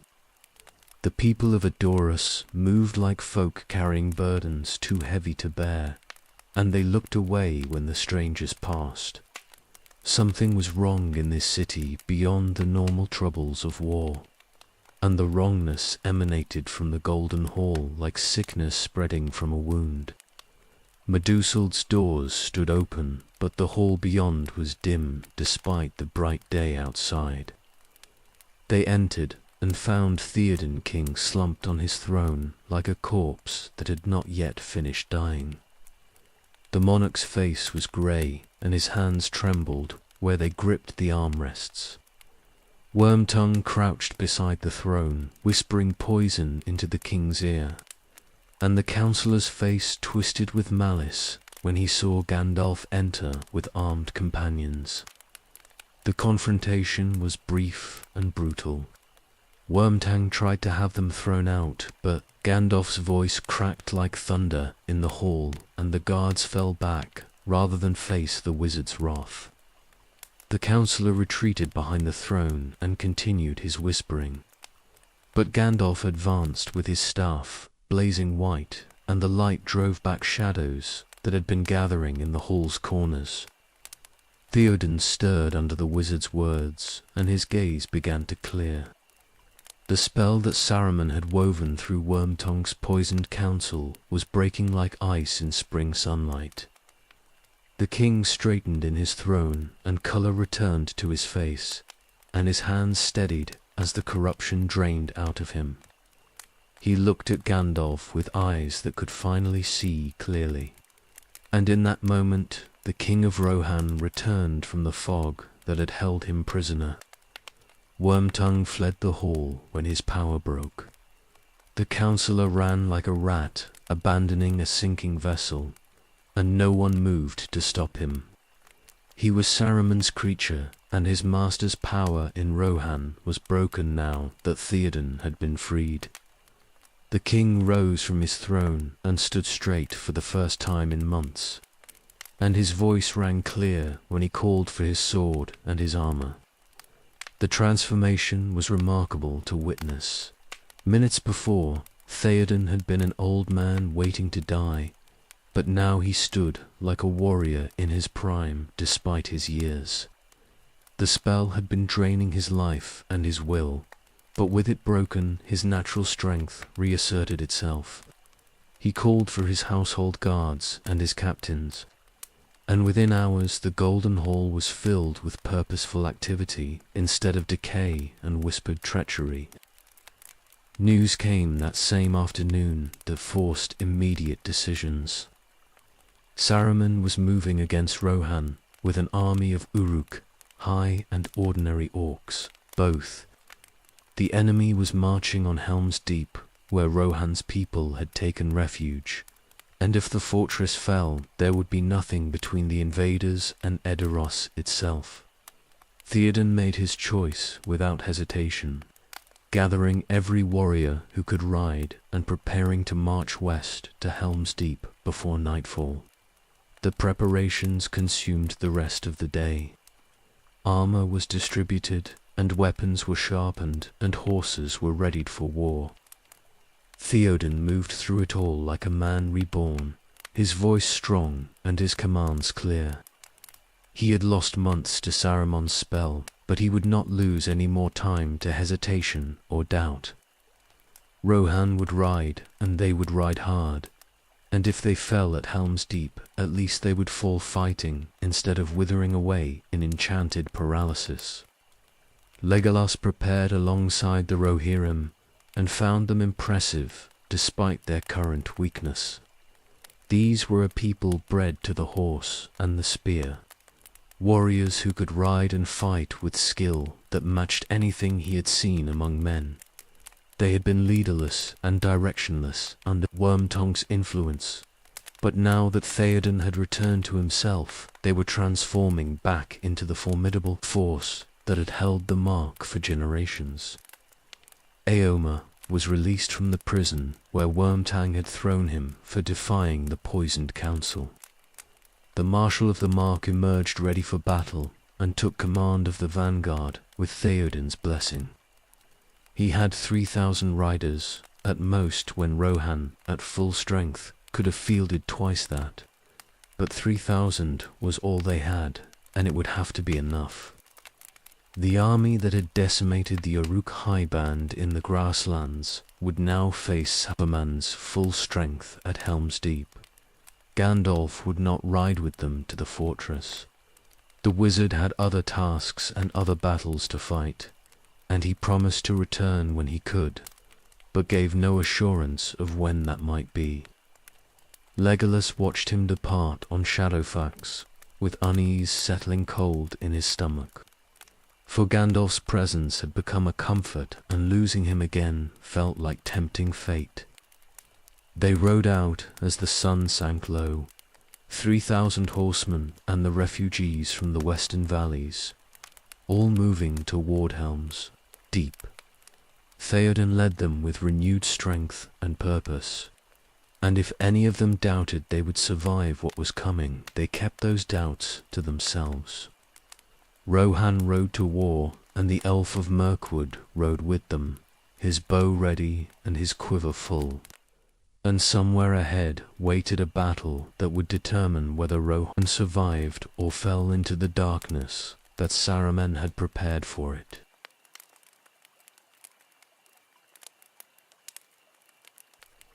They reached Helm's Deep on the 3rd day of March, with the enemy already visible on the plains behind them. The fortress sat in a valley carved by the deeping stream, its walls built into the mountain itself. The Hornburg rose at the valley's mouth, an ancient stronghold that had never fallen to assault. Theoden led his people through the gates, and the riders dismounted to man the walls, for there would be no mounted fighting in the defense that was coming. The refugees from the western valleys crowded into the caves behind the fortress, where they would be safe from the battle. Women and children and old folk disappeared into the glittering caves that ran deep into the mountain, and the sound of their passage echoed in the evening air. The warriors stayed above and prepared the defenses, checking weapons and armor and positioning themselves along the deeping wall. Legolas stood with Aragorn and Gimli on the wall and watched the enemy approach. The Uruk-hai came in thousands, a black tide flowing across the grasslands toward the fortress. They carried ladders and ropes and torches, and they marched in formation that spoke of discipline no ordinary orcs possessed. Saruman had bred them for this war, and now they were coming to finish what their master had begun. The defenses were strong, but the numbers were terrifying. 3,000 Rohirrim defended the walls against an army that looked to be 3 or 4 times that size. The deeping wall stretched from the Hornburg to the cliffs, and it was not high enough or thick enough to hold against determined assault by such numbers. They would have to fight hard and hold every inch, and even then victory seemed unlikely without help that might not come. Night fell, and the Uruk-hai attacked immediately. They rushed the walls with ladders, and the defenders met them with spears and arrows and rocks hurled from above. Legolas shot into the packed masses below, and every arrow found its mark, but there were always more enemies climbing to replace those who fell. The battle became a desperate grind of killing and dying with no pause for breath or thought. The fighting was fiercer than anything Legolas had known, even in Mirkwood's worst years. The Uruk-hai were stronger than normal orcs, and they felt less fear, climbing over their own dead to reach the defenders. They fought with savage efficiency, and they did not break or retreat when pushed back. The walls became slick with blood, and the defenders fought until their arms burned and their voices went hoarse from shouting. Rain began to fall in torrents, turning the battlefield to mud and making footing treacherous on the walls. The downpour did nothing to slow the assault, and the Uruk-hai kept coming through the storm with relentless determination. Legolas shot through the rain, and his Galadrim bow never failed him. But even elven accuracy could not thin the enemy fast enough to matter against such overwhelming numbers. The Uruk-hai brought explosives to the deeping wall and blew a hole in the ancient stonework. The blast shook the fortress, and smoke billowed through the breach where the wall had stood moments before. Enemies poured through the gap, and the defenders fell back in desperate fighting to contain the breakthrough. The battle was being lost by inches, and there seemed no way to prevent the eventual collapse. The Odin called retreat to the Hornburg itself when the wall could no longer be held. The Rohirrim fell back, fighting every step, and barred themselves in the fortress. But everyone knew this was only delaying the inevitable. The enemy surrounded them completely, and the gates would not hold much longer under the battering they were receiving. Dawn was coming, but it would bring no relief unless help arrived before the gates finally failed. Aragorn and Theoden led a final desperate charge as dawn broke grey in the east. They burst from the gates with every rider who could still mount, and they crashed into the Uruk-hai with the fury of men who had nothing left to lose. The charge scattered the enemies at the gate, but there were too many of them, and the riders would be overwhelmed within minutes unless something changed. Gandalf appeared on the eastern hills with the sun rising behind him. The wizard rode at the head of 2,000 horsemen that Éomer had gathered from Rohan's scattered folk, and they came down the slope like vengeance itself. The Uruk-hai turned to face this new threat, and in that moment of distraction, the defenders from the Hornburg cut deep into their ranks. The enemy found themselves trapped between two forces, and their discipline finally broke under the impossible pressure. The battle turned in minutes from desperate defense to crushing victory. The Uruk-hai fled toward a forest that had not been there the night before, and the trees closed around them like hands reaching to crush. The horns had come from Fangorn at Gandalf's summons, and they did not let the enemy escape. The screaming lasted until mid-morning, and then fell silent, and when the defenders finally approached that strange forest, there was nothing left of Saruman's army but broken weapons scattered on bare ground. Helm's Deep was held and Rohan was saved, but the victory came at terrible cost. Hundreds of Rohirrim lay dead, and the deeping wall was broken in a way that would take months to repair. The survivors stood among the wreckage and the bodies and felt no triumph, only exhaustion and relief that they had somehow endured. Theoden's people had held against impossible odds, and they had been saved by Gandalf's return at the perfect moment. But everyone understood how close they had come to complete destruction. Legolas retrieved his arrows from the dead, and found he had lost count of how many enemies he had killed. The battle had lasted through the night, and he had shot without pause until his fingers bled, and still it had almost not been enough. Only Gandalf's arrival with reinforcements had saved them all. And the wizard's timing had been so perfect, it seemed ordained by powers greater than any in Middle-earth. The fortress stood, and the enemy was destroyed, and dawn had come at last. But the war was far from over. Saruman still held Isengard, and Sauron still gathered his strength in Mordor. And this victory at Helm's Deep was only one battle in a war that would consume the entire age before it ended.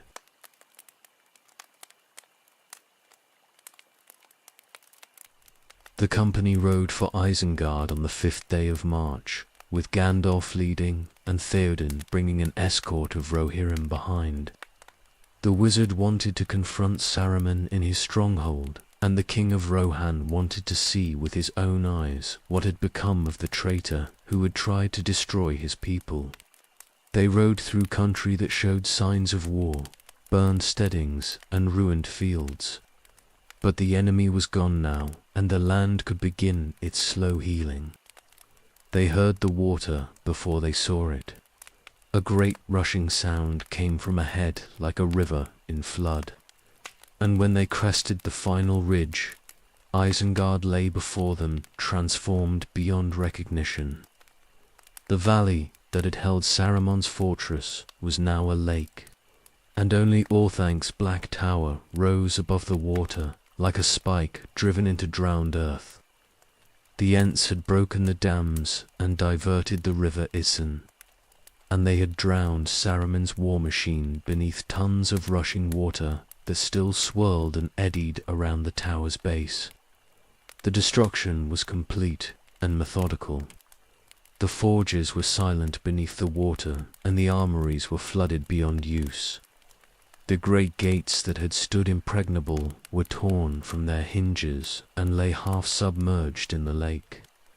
Saruman's orcs had drowned or fled, and those who had escaped the water had met the Ents in the forest, where ancient rage had given them no mercy. The fortress that had threatened all of Rohan was reduced to a tower standing alone in the middle of a lake. Merry and Pippin sat on what remained of the gates, smoking pipeweed and looking remarkably pleased with themselves for hobbits who had been captured by Uruk, less than a week before. They greeted the company cheerfully and offered food from Saruman's stores, which the Ents had permitted them to raid. The two hobbits looked well fed and rested despite their ordeal, and their reunion with Aragorn and Legolas and Gimli was joyful even amid the ruins of the fallen fortress.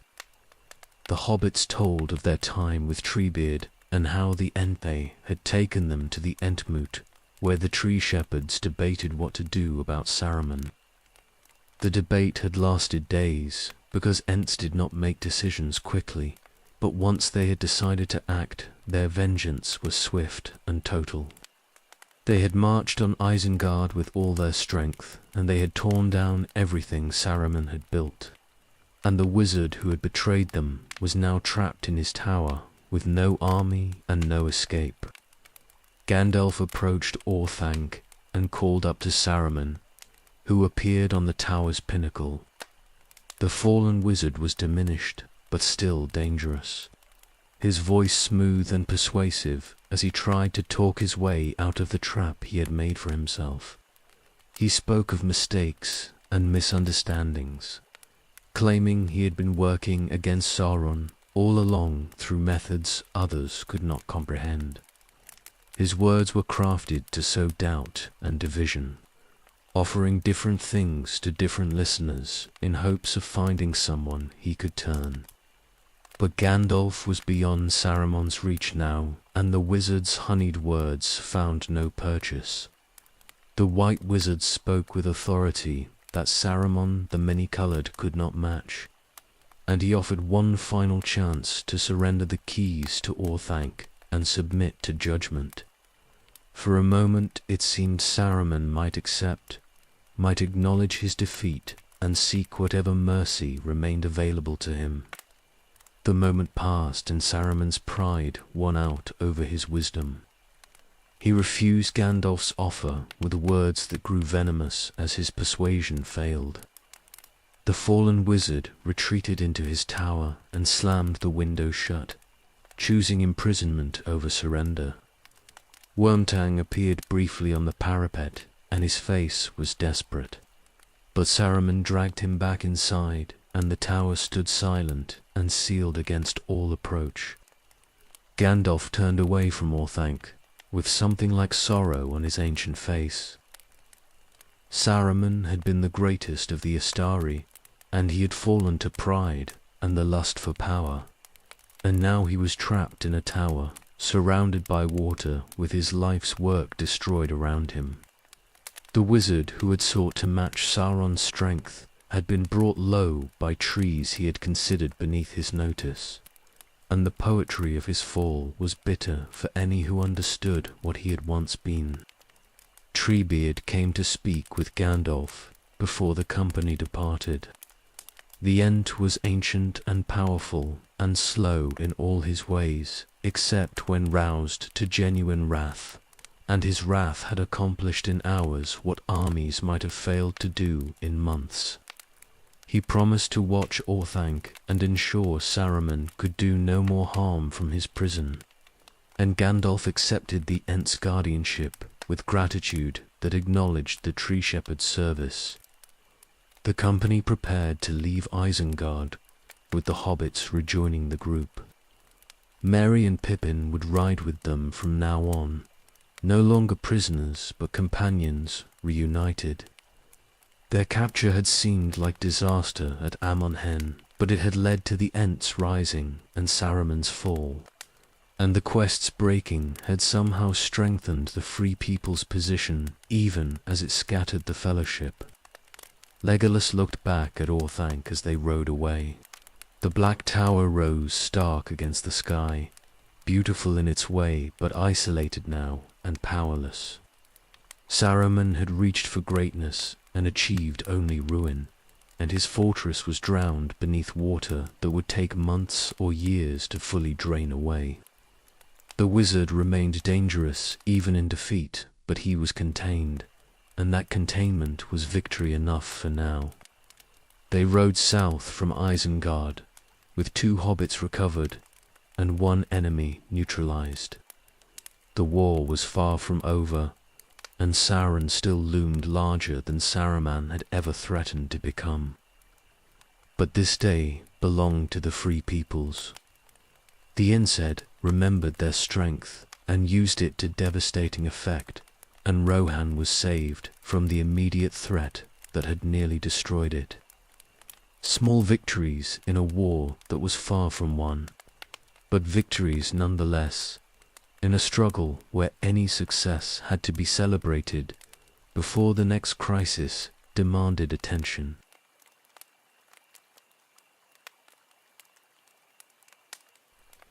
Aragorn made his choice in the days after Isengard fell, and the choice was one that few would follow. He had looked into the Palantir and challenged Sauron directly, showing the Dark Lord that Isildur's heir still lived, and the line of kings was not broken. The gamble had been terrible and dangerous, but it had given Aragorn knowledge he needed, and that knowledge told him speed was essential now, if Gondor was to survive the assault that was coming. The ranger would take the paths of the dead beneath the White Mountains. An ancient road ran there, built in ages past, but it had been closed for thousands of years since the Oathbreakers had fled there in shame. The dead still walked those halls, cursed to remain until the heir of Isildur called them to fulfill the oath they had broken. Aragorn believed he could command them and use them to reach Gondor faster than any living army could march. The decision split the company, and it was meant to. Gandalf would ride for Minas Tirith, with Pippin behind him on Shtofax. Theoden would gather Rohan's full strength and march east to Gondor's aid, bringing 6,000 riders if he could muster them in time. Merry would ride with the Rohirrim, since the king had grown fond of the hobbit and would not leave him behind. The others would go their own ways, according to the tasks that called them. Aragorn took only Legolas and Gimli with him to the Dark Door.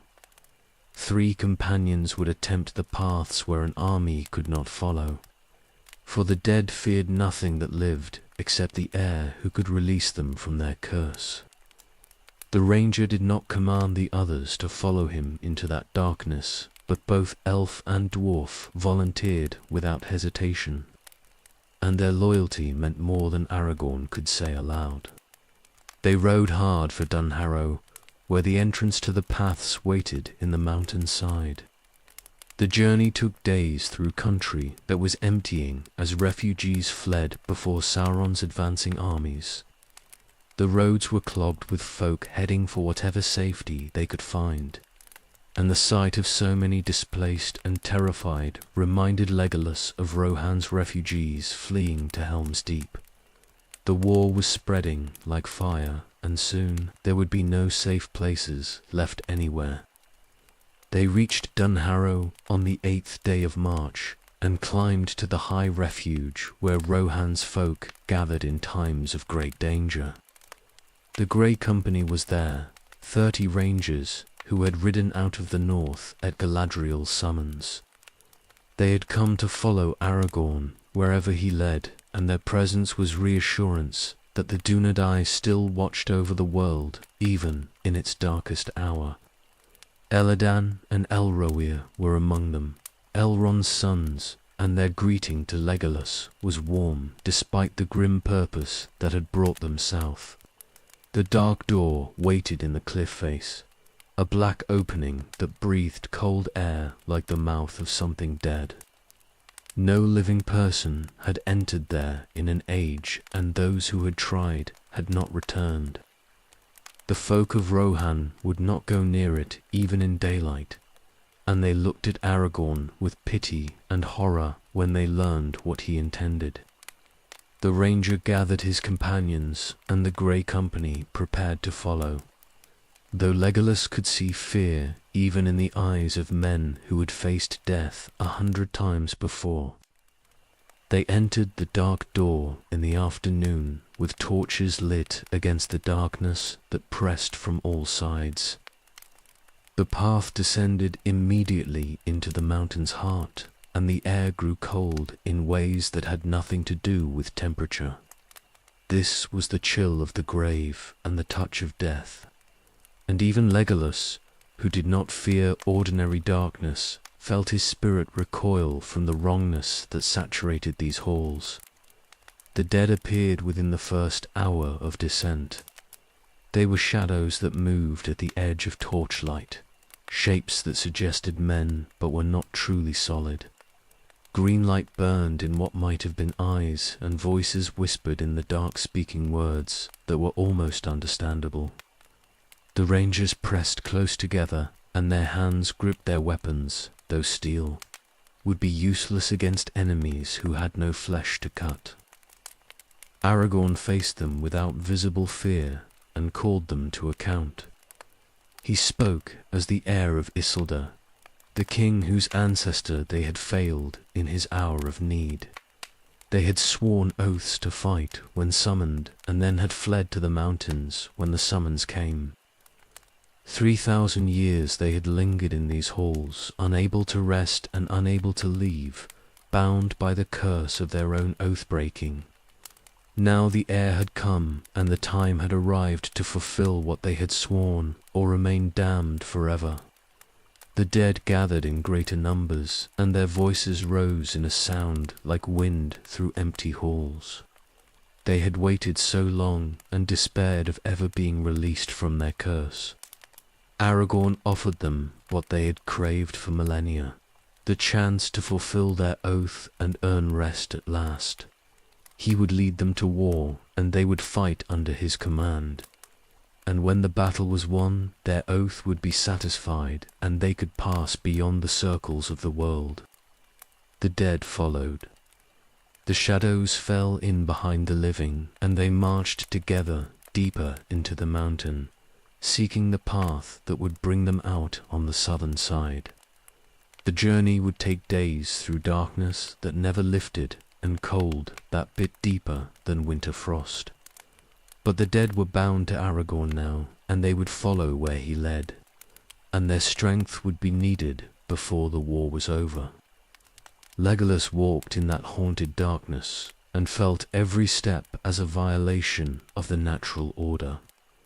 The dead should not linger, and the living should not walk in halls that belonged to them. But necessity drove them forward, and Aragorn's will held them together. 3 companions and 30 rangers and an army of the damned, all marching toward whatever end awaited them in the light that none of them could see yet.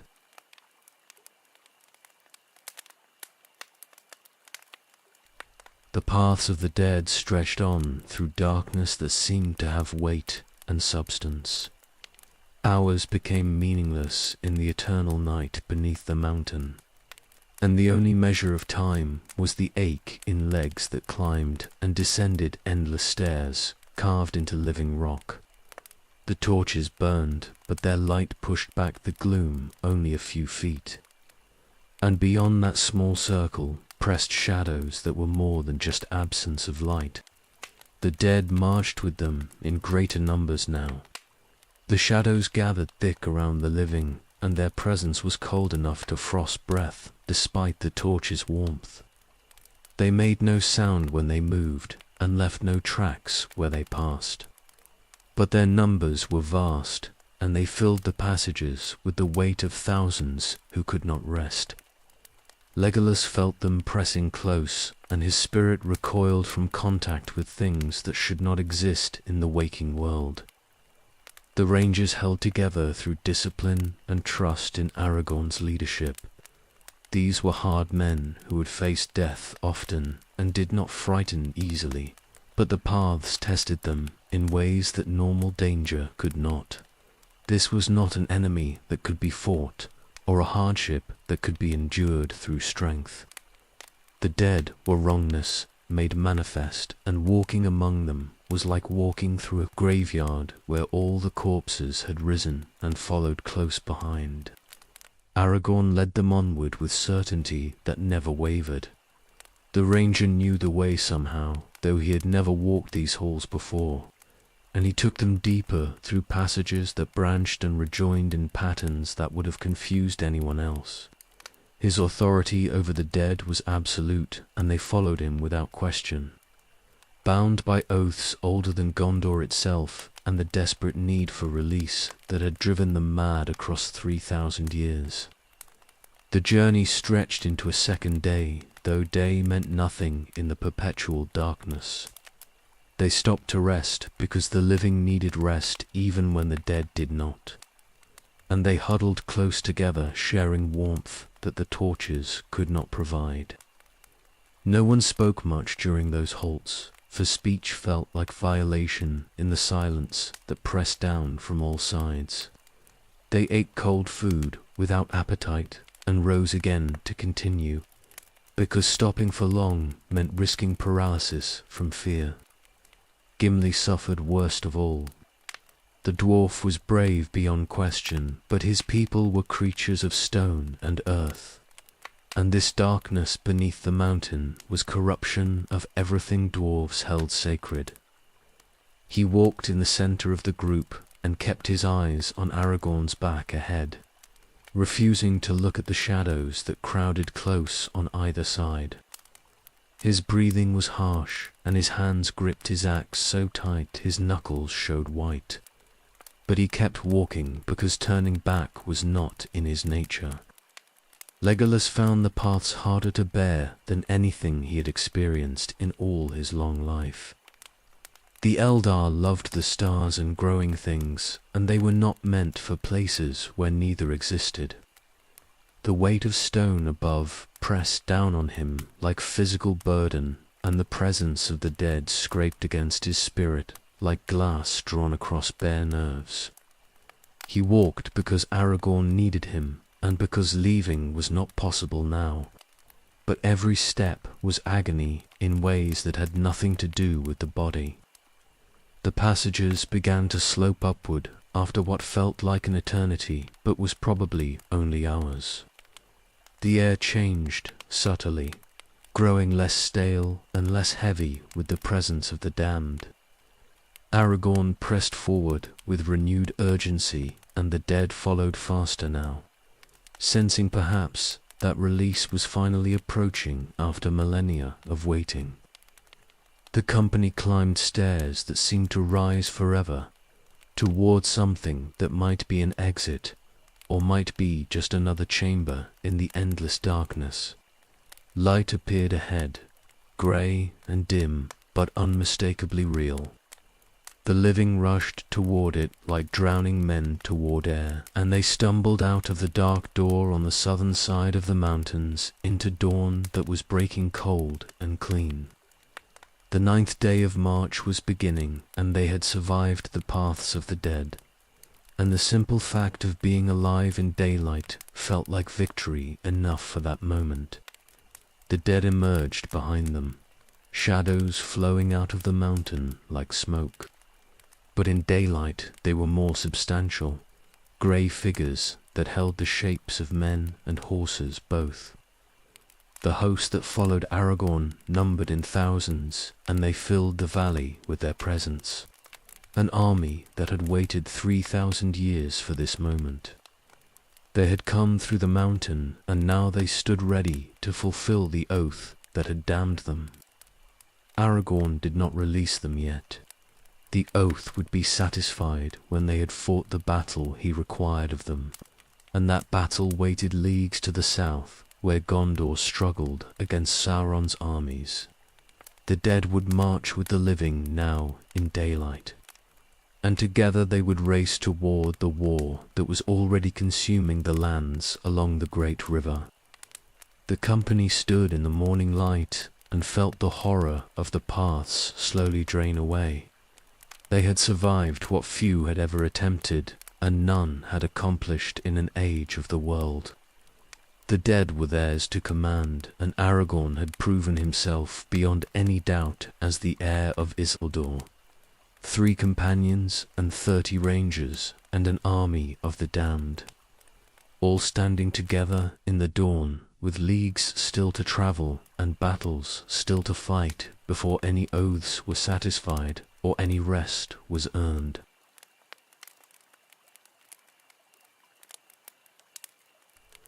They marched south from the mountain with the dead following like a grey tide that never tired or slowed. The living set the pace and the dead matched it without effort, moving with unnatural swiftness that covered leagues faster than any mortal army could manage. The land rolled past beneath their feet in a blur of hills and valleys, and the days compressed into a single continuous push toward the sea where Aragorn knew the enemy waited.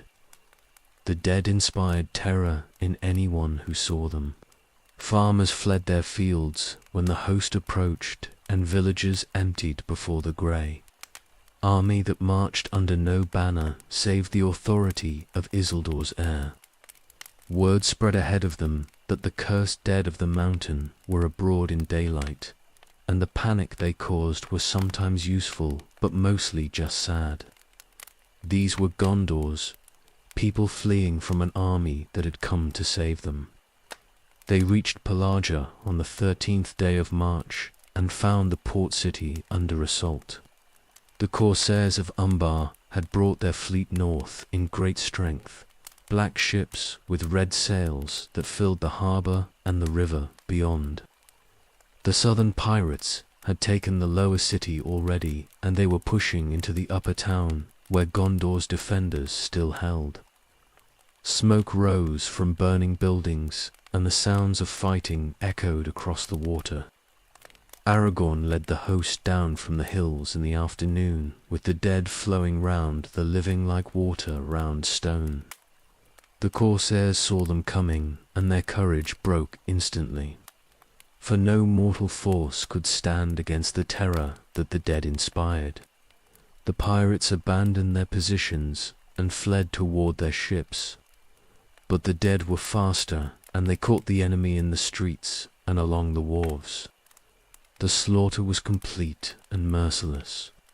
The dead gave no quarter and took no prisoners, because they were beyond such mortal considerations.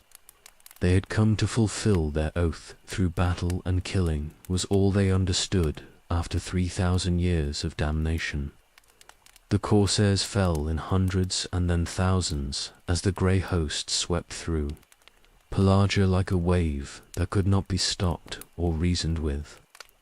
Legolas fought alongside the dead, though his arrows seemed almost unnecessary amid their terrible efficiency. The corsairs who saw the grey warriors coming simply dropped their weapons and ran, and those who stood to fight died within seconds of spectral blades that cut through armour like it was cloth. The battle became a rout, and then a massacre. And by nightfall, the entire Corsair fleet was in Aragorn's hands, with most of its crews dead or fled. The captured ships filled the harbor, 50 or more of the black vessels that had brought invasion north. Their holds were full of supplies meant to sustain the Corsair army during its occupation of Gondor's southern provinces. And those supplies now belonged to Aragorn and the force he was gathering. But more valuable than the supplies were the ships themselves, for they could carry an army north much faster than any march over land. Aragorn called the dead to him that night and spoke the words that released them from their curse. They had fulfilled their oath through battle, and the debt was paid in blood, spilled, and enemies destroyed. The dead could pass now beyond the circles of the world and find whatever rest awaited them. The shadows listened and then faded like mist under morning sun. And the host that had marched from the mountain dissolved into nothing as 3,000 years of damnation finally ended.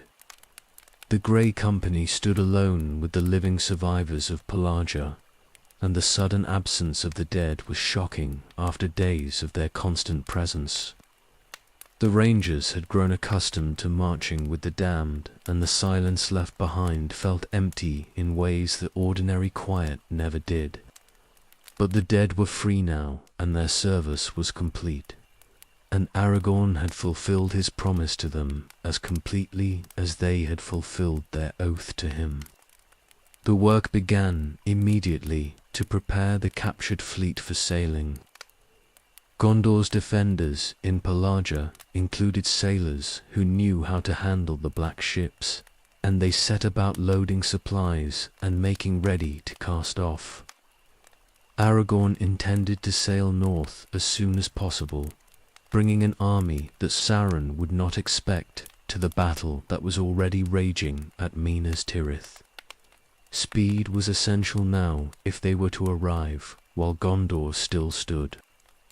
They worked through the night and into the following day.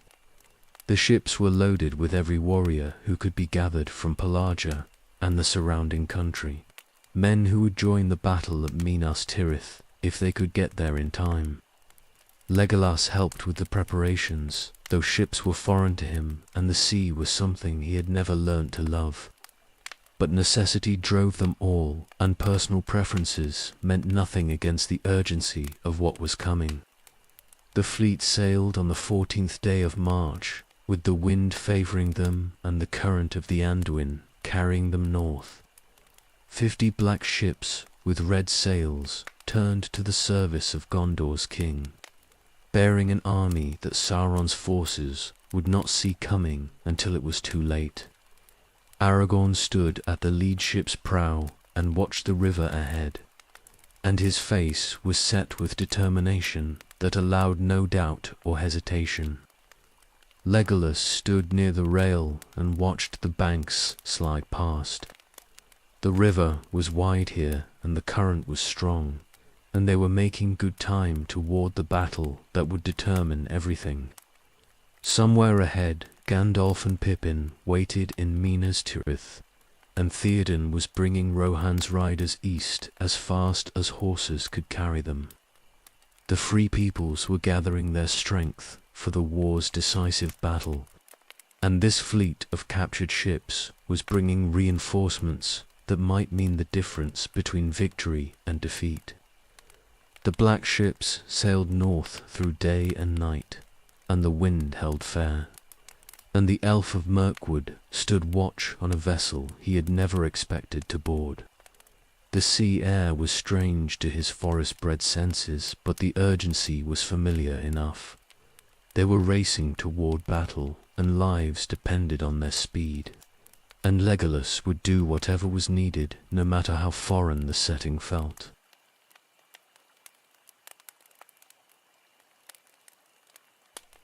The black ships came up the Anduin on the 15th day of March, and the defenders on the walls of Minas Tirith saw them with despair.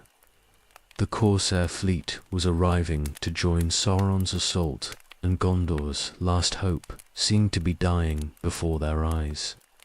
But then Aragorn unfurled the standard of the king at the lead ship's mast, and the banner showed the white tree and the 7 stars and the crown, and despair transformed into desperate hope in the space of heartbeats.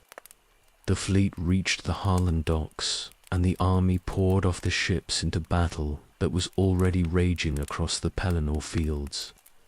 Sauron's forces had broken through the city's outer defenses and were pressing toward the walls themselves. The Rohirrim had arrived that morning and charged into the enemy's flank, but they were being overwhelmed by sheer numbers despite their courage and the fury of their assault. Legolas leaped from the ship with his bow singing and arrows finding targets before his feet touched solid ground. The Pelennor was chaos and blood, thousands fighting and dying in the shadow of Minas Tirith's walls. Orcs and men from the south, and worse things besides, covered the fields in a black tide that seemed endless. But Aragorn's arrival with fresh warriors was throwing the enemy into confusion, for they had expected reinforcement and received doom instead. The Elf of Mirkwood fought his way across the Pelennor toward where the Rohirrim were locked in desperate combat. His arrows never missed, and his aim never faltered, and enemies fell before him like wheat before a scythe. The bow Galadriel had given him proved its worth 1,000 times over in those bloody hours. For every shot struck true, and every arrow found a vital target. He found Gimli amid the chaos, and the dwarf was killing orcs with mechanical efficiency. They fought back to back for a time, elf and dwarf defending each other in the press of enemies that never seemed to thin no matter how many fell.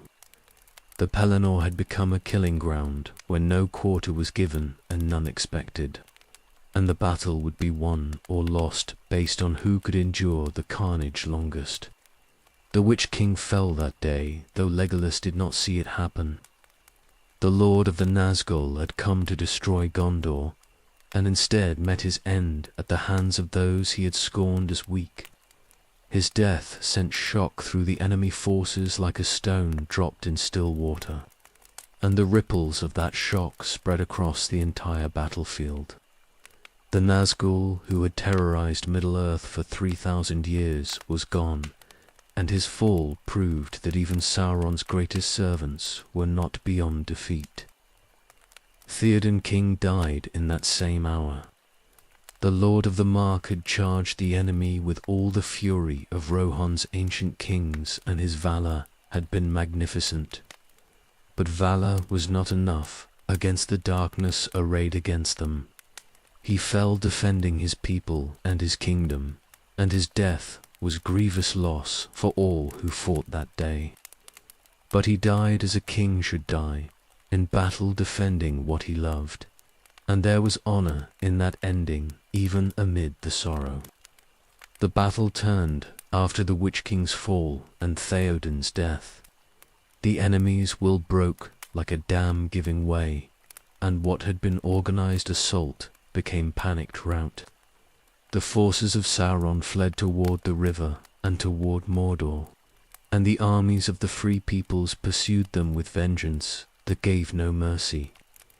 The Pelennor became a graveyard stretching for leagues, and the victory was complete even though the cost had been terrible.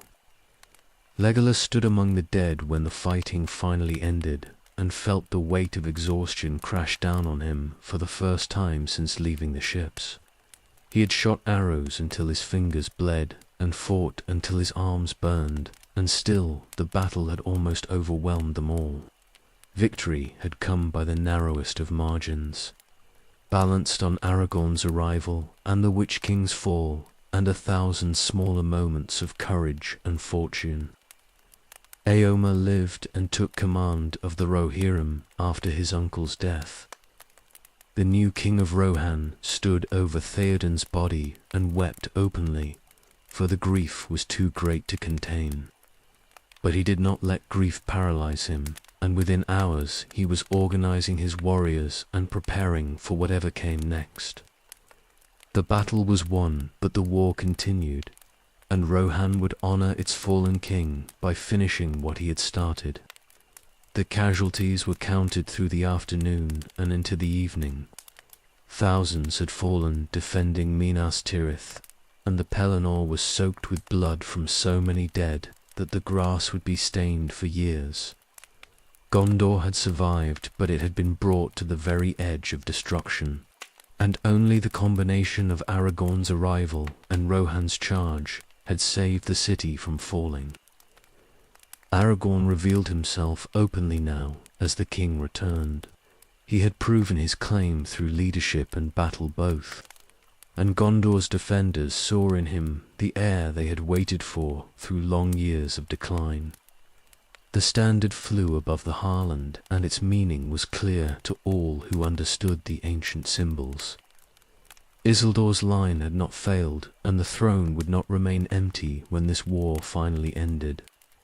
Legolas found Gimli again after the battle, and they took account of their kills in the old game they had started at, Helm's Deep.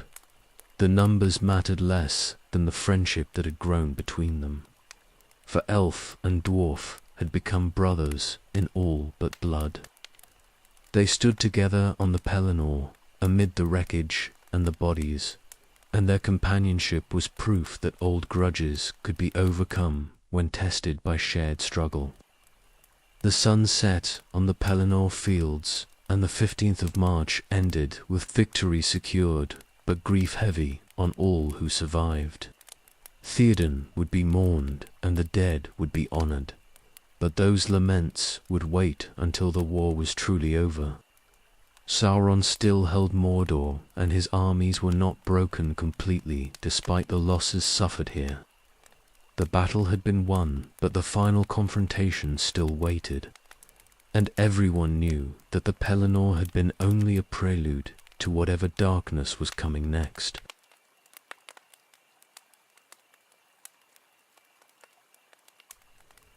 Aragorn went to the houses of healing on the 16th day of March, when the dead had been counted and the wounded gathered. The heir of Isildur came not as a warrior, but as a healer, and he brought with him the ancient knowledge of the Dunedain and the Athilus plant that grew wild in the northern lands. The folk of Gondor had forgotten the old lore, but they would remember it again after this day. For the king's hands were the hands of a healer, and that gift would prove his claim as surely as any sword or crown. The wounded lay in rows in the great chambers, men and Rohirrim both suffering from hurts that ordinary healing could not reach. Some had been struck by weapons of the enemy that carried poisons beyond any apothecary's skill to cure. Others had been touched by the black breath of the Nazgul and lay in fever dreams that would not break. The healers did what they could, but many would die despite their efforts, for some wounds went too deep for mortal medicine to heal. Faramir lay nearest to death, struck by a poisoned arrow and touched by the black breath. Both Denethor's son had led the retreat from Osgiliath with desperate courage, and his injuries were the price of that valor. He burned with fever that would not break, and his breathing was shallow and labored. The healers had given him up for lost, but Aragorn came to his bedside with Athilus in his hands and ancient words on his lips. The ranger crushed the leaves in steaming water, and the scent that rose was like memory of clean forests and sunlight through green leaves. He spoke words in the ancient tongue and laid his hands on Faramir's brow, and the fever broke like clouds parting before wind. The wounded man's breathing steadied and deepened, and his face lost the grey pallor that had marked him for death. He woke briefly and looked at Aragorn with clear eyes before falling into natural sleep that would bring healing instead of death. Eowyn of Rohan lay in the next chamber, injured past what any woman should have survived. She had faced the Witch King himself and struck him down with help from Mary's blade, but the cost had been terrible. Her sword arm was broken, and the black breath had touched her as it had touched Faramir, and she lay as close to death as anyone could lie while still breathing.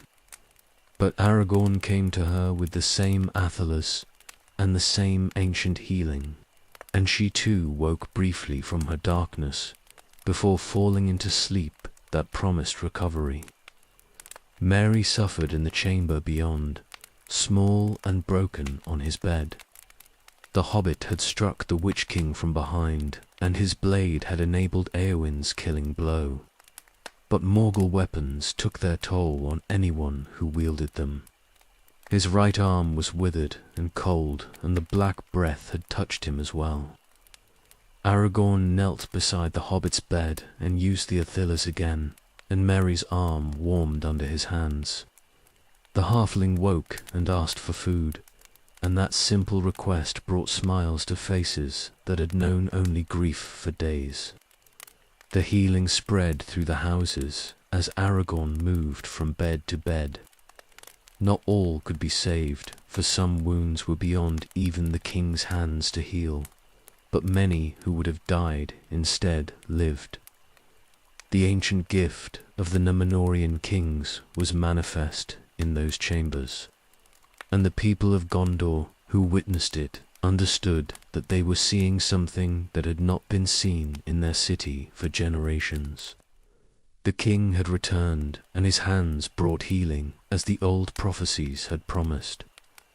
The councils of war began on the 17th, while the wounded still recovered. Gandalf gathered the captains and the lords and laid out the situation with brutal honesty.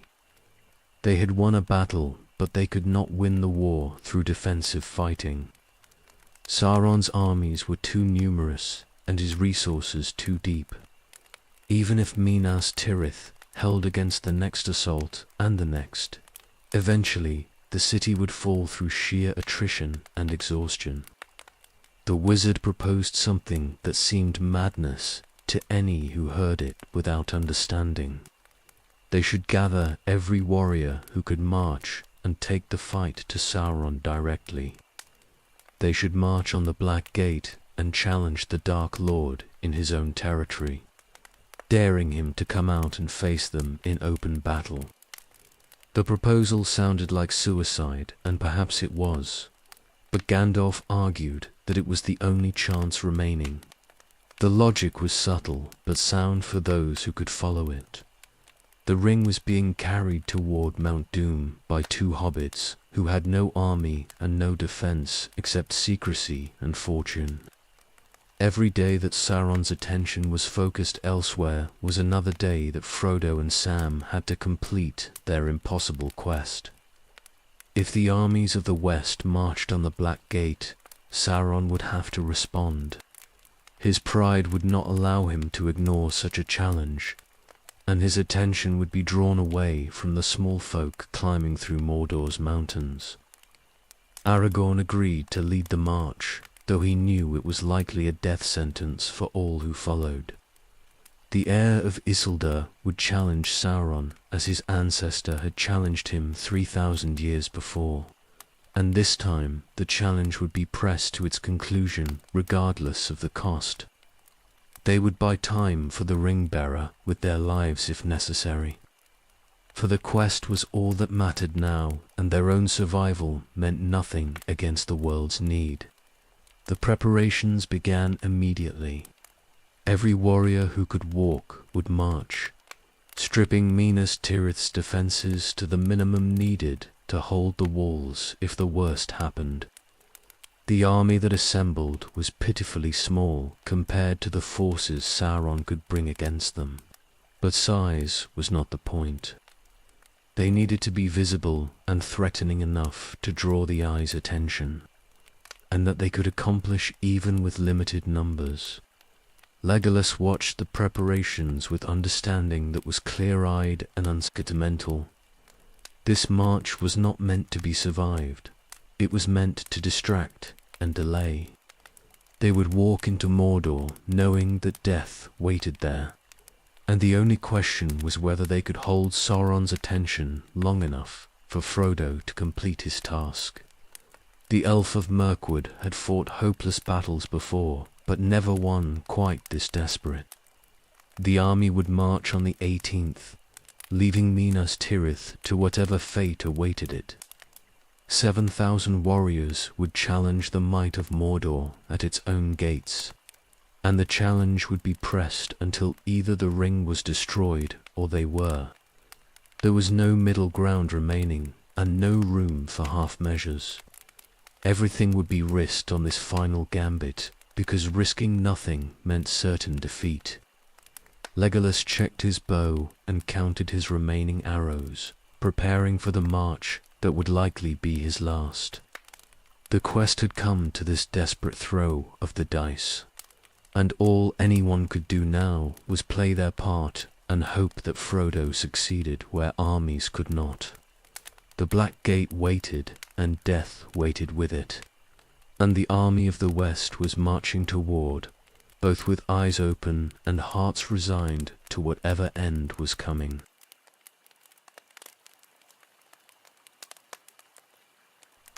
The army marched north from Minas Tirith on the 18th day of March, 7,000 warriors against the gathered might of Mordor. They moved through lands that had been scoured by Sauron's forces during their retreat, burned villages and ruined fields, showing the enemy's passage. The march was grim and the mood was grimmer, for everyone understood this was not a campaign meant to be won through military victory. They passed through Athelion, and the beauty of that land was heartbreaking. The forests and streams should have been peaceful, but the war had reached even here, and the scars showed everywhere.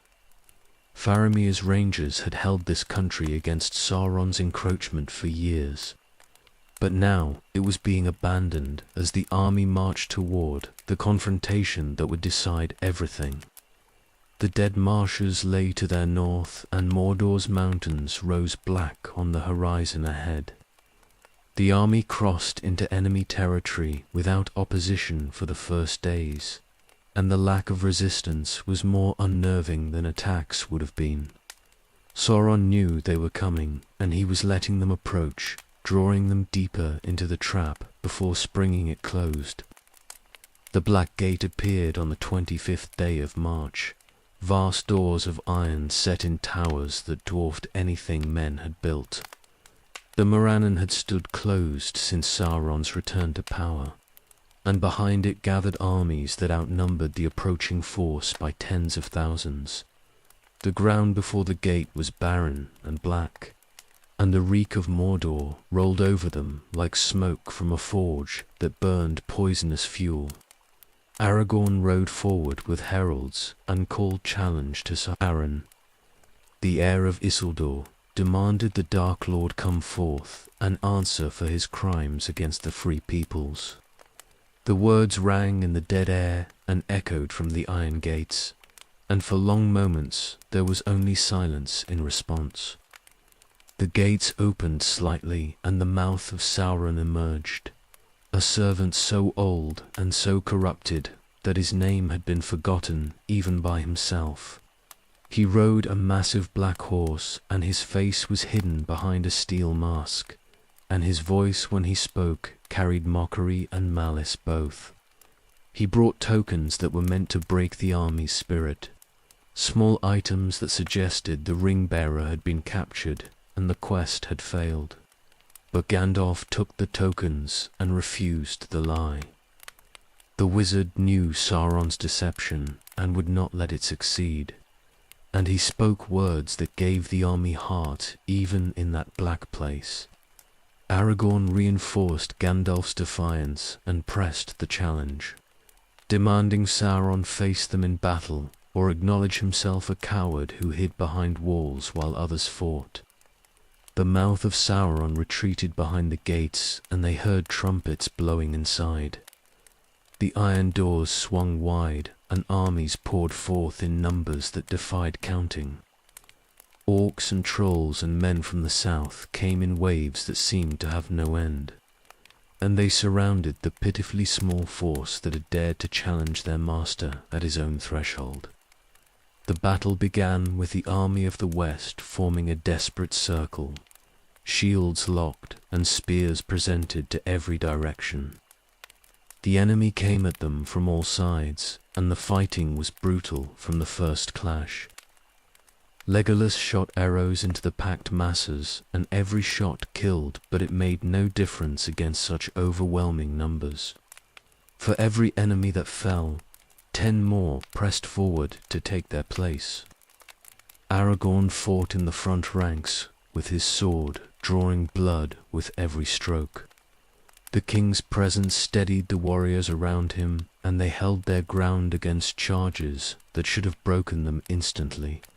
But courage alone could not overcome such terrible odds, and the circle began to contract as warriors fell and gaps appeared in the shield wall.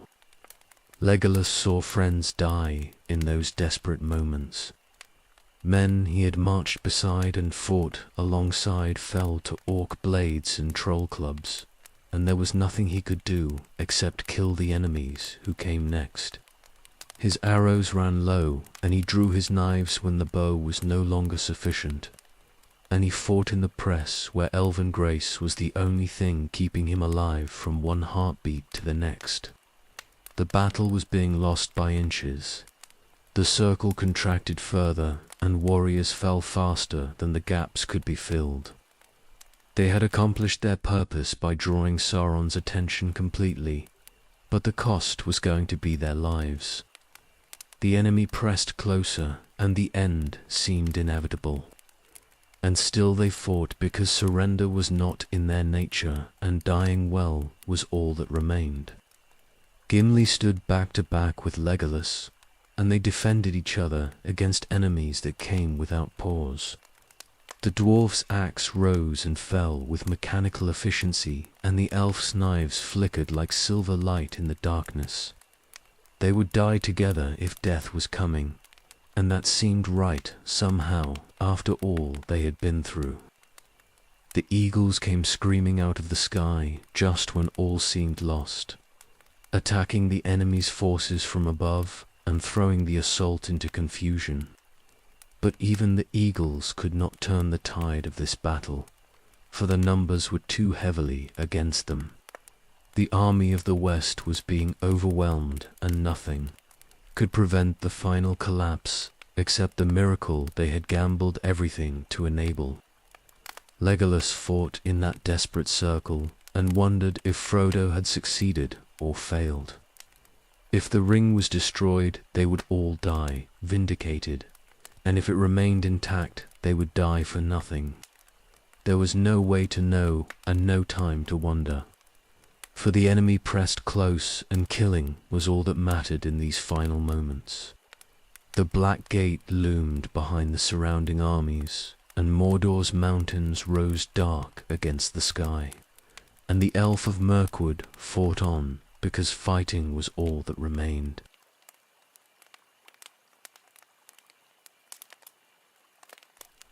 The moment came without warning or fanfare.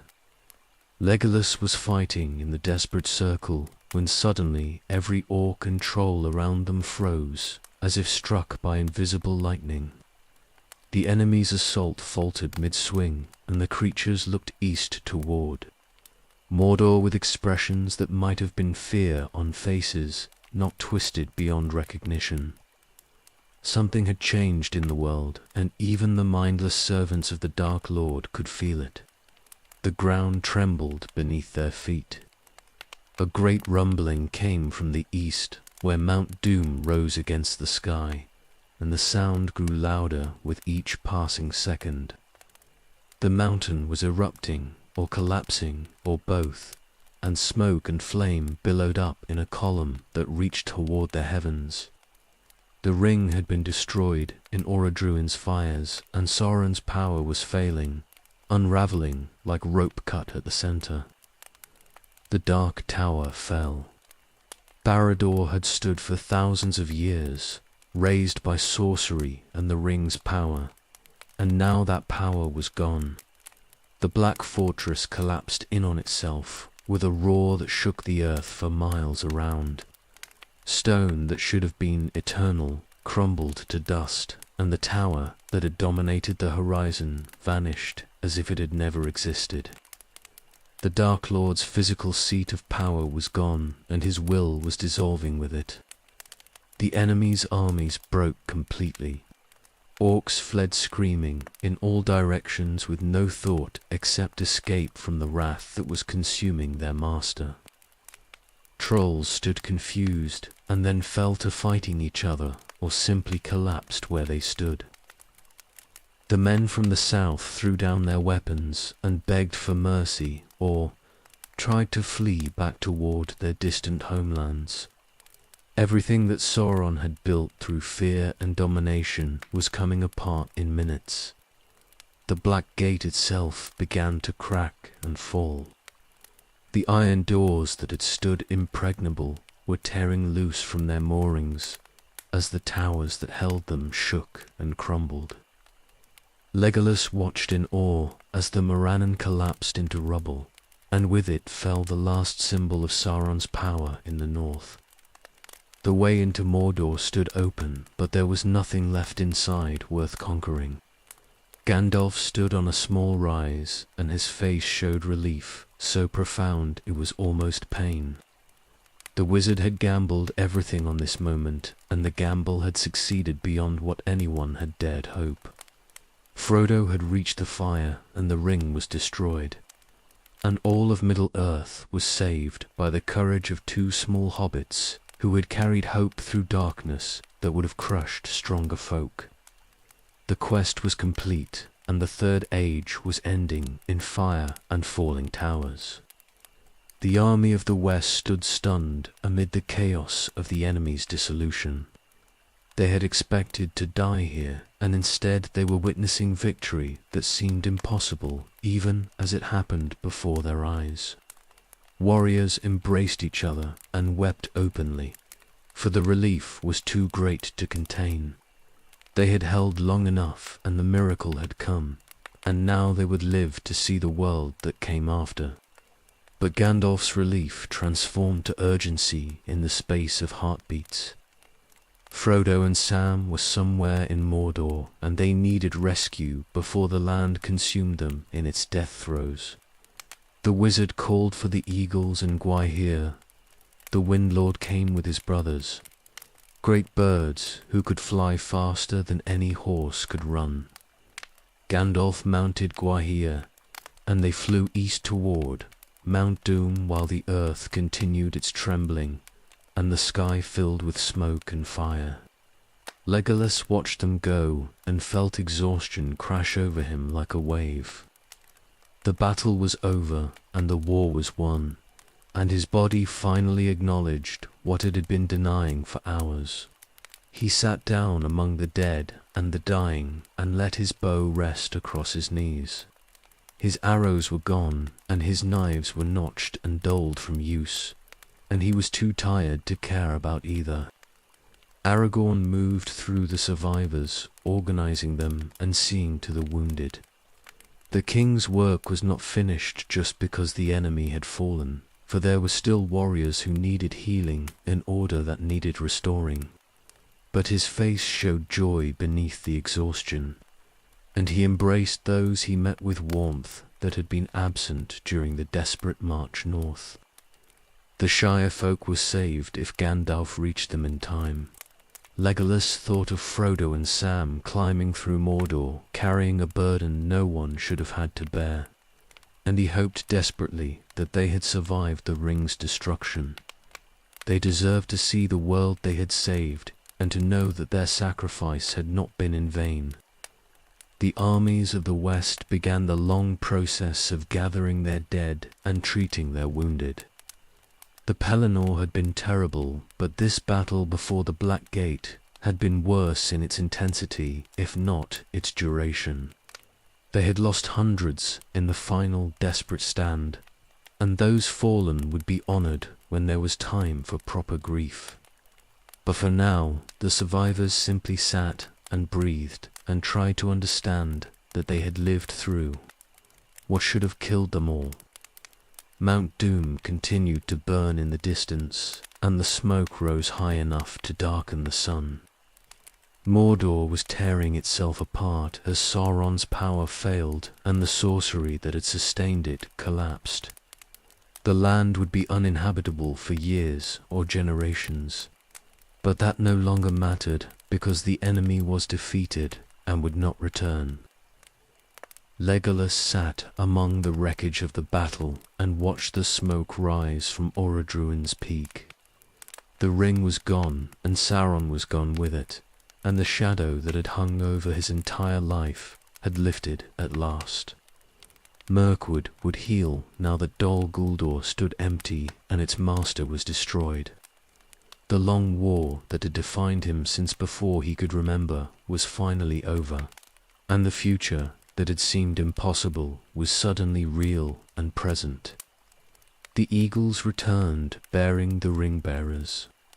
Frodo and Sam were alive and unconscious, burned and exhausted beyond measure but breathing. Gandalf had reached them in time, and they would survive to see the world their courage had saved. Legolas felt tears on his face when he saw them and made no effort to hide them. For this was joy beyond words, and grief for what the hobbits had endured, and relief that it was finally over. The war was won, and the shadow was lifted, and the Third Age was ending in fire and hope both. The army of the West stood victorious before the ruins of the Black Gate, and the world was saved by the smallest and the bravest who had walked into darkness and never given up. Legolas sat in the aftermath and let himself feel the weight of it all, and for the first time in thousands of years of fighting, he allowed himself to believe that peace might actually last.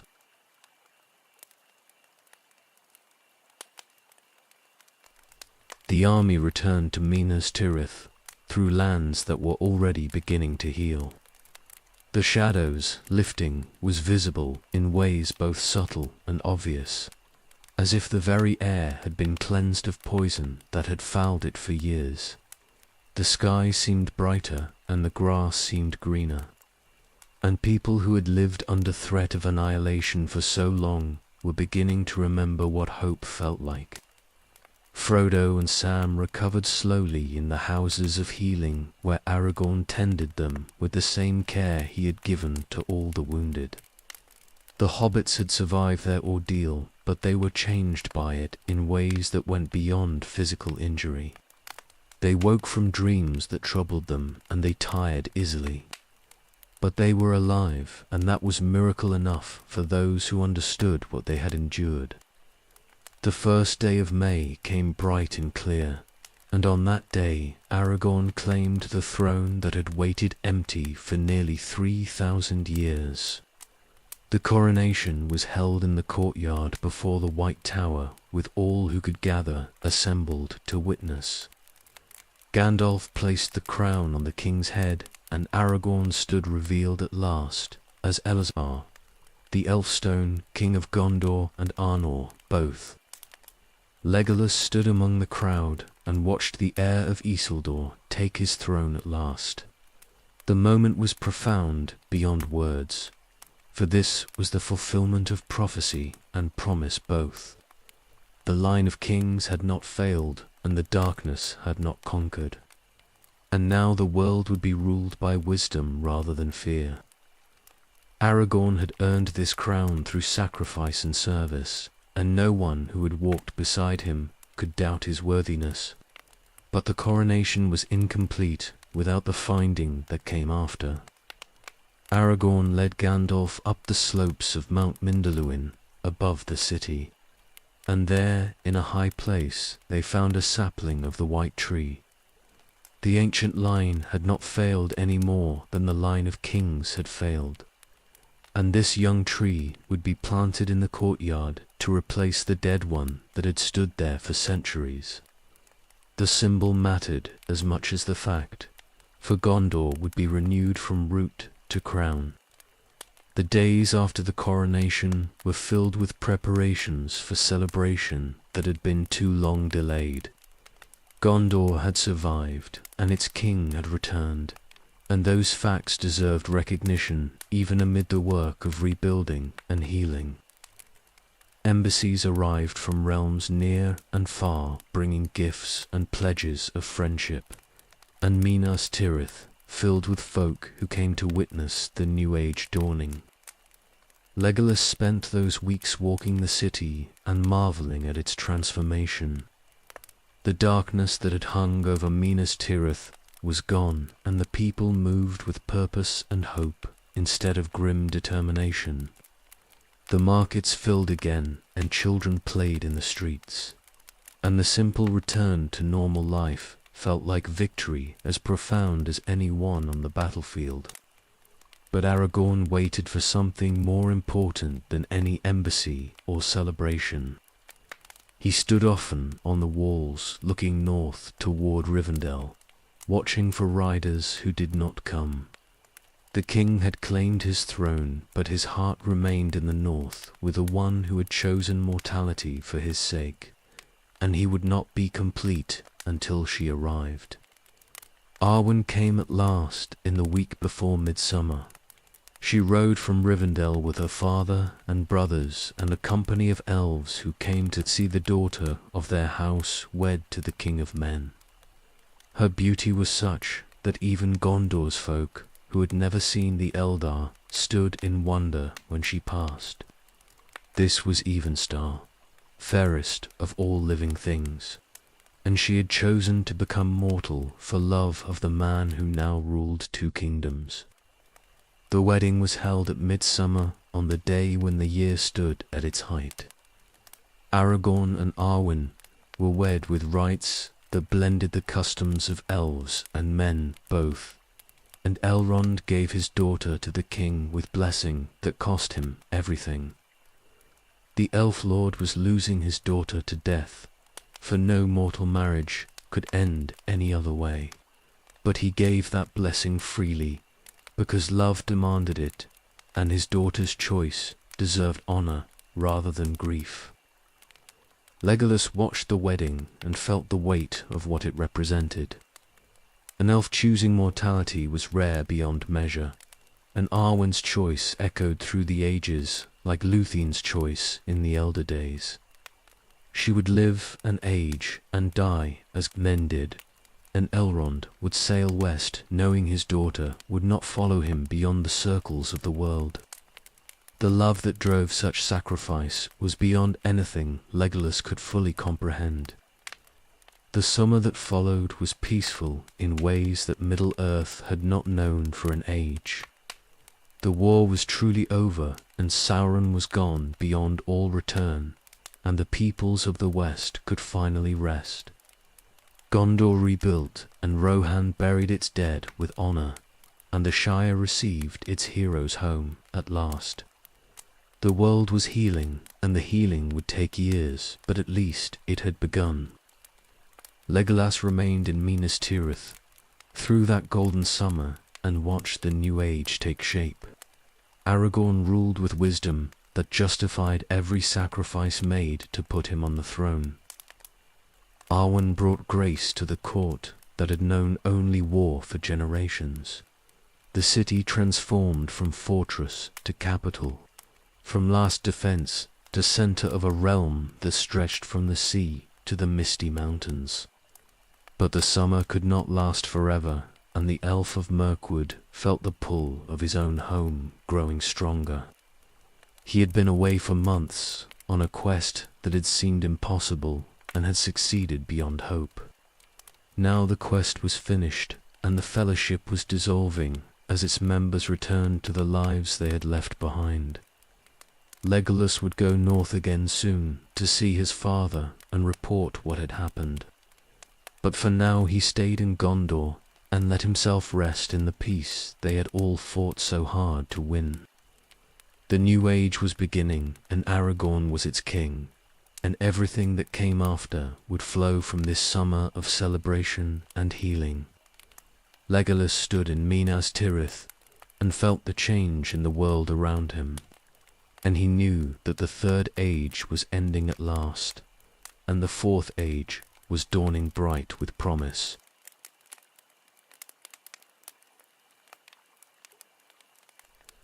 Legolas left Minas Tirith in late summer when the celebrations had wound down and the work of rebuilding had settled into its steady rhythm.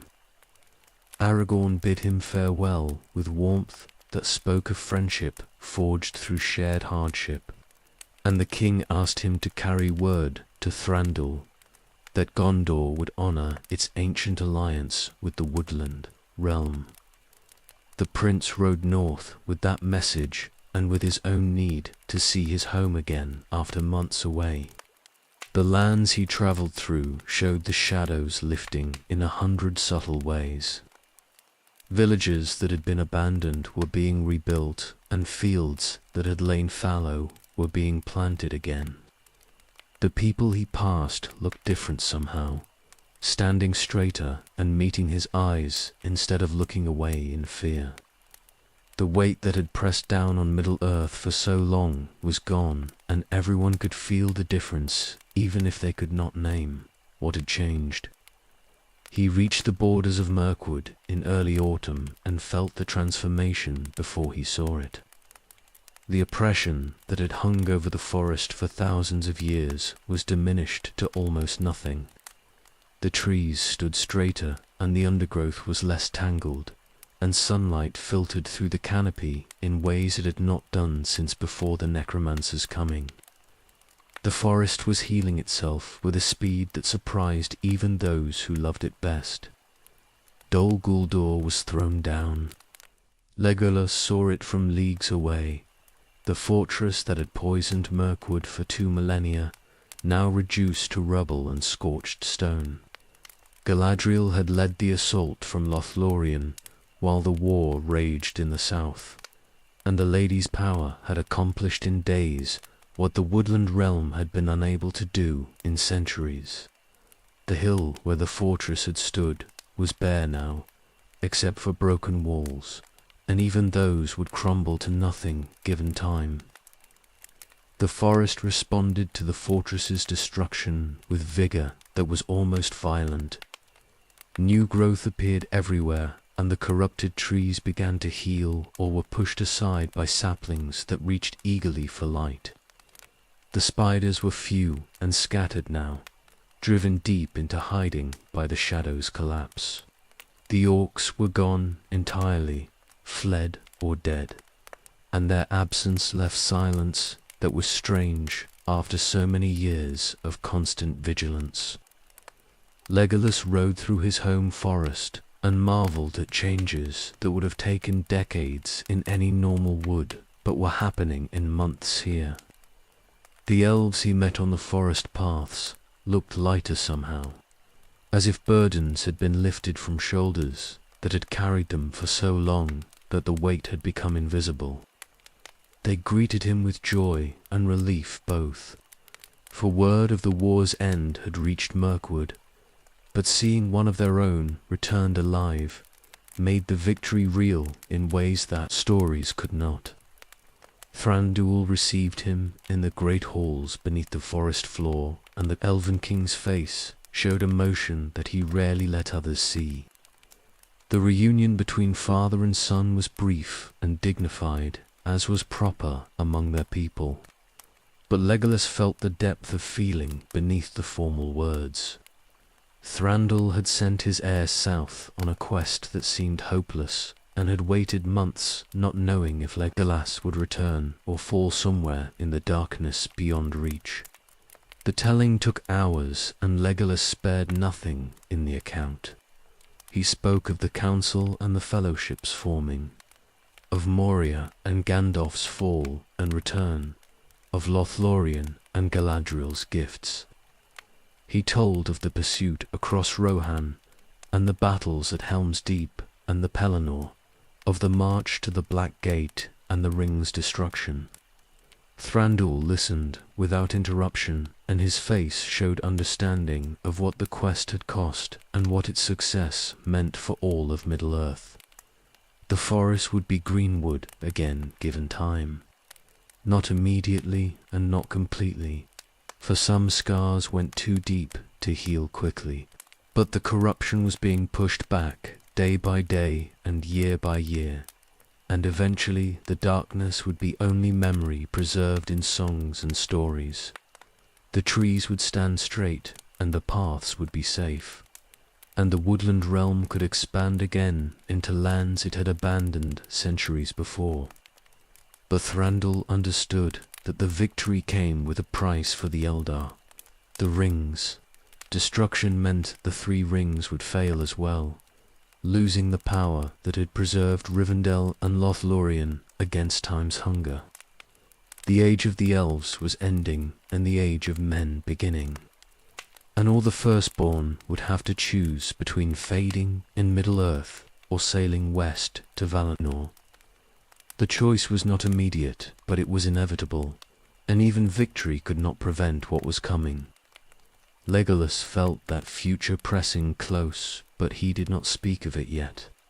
The present was enough to occupy his thoughts, with Mirkwood healing and his father's halls secure, and the war finally ended after millennia of fighting. The woodland realm had survived, and its long war was won. And that was victory enough for now, even if larger questions waited to be answered in years ahead. He walked the forest in the weeks after his return and relearned paths he had known since childhood. The trees were different now, cleaner and lighter, and the darkness that had defined them for so long was draining away like water from a broken dam. Legolas had fought in this forest for thousands of years, and now he was watching it heal before his eyes, and the transformation was as profound as anything he had witnessed in the war. The woodland realm celebrated quietly in the manner of their people. There were no great festivals or public ceremonies, but the halls filled with music that had been absent for too long, and the elves moved with lightness that spoke of burdens lifted. They had endured through the long dark and emerged into light again, and that endurance deserved recognition even if they would not make great show of it. Legolas stood in his father's halls and felt the weight of his long life settling around him differently than before. The war that had shaped him was over, and the future was uncertain. But for now he was home, and Mirkwood was healing, and that was enough.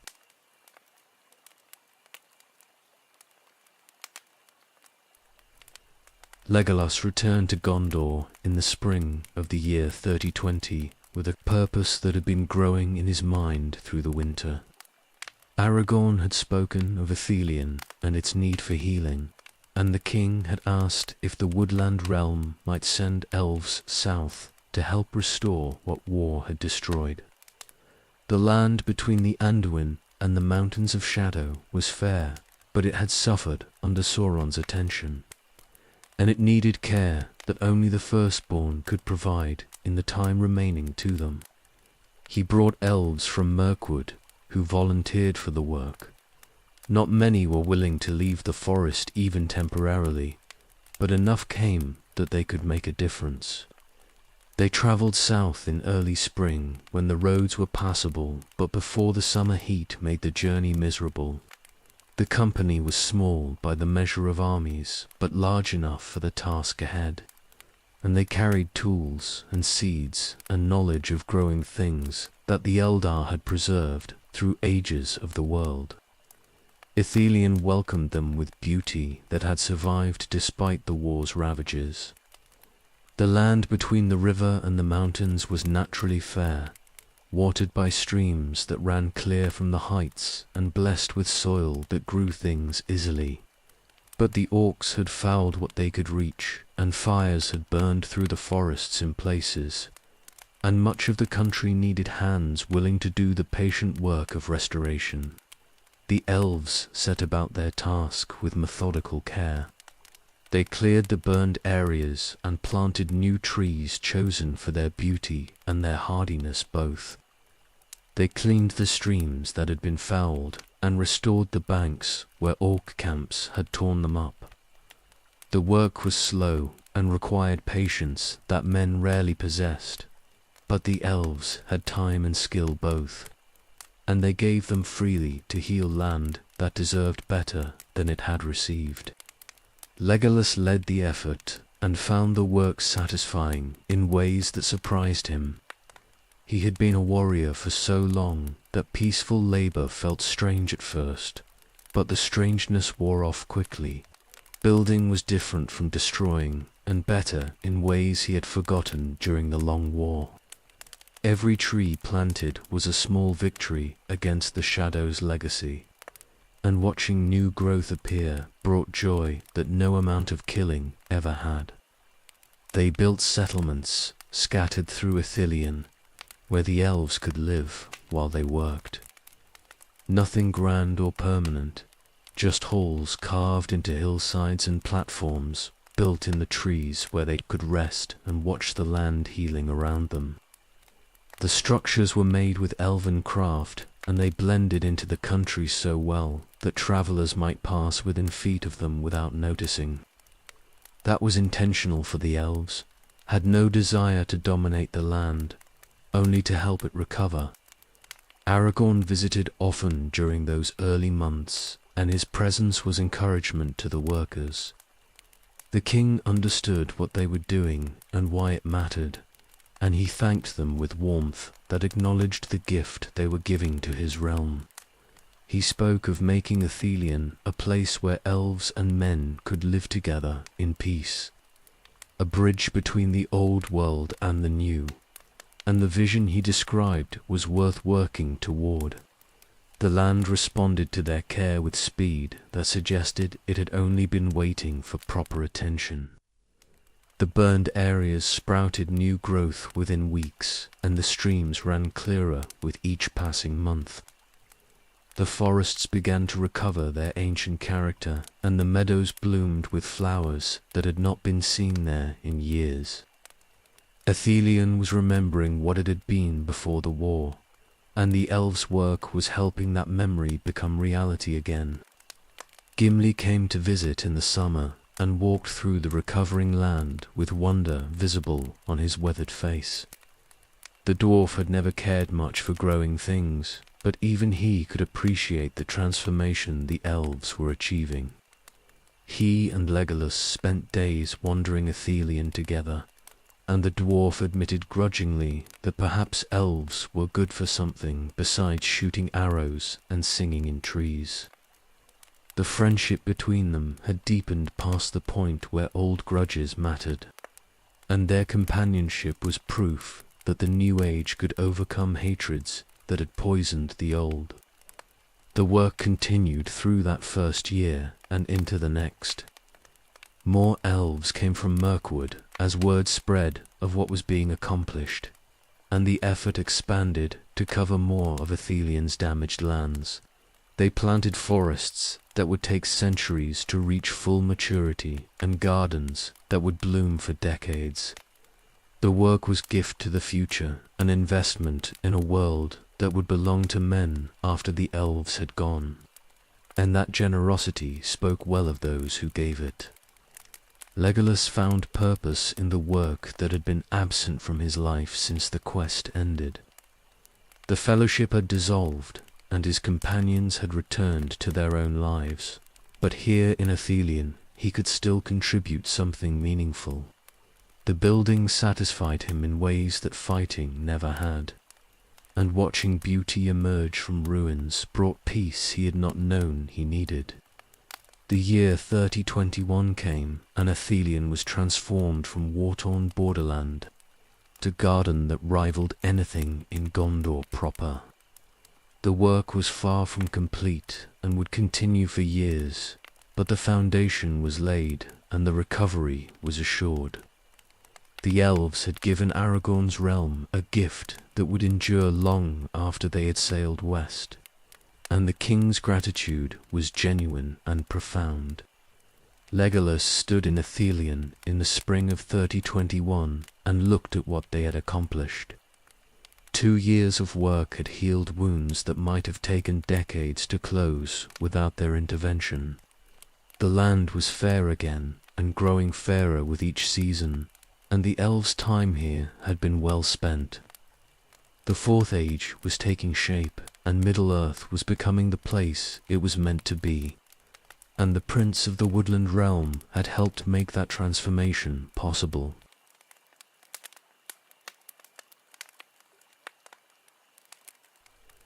Gimli came to Athelion often in the early years of the Fourth Age, and his visits became something Legolas looked forward to with anticipation that surprised him.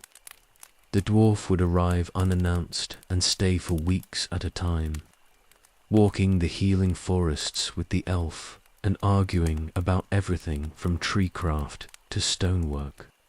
Their debates were loud and heated and full of laughter, and anyone who witnessed them understood that something remarkable had grown between two peoples who had hated each other for ages.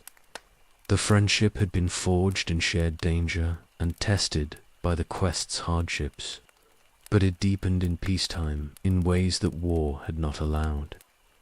They had time now to truly know each other beyond the immediate need for survival.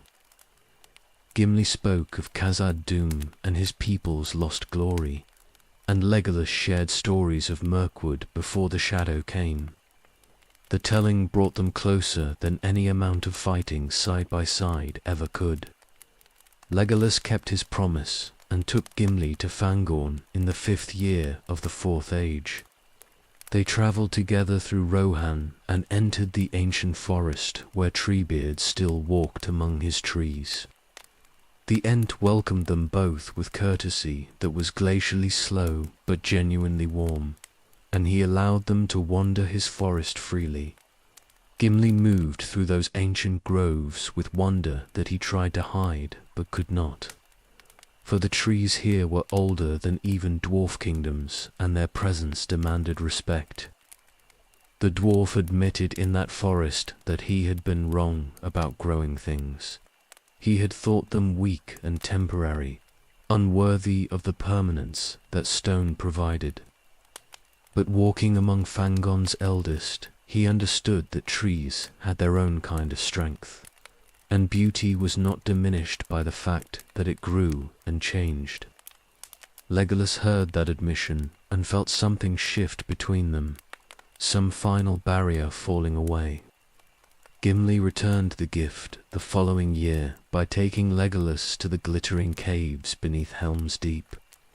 They descended into the mountain, and the dwarf showed the elf wonders that few living beings had ever witnessed. The caves were vast and beautiful beyond description, crystals and formations that caught light and multiplied it until the entire cavern blazed with radiance. Legolas stood in those halls and understood what Gimli had been trying to tell him about stone's beauty, and his own admission matched the dwarf's in weight and sincerity. The exchange of wonders cemented their friendship into something deeper than companionship. They had seen each other's sacred places and understood each other's peoples in ways that no elf and dwarf had understood each other since the Elder days. The old hatred between their races seemed ridiculous now when set against the reality of their bond, and they became proof that ancient grudges could be overcome when individuals chose friendship over inherited prejudice. The years passed and they visited each other regularly. Gimli would come south to Athelion and walk among the growing trees, and Legolas would travel to Aglarand, where the dwarf had established a colony in the glittering caves. They brought their peoples together in small ways, encouraging trade and cooperation that would have been unthinkable a generation before. The work was slow, but it mattered, for every instance of elves and dwarves working together helped heal wounds that had festered for ages. The other members of the fellowship grew older, while Legolas and Gimli remained essentially unchanged. Aragorn aged slowly with his Númenórean blood, but even he showed the passage of years in ways the elf could not. The hobbits grew into middle age, and then beyond it, and their letters spoke of the Shire changing as they changed with it. Only Gandalf seemed untouched by time, but the wizard wandered widely now and was rarely seen in any one place for long. But Legolas and Gimli had each other through those years, and the friendship sustained them both. The elf found in the dwarf a companion who understood him in ways few others could. Someone who had walked the same dark roads and carried similar burdens. Gimli found in Legolas acceptance and respect that dwarves rarely received from other peoples, and proof that prejudice was not destiny. They became brothers in all but blood. The bond between them went deeper than friendship or alliance, becoming something that their peoples had no proper words to describe. They defended each other's honor when either was questioned, and they shared joys and sorrows with openness that neither had shown to others. The fellowship had scattered, but this piece of it remained strong. Two unlikely companions who had found in each other what they had not known they needed. The Fourth Age's first decades passed in peace that Middle-earth had not known since before Sauron's first rising.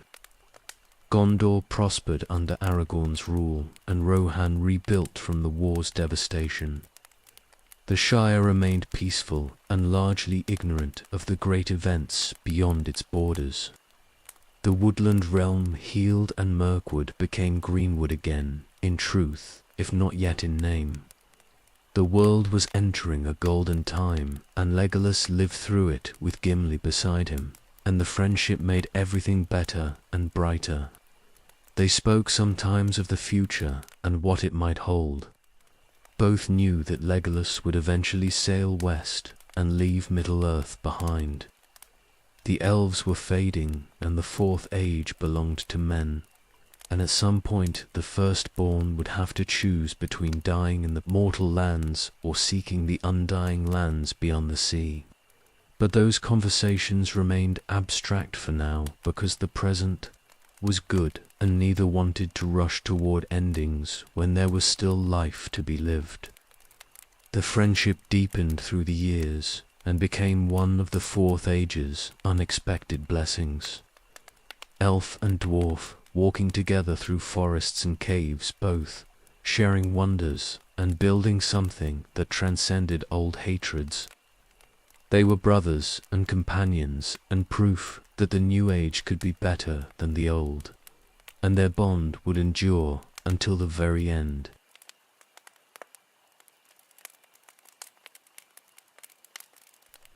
Legolas and Gimli became wanderers together in the middle decades of the Fourth Age. They travelled through Middle-earth, seeing lands that had been closed. To them, during the war years, walking roads that were safe now that Sauron's power was broken. The world was healing, and they wanted to witness that healing, to see with their own eyes what peace looked like after so many centuries of fighting. They walked through the Shire in the 30th year and found it as peaceful as legend claimed. The hobbits lived their quiet lives, tending gardens and smoking pipeweed and caring nothing for the great events that had nearly destroyed them. Merry and Pippin greeted them with joy and showed them the monuments that had been erected to commemorate the fallen. But mostly the Shire went on exactly as it always had. The changelessness was both comforting and slightly unsettling to travellers who had seen so much of the world transform. Rohan welcomed them as heroes when they crossed the mark. Éomer King received them in Meduseld with honour, and they drank in the Golden Hall with warriors who still sang songs of Helm's Deep and the Pelennor. But the king was aging now, his hair greying and his face showing lines that had not been there during the war. The sight reminded Legolas that men lived quickly and died sooner than seemed right. and even the longest lived of them would be gone before he had lived what his people considered a single lifetime. They visited. Araba and Gimli showed Legolas the kingdom under the mountain in all its restored glory. The dwarves had rebuilt what Smaug had destroyed, and their halls rang with hammers and songs both. The wealth of the lonely mountain was legendary, and seeing it firsthand gave the elf understanding of why his people and Gimli's had once gone to war over gold and jewels. But the old grudge seemed distant now, when set against a friendship he shared with the dwarf beside him. They travelled to the grey havens and stood on the shores looking westward.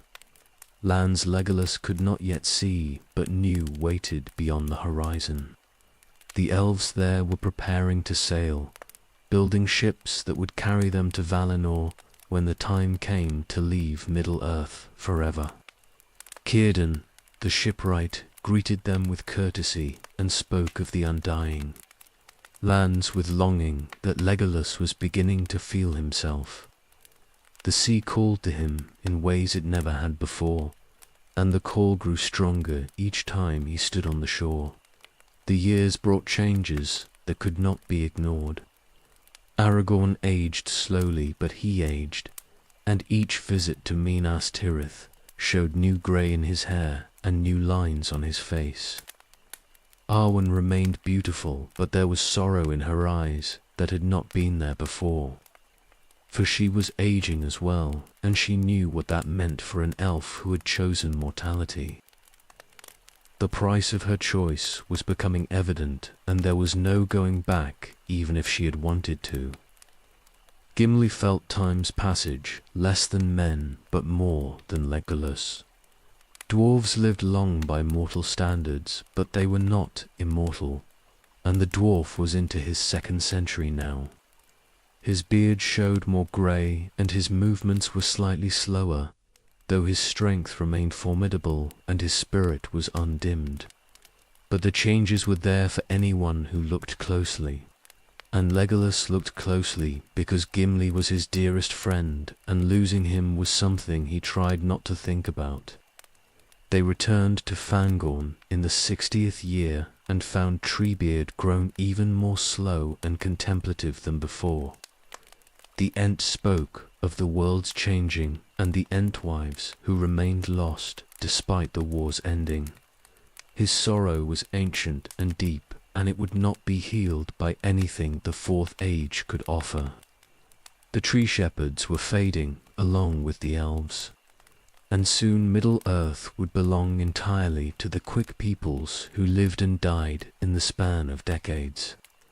They visited the ruins of Isengard and found Orthanc standing alone above, grasslands where the lake had finally drained away. Saruman was long gone, stabbed by Wormtongue in the Shire years before, and his tower stood empty and purposeless.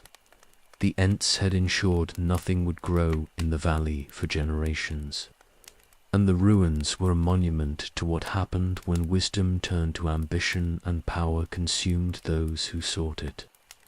The woodland realm remained strong when they visited in the 70th year. Thranduil still ruled, and the forest was fully healed now, greenwood in truth again. But even there Legolas could feel the fading, subtle but unmistakable. The elves were fewer than they had been, and more were sailing west each year. The 4th Age belonged to men, and the firstborn were becoming legends, even while some still walked the mortal lands. Minas Tirith prospered under Aragorn's continued rule, and the city had grown into a true capital worthy of its king. Trade flourished, and the kingdom was strong, stretching from the sea to the mountains. But Legolas could see the weight of years on his friend's shoulders, the burden of ruling well, and the knowledge that even Númenor, blood, could not hold back time forever. Aragorn was still hale, but he was past his 100th year now, and the end was approaching, even if it remained decades away. The wandering was bittersweet in ways Legolas had not anticipated. Every place they visited was more beautiful and peaceful than it had been during the war. But the peace could not erase the fact that everything mortal was temporary. The Shire would endure, but not forever. Rohan was strong, but its strength rested on men who would age and die and be replaced by others who would do the same. Even Gimli beside him was mortal in the end, longer lived than men, but still bound for death eventually. The shadow touched everything despite the war's ending. Not the shadow of evil, but the shadow of impermanence and loss. Legolas was immortal, and he would watch everyone he cared about fade and die, and then he would either fade himself or sail west and leave everything behind. The choice was inevitable, and he could feel it pressing closer with each passing year, each new grey hair on Gimli's beard and each new line on Aragorn's face. They walked Middle-earth together and saw its beauty and its peace. But underneath the beauty was the knowledge that nothing lasts and everyone leaves. The Fourth Age was golden, but gold could not stop time, and time was the enemy that no one could defeat in the end.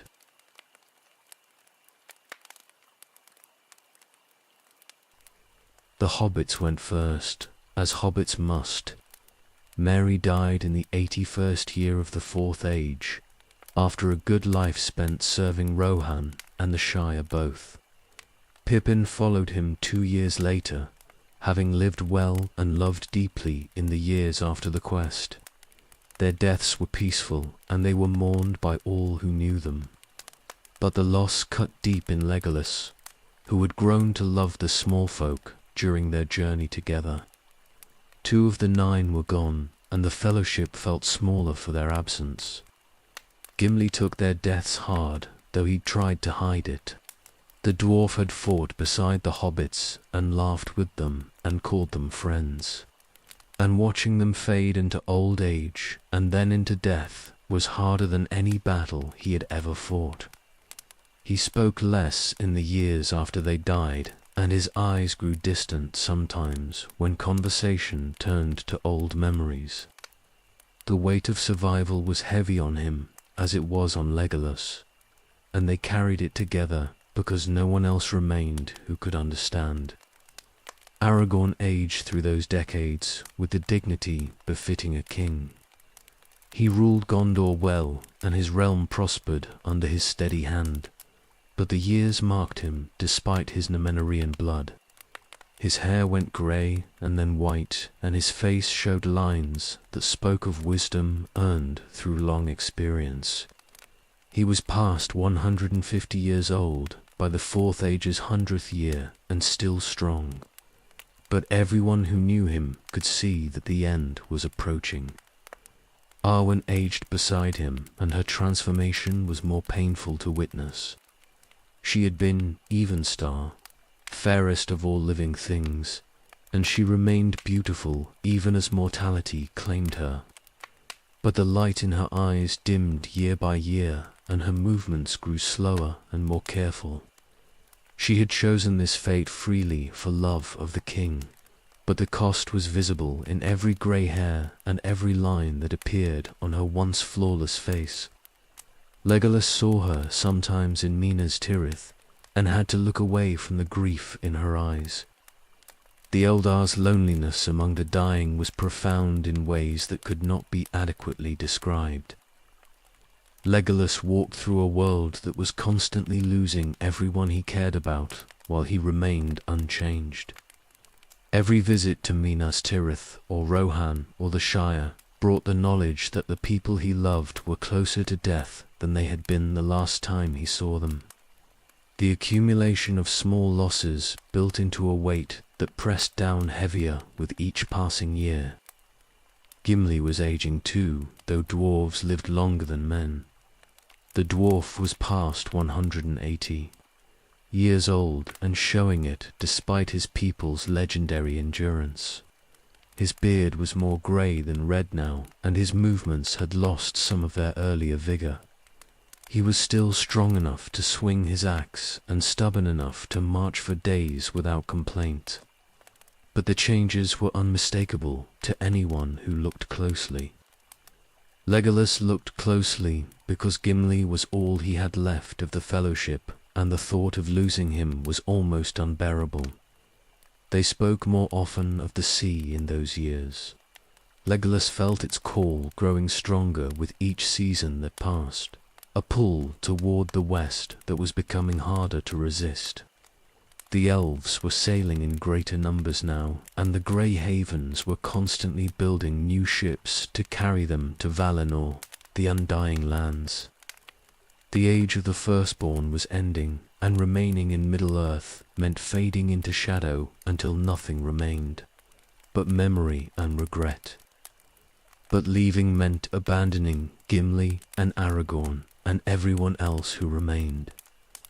Legolas was torn between the sea's call and his loyalty to friends who would die if he stayed and be left behind if he sailed.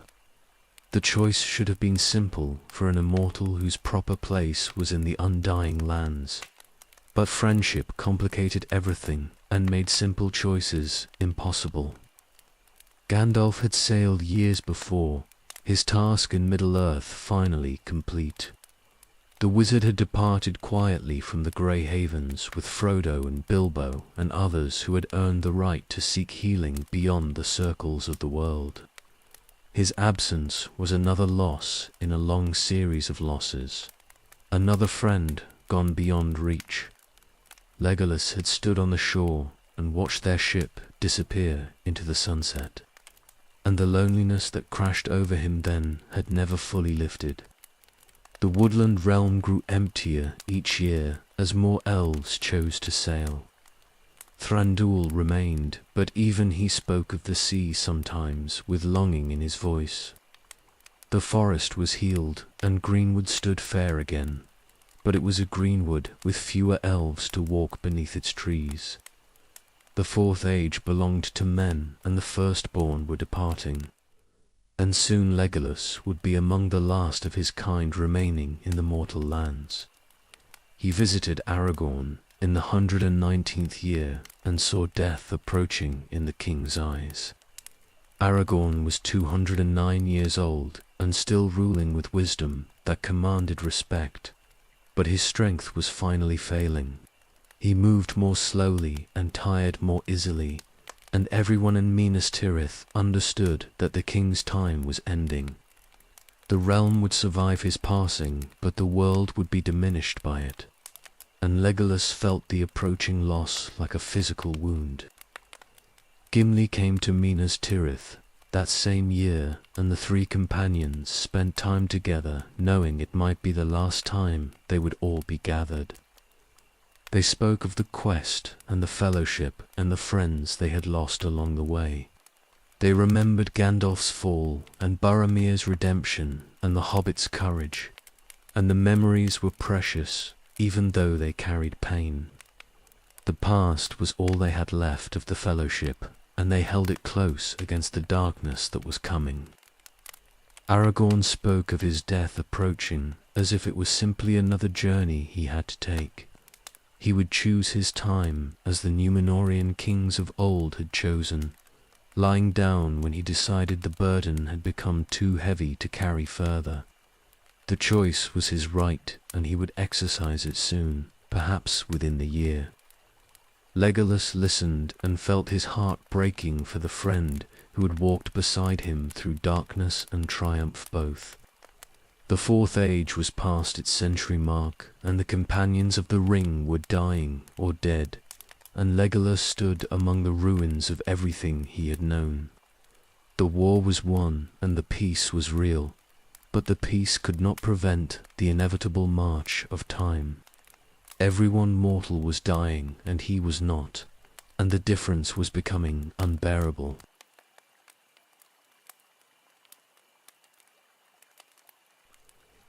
Aragorn chose his death in the spring of the year 120 of the Fourth Age.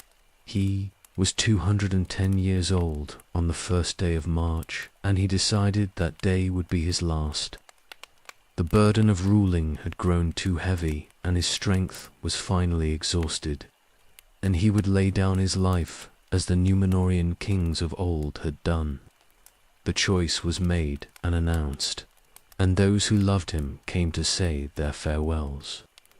Legolas arrived at Minas Tirith within days of receiving word. He rode hard from Ithilien and reached the city in time to stand with his friend in those final hours. Aragorn greeted him with warmth that had not diminished despite the king's failing body, and they spoke of the years they had shared and the road they had walked together. The conversation was quiet and private, and it carried weight that went beyond the words spoken. The king made his farewells to all who mattered. He spoke with Faramir, who would rule as steward after him, and gave final instructions for the kingdom's governance. He blessed his children and grandchildren who had gathered to honor him. He thanked the captains who had served him faithfully through decades of peace. Each goodbye was deliberate and measured, for Aragorn was choosing this death, and he would face it with the same dignity he had brought to everything else in his long life. Arwen remained at his side through those final hours, but her face was set with grief that could not be hidden. She had chosen mortality for love of this man, and now that mortality was claiming him as it claimed all men eventually. The choice had been hers, freely given, but the cost was visible in every line of her face, and soon she would face her own death alone without him. The separation was temporary in the span of eternity, but that knowledge brought no comfort in the moment. Gimli came to stand with Legolas outside the king's chamber while Aragorn said goodbye to his family. The dwarf was nearly 200 years old now, and showing every year of it. But he stood straight, and his eyes were clear, even if they were wet with tears. He did not try to hide. 2 of the 3 hunters remained, and they would witness the third's passing, and the pain of it was beyond what either could properly express. Aragorn lay down in his chamber when the farewells were complete. He composed himself on his bed with his sword beside him and his crown on his brow, and he closed his eyes as one going to sleep. The passing was peaceful and without struggle, for he had chosen this moment, and he went to it willingly. The king took his final breath and was gone, and the age he had ruled was diminished by his leaving. The grief in Minas Tirith was profound and total. The city had known this king for a century and 20 years, and his loss left a wound that would take generations to heal.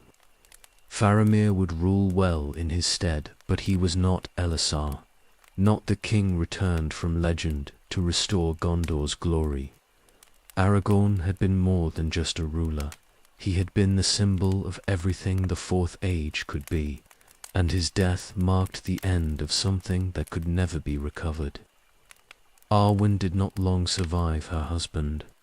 She left Minas Tirith within days of his burial and went to Lothlórien, where she had lived before choosing mortality. The Golden Wood was empty now, with Galadriel sailed west and Celeborn departed. But Ciryn Amroth remained where she and Aragorn had pledged themselves to each other more than a century before. She climbed that hill in the winter after his death and lay down there to die, choosing her time as he had chosen his. Legolas stood at Aragorn's burial and felt the weight of loss crush down harder than any burden he had carried during the war. The king was gone, and Arwen was dying, and the fellowship that had saved the world was reduced to memory and graves. He had known this would come eventually, had watched it approaching for decades. But the reality of it was worse than any anticipation could prepare him for. Gimli stayed close through those dark days, and his presence was the only thing that made the grief bearable. The dwarf grieved as deeply as the elf, but he had less time to waste on paralysis, and his pragmatism pulled Legolas through the worst of the sorrow. They stood together at the tomb where Aragorn and Arwen would lie side by side for eternity, and their friendship was all that remained of the bonds forged during the quest. The Fourth Age darkened with the king's passing. Gondor would endure and prosper under Faramir's stewardship and the stewards who came after. But something bright had gone from the world. The age of heroes was ending, and the age of ordinary men beginning. And the transition was marked by this death and by the grief that followed it. Middle-earth would go on, but it would be smaller and less wondrous without Eleazar to rule it. Legolas left Minas Tirith after the funeral rites were completed, and he did not return for a long time. The city held too many memories, and the weight of them was crushing. He went to Ithilien and walked the forests he had planted decades before, and the trees were tall now, and the land was fair. But even that beauty could not lift the darkness that had settled over his spirit. The sea's call was overwhelming now, in ways it had never been before. The elves were meant for Valinor, and remaining in Middle-earth meant watching everyone die while he persisted unchanged and unchanging. Aragorn's death had proven what Legolas had known intellectually but not felt viscerally until now. That mortality was the final enemy, and it would claim everyone he loved, no matter how long he waited or how much he hoped. Gimli came to him in Ithilien a month after the funeral, and they spoke of the future neither wanted to face. The dwarf was old now by any standard, and his years were numbered in a way that could not be ignored. Legolas would lose him too eventually, and that loss would leave him completely alone in a world that belonged to peoples who aged and died, and were replaced by others who would do the same. The prince of the woodland realm stood in Ithilien and looked west, though he could not see the sea from there. The call was constant now and growing stronger, and he knew that remaining much longer would mean fading into shadow and regret. The Fourth Age was not his age, and Middle-earth was not his home anymore. And the only question remaining was when he would finally acknowledge what had been true for years. Aragorn was gone, and Arwen was dying, and the fellowship was broken beyond any possibility of repair. The quest had succeeded, and the peace had lasted, but the cost of victory was loneliness that went deeper than death. Legolas felt it all, and knew that the time for choosing was approaching, and the choice he made would determine whether he faded in the mortal lands or sailed to shores where loss could finally be healed.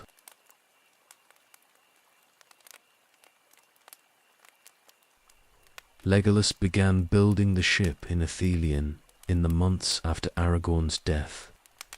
The decision came quietly, without drama or announcement, simply the certainty that his time in Middle-earth was ending and he needed to prepare for the journey west. He chose a site near the Anduin where the river ran wide and deep, and he gathered the materials and tools that would be needed. The work would take months, but he had time, and the building itself would be part of the farewell. The craft was elven, and the design was ancient, passed down through generations who had sailed these waters before the shadow ever came to darken them. He shaped the timbers with care and joined them with skill that had been honed over thousands of years. Every piece fit perfectly, and every joint was sealed against the water that would carry the vessel to the sea. The ship grew slowly under his hands, and the work was meditation and mourning both. The elves from Ithilien helped when he asked, but mostly they left him to work alone. They understood what he was building and what it meant, and they respected his need for solitude during the construction. Some of them were building their own ships, for they too felt the call growing stronger. The age of the elves in Middle-earth was ending, and the Grey Havens were busy with departures that came more frequently each year. Gimli arrived in the spring when the ship was nearly complete. The dwarf came walking up the riverbank with his pack on his back and his axe at his belt, and his face showed determination that Legolas had learned to recognize over their long friendship. Gimli had come to ask something, and he would not be denied, and the elf waited to hear what request could bring the dwarf all this way. The request was simple and impossible both. Gimli wanted to sail with him. The dwarf had no desire to remain in Middle-earth after Legolas departed, and he had even less desire to fade away alone, waiting for death that might still be decades away. He wanted to see the undying lands and the glittering caves of Valinor that legend said surpassed anything in the mortal world. He wanted to stay with his friend for whatever time remained to him, whether that was years or decades or something beyond mortal reckoning. The request violated every precedent and custom that governed such things. Dwarves did not sail to Valinor, and they were not welcome in the blessed realm except under the most extraordinary circumstances. Only one dwarf had ever been granted that grace, and he had died in the elder days, defending an elven king. Gimli had no such claim, and his people had no expectation that any of them would ever see the western shores. But Legolas agreed without hesitation.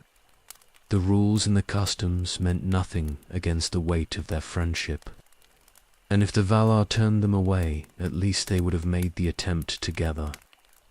Gimli had walked beside him through darkness that should have killed them both, and the dwarf had earned the right to choose his own ending. If that ending was a journey into the west, then Legolas would take him there, regardless of what the powers beyond. Middle-earth might say. The decision made, they finished the ship together. Gimli's hands were skilled with tools, and his knowledge of craft was deep, and the vessel benefited from his work as much as from the elves. They worked side by side through the spring and into summer, building not just a ship, but the final chapter of a friendship that had transcended everything the old age had said was impossible. The ship took shape and became beautiful in the way that elven craft was always beautiful.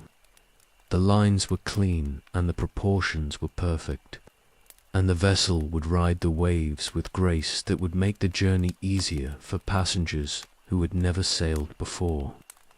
Legolas carved symbols into the prow that were both blessing and prayer, asking safe passage for himself and for the companion who should not be sailing, but who deserved the chance regardless. They gathered provisions for a journey that might take weeks or might take months, depending on winds and currents and the will of powers beyond their control.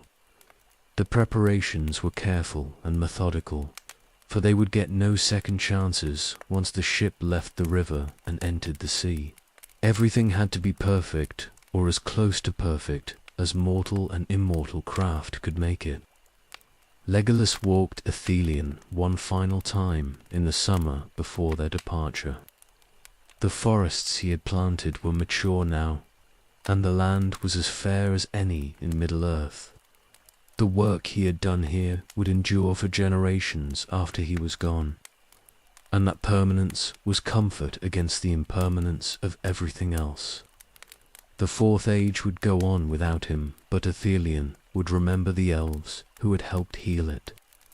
Gimli stood by the completed ship and looked at it with satisfaction that showed in every line of his weathered face. The dwarf was old now, past 200 years, and he moved more slowly than he once had. But his spirit was undimmed, and his determination was absolute. He would sail west with his friend or die trying, and the attempt mattered more than any certainty of success. They would leave when autumn came and the winds favoured westward sailing. The grey havens waited, and Círdan would have a berth ready for any ship that arrived seeking passage. The The journey would take them down the Anduin to the sea, and then across waters that Legolas had never sailed but knew in his blood. The Eldar were meant for that crossing, and the call was overwhelming now, and he could not resist it any longer, even if he had wanted to. The ship sat ready on the riverbank, and the provisions were loaded, and the companions were prepared. Ithilien spread green and fair around them, and the Anduin rolled past, carrying water from the north toward the sea.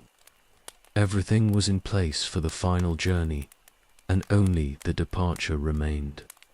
The moment when they would push off and let the current carry them toward whatever ending awaited them beyond the circles of the world.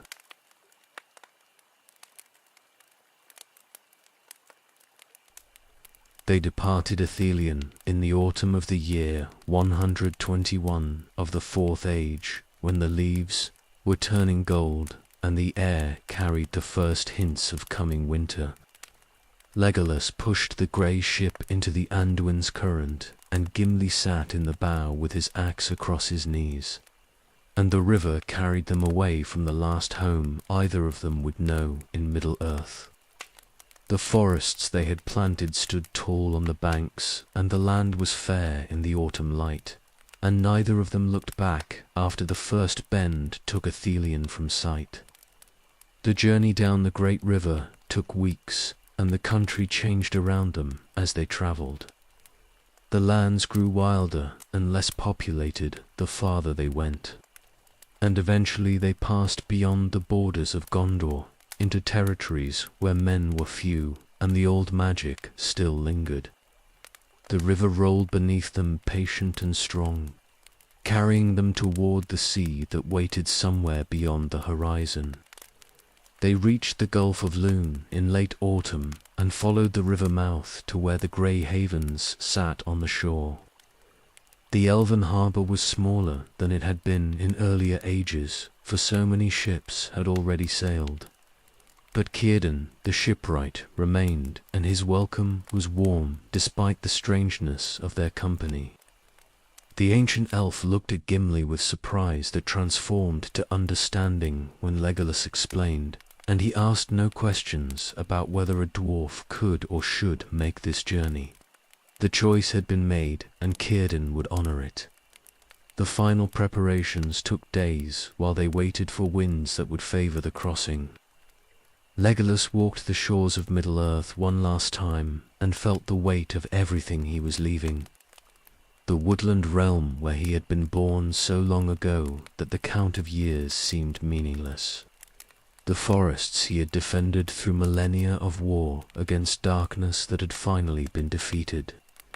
The friends he had loved who were dead now or dying, reduced to memory that he would carry forever. Gimli spent those final days carving a memorial stone that would stand on the shore after they departed. The dwarf worked with hands that remembered their skill despite age creeping through his bones, and the stone he shaped bore the symbols of the fellowship in dwarf runes that would endure for ages. 9 companions had set out from Rivendell, and now the last 2 were leaving, and the stone would mark their passing for anyone who came after and wondered what had become of them. The ship was blessed by Círdan with words in languages older than Sindarin, blessings that called on powers beyond Middle-earth to grant safe passage. The shipwright looked at Legolas with eyes that had seen the elder days and the ages that followed, and his gaze held sorrow for the ending of things, but also hope for what waited beyond the circles of the world. The elves were going home at last after exile that had lasted since the world was young, and even the sorrow of leaving could not entirely overcome the joy of return. They sailed on a morning when the wind came from the east, and the sky was clear from horizon to horizon. Legolas guided the grey ship out of the harbour with Gimli beside him, and the shore of Middle-earth fell away behind them as the open sea opened ahead. The waves were gentle, and the ship rode them with grace that made the dwarf grip the rail less tightly than he might have. The crossing had begun, and there was no turning back, even if either of them had wanted to. The journey across the sea took time that was difficult to measure. Days blurred together in endless water and sky, and the sun rose and set without marking clear boundaries between them. Legolas felt the pull growing stronger the farther west they sailed. Confirmation that he was going the right direction, toward shores that called to him with voices he had been hearing for decades. Gimli sat in the bow and watched the horizon with patience that would have surprised anyone who had not known him, and the dwarf's face showed peace that had been absent for years. The undying lands appeared finally as a line of light on the western horizon that grew brighter the closer they approached. Legolas saw the shores and felt something in his chest unclench after being tight for so long, that he had forgotten it could relax. This was home in ways that Middle-earth had never been, the place where the Eldar belonged and where healing waited for hurts that went too deep for mortal medicine to reach. He would find rest here, and the loneliness would end, and even the grief over friends lost might eventually fade to bearable memory instead of constant ache. They came to the blessed realm in the evening when the sun was setting behind them and the western shores blazed gold in the dying light. The grey ship entered the harbour, and Cúdain's brethren were there to receive them. Elves who had sailed long before, and who welcomed Legolas home with joy that acknowledged his long service in the mortal lands. They looked at Gimli with surprise that matched Círdan's, but they did not turn him away. For the dwarf had earned his passage through deeds that transcended the normal rules and limitations. The last of the fellowship had crossed the sea, and the grey ship that carried them disappeared into the sunset behind them. Middle-earth lay across the water beyond sight and beyond reach, and the fourth age would go on without them. Men would rule the mortal lands and build their kingdoms and live their brief lives, and the elves would be remembered only in songs and stories that would grow more fantastical with each telling. The age of magic was ending and the age of men beginning, and the transition was marked by this final sailing. Legolas stood on the shores of Valinor, with Gimli beside him, and felt the weight of millennia finally lift from shoulders that had carried it for so long that he had forgotten what lightness felt like. The war was over, and the quest was complete, and the friends were dead. But he had survived, and brought his dearest companion with him. The elves would heal in the undying lands, and the dwarf would see wonders he had never dreamed existed. And they would have time together before death claimed even Gimli. How much time remained uncertain, but any time was. Gift after the long years of loss. The chronicle is ended now, and the last page is written. The rings of power were destroyed, and their bearers found peace. And the fellowship that saved the world dissolved into memory and legend. Legolas, son of Thranduil, sailed west with Gimli, son of Gloin, beside him, and the grey ship carried them beyond the circles of the world to shores where grief could finally be laid down. The third age ended in fire, and the fourth age ran its course, and now all of it is story told beside fires that burn low.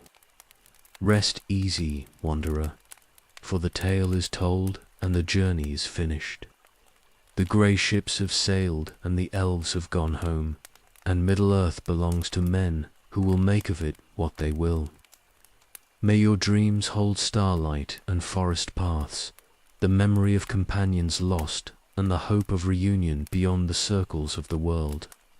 Sleep well, for the story is ended and the fire is burning low, and all hurts are carried home at last across the western sea.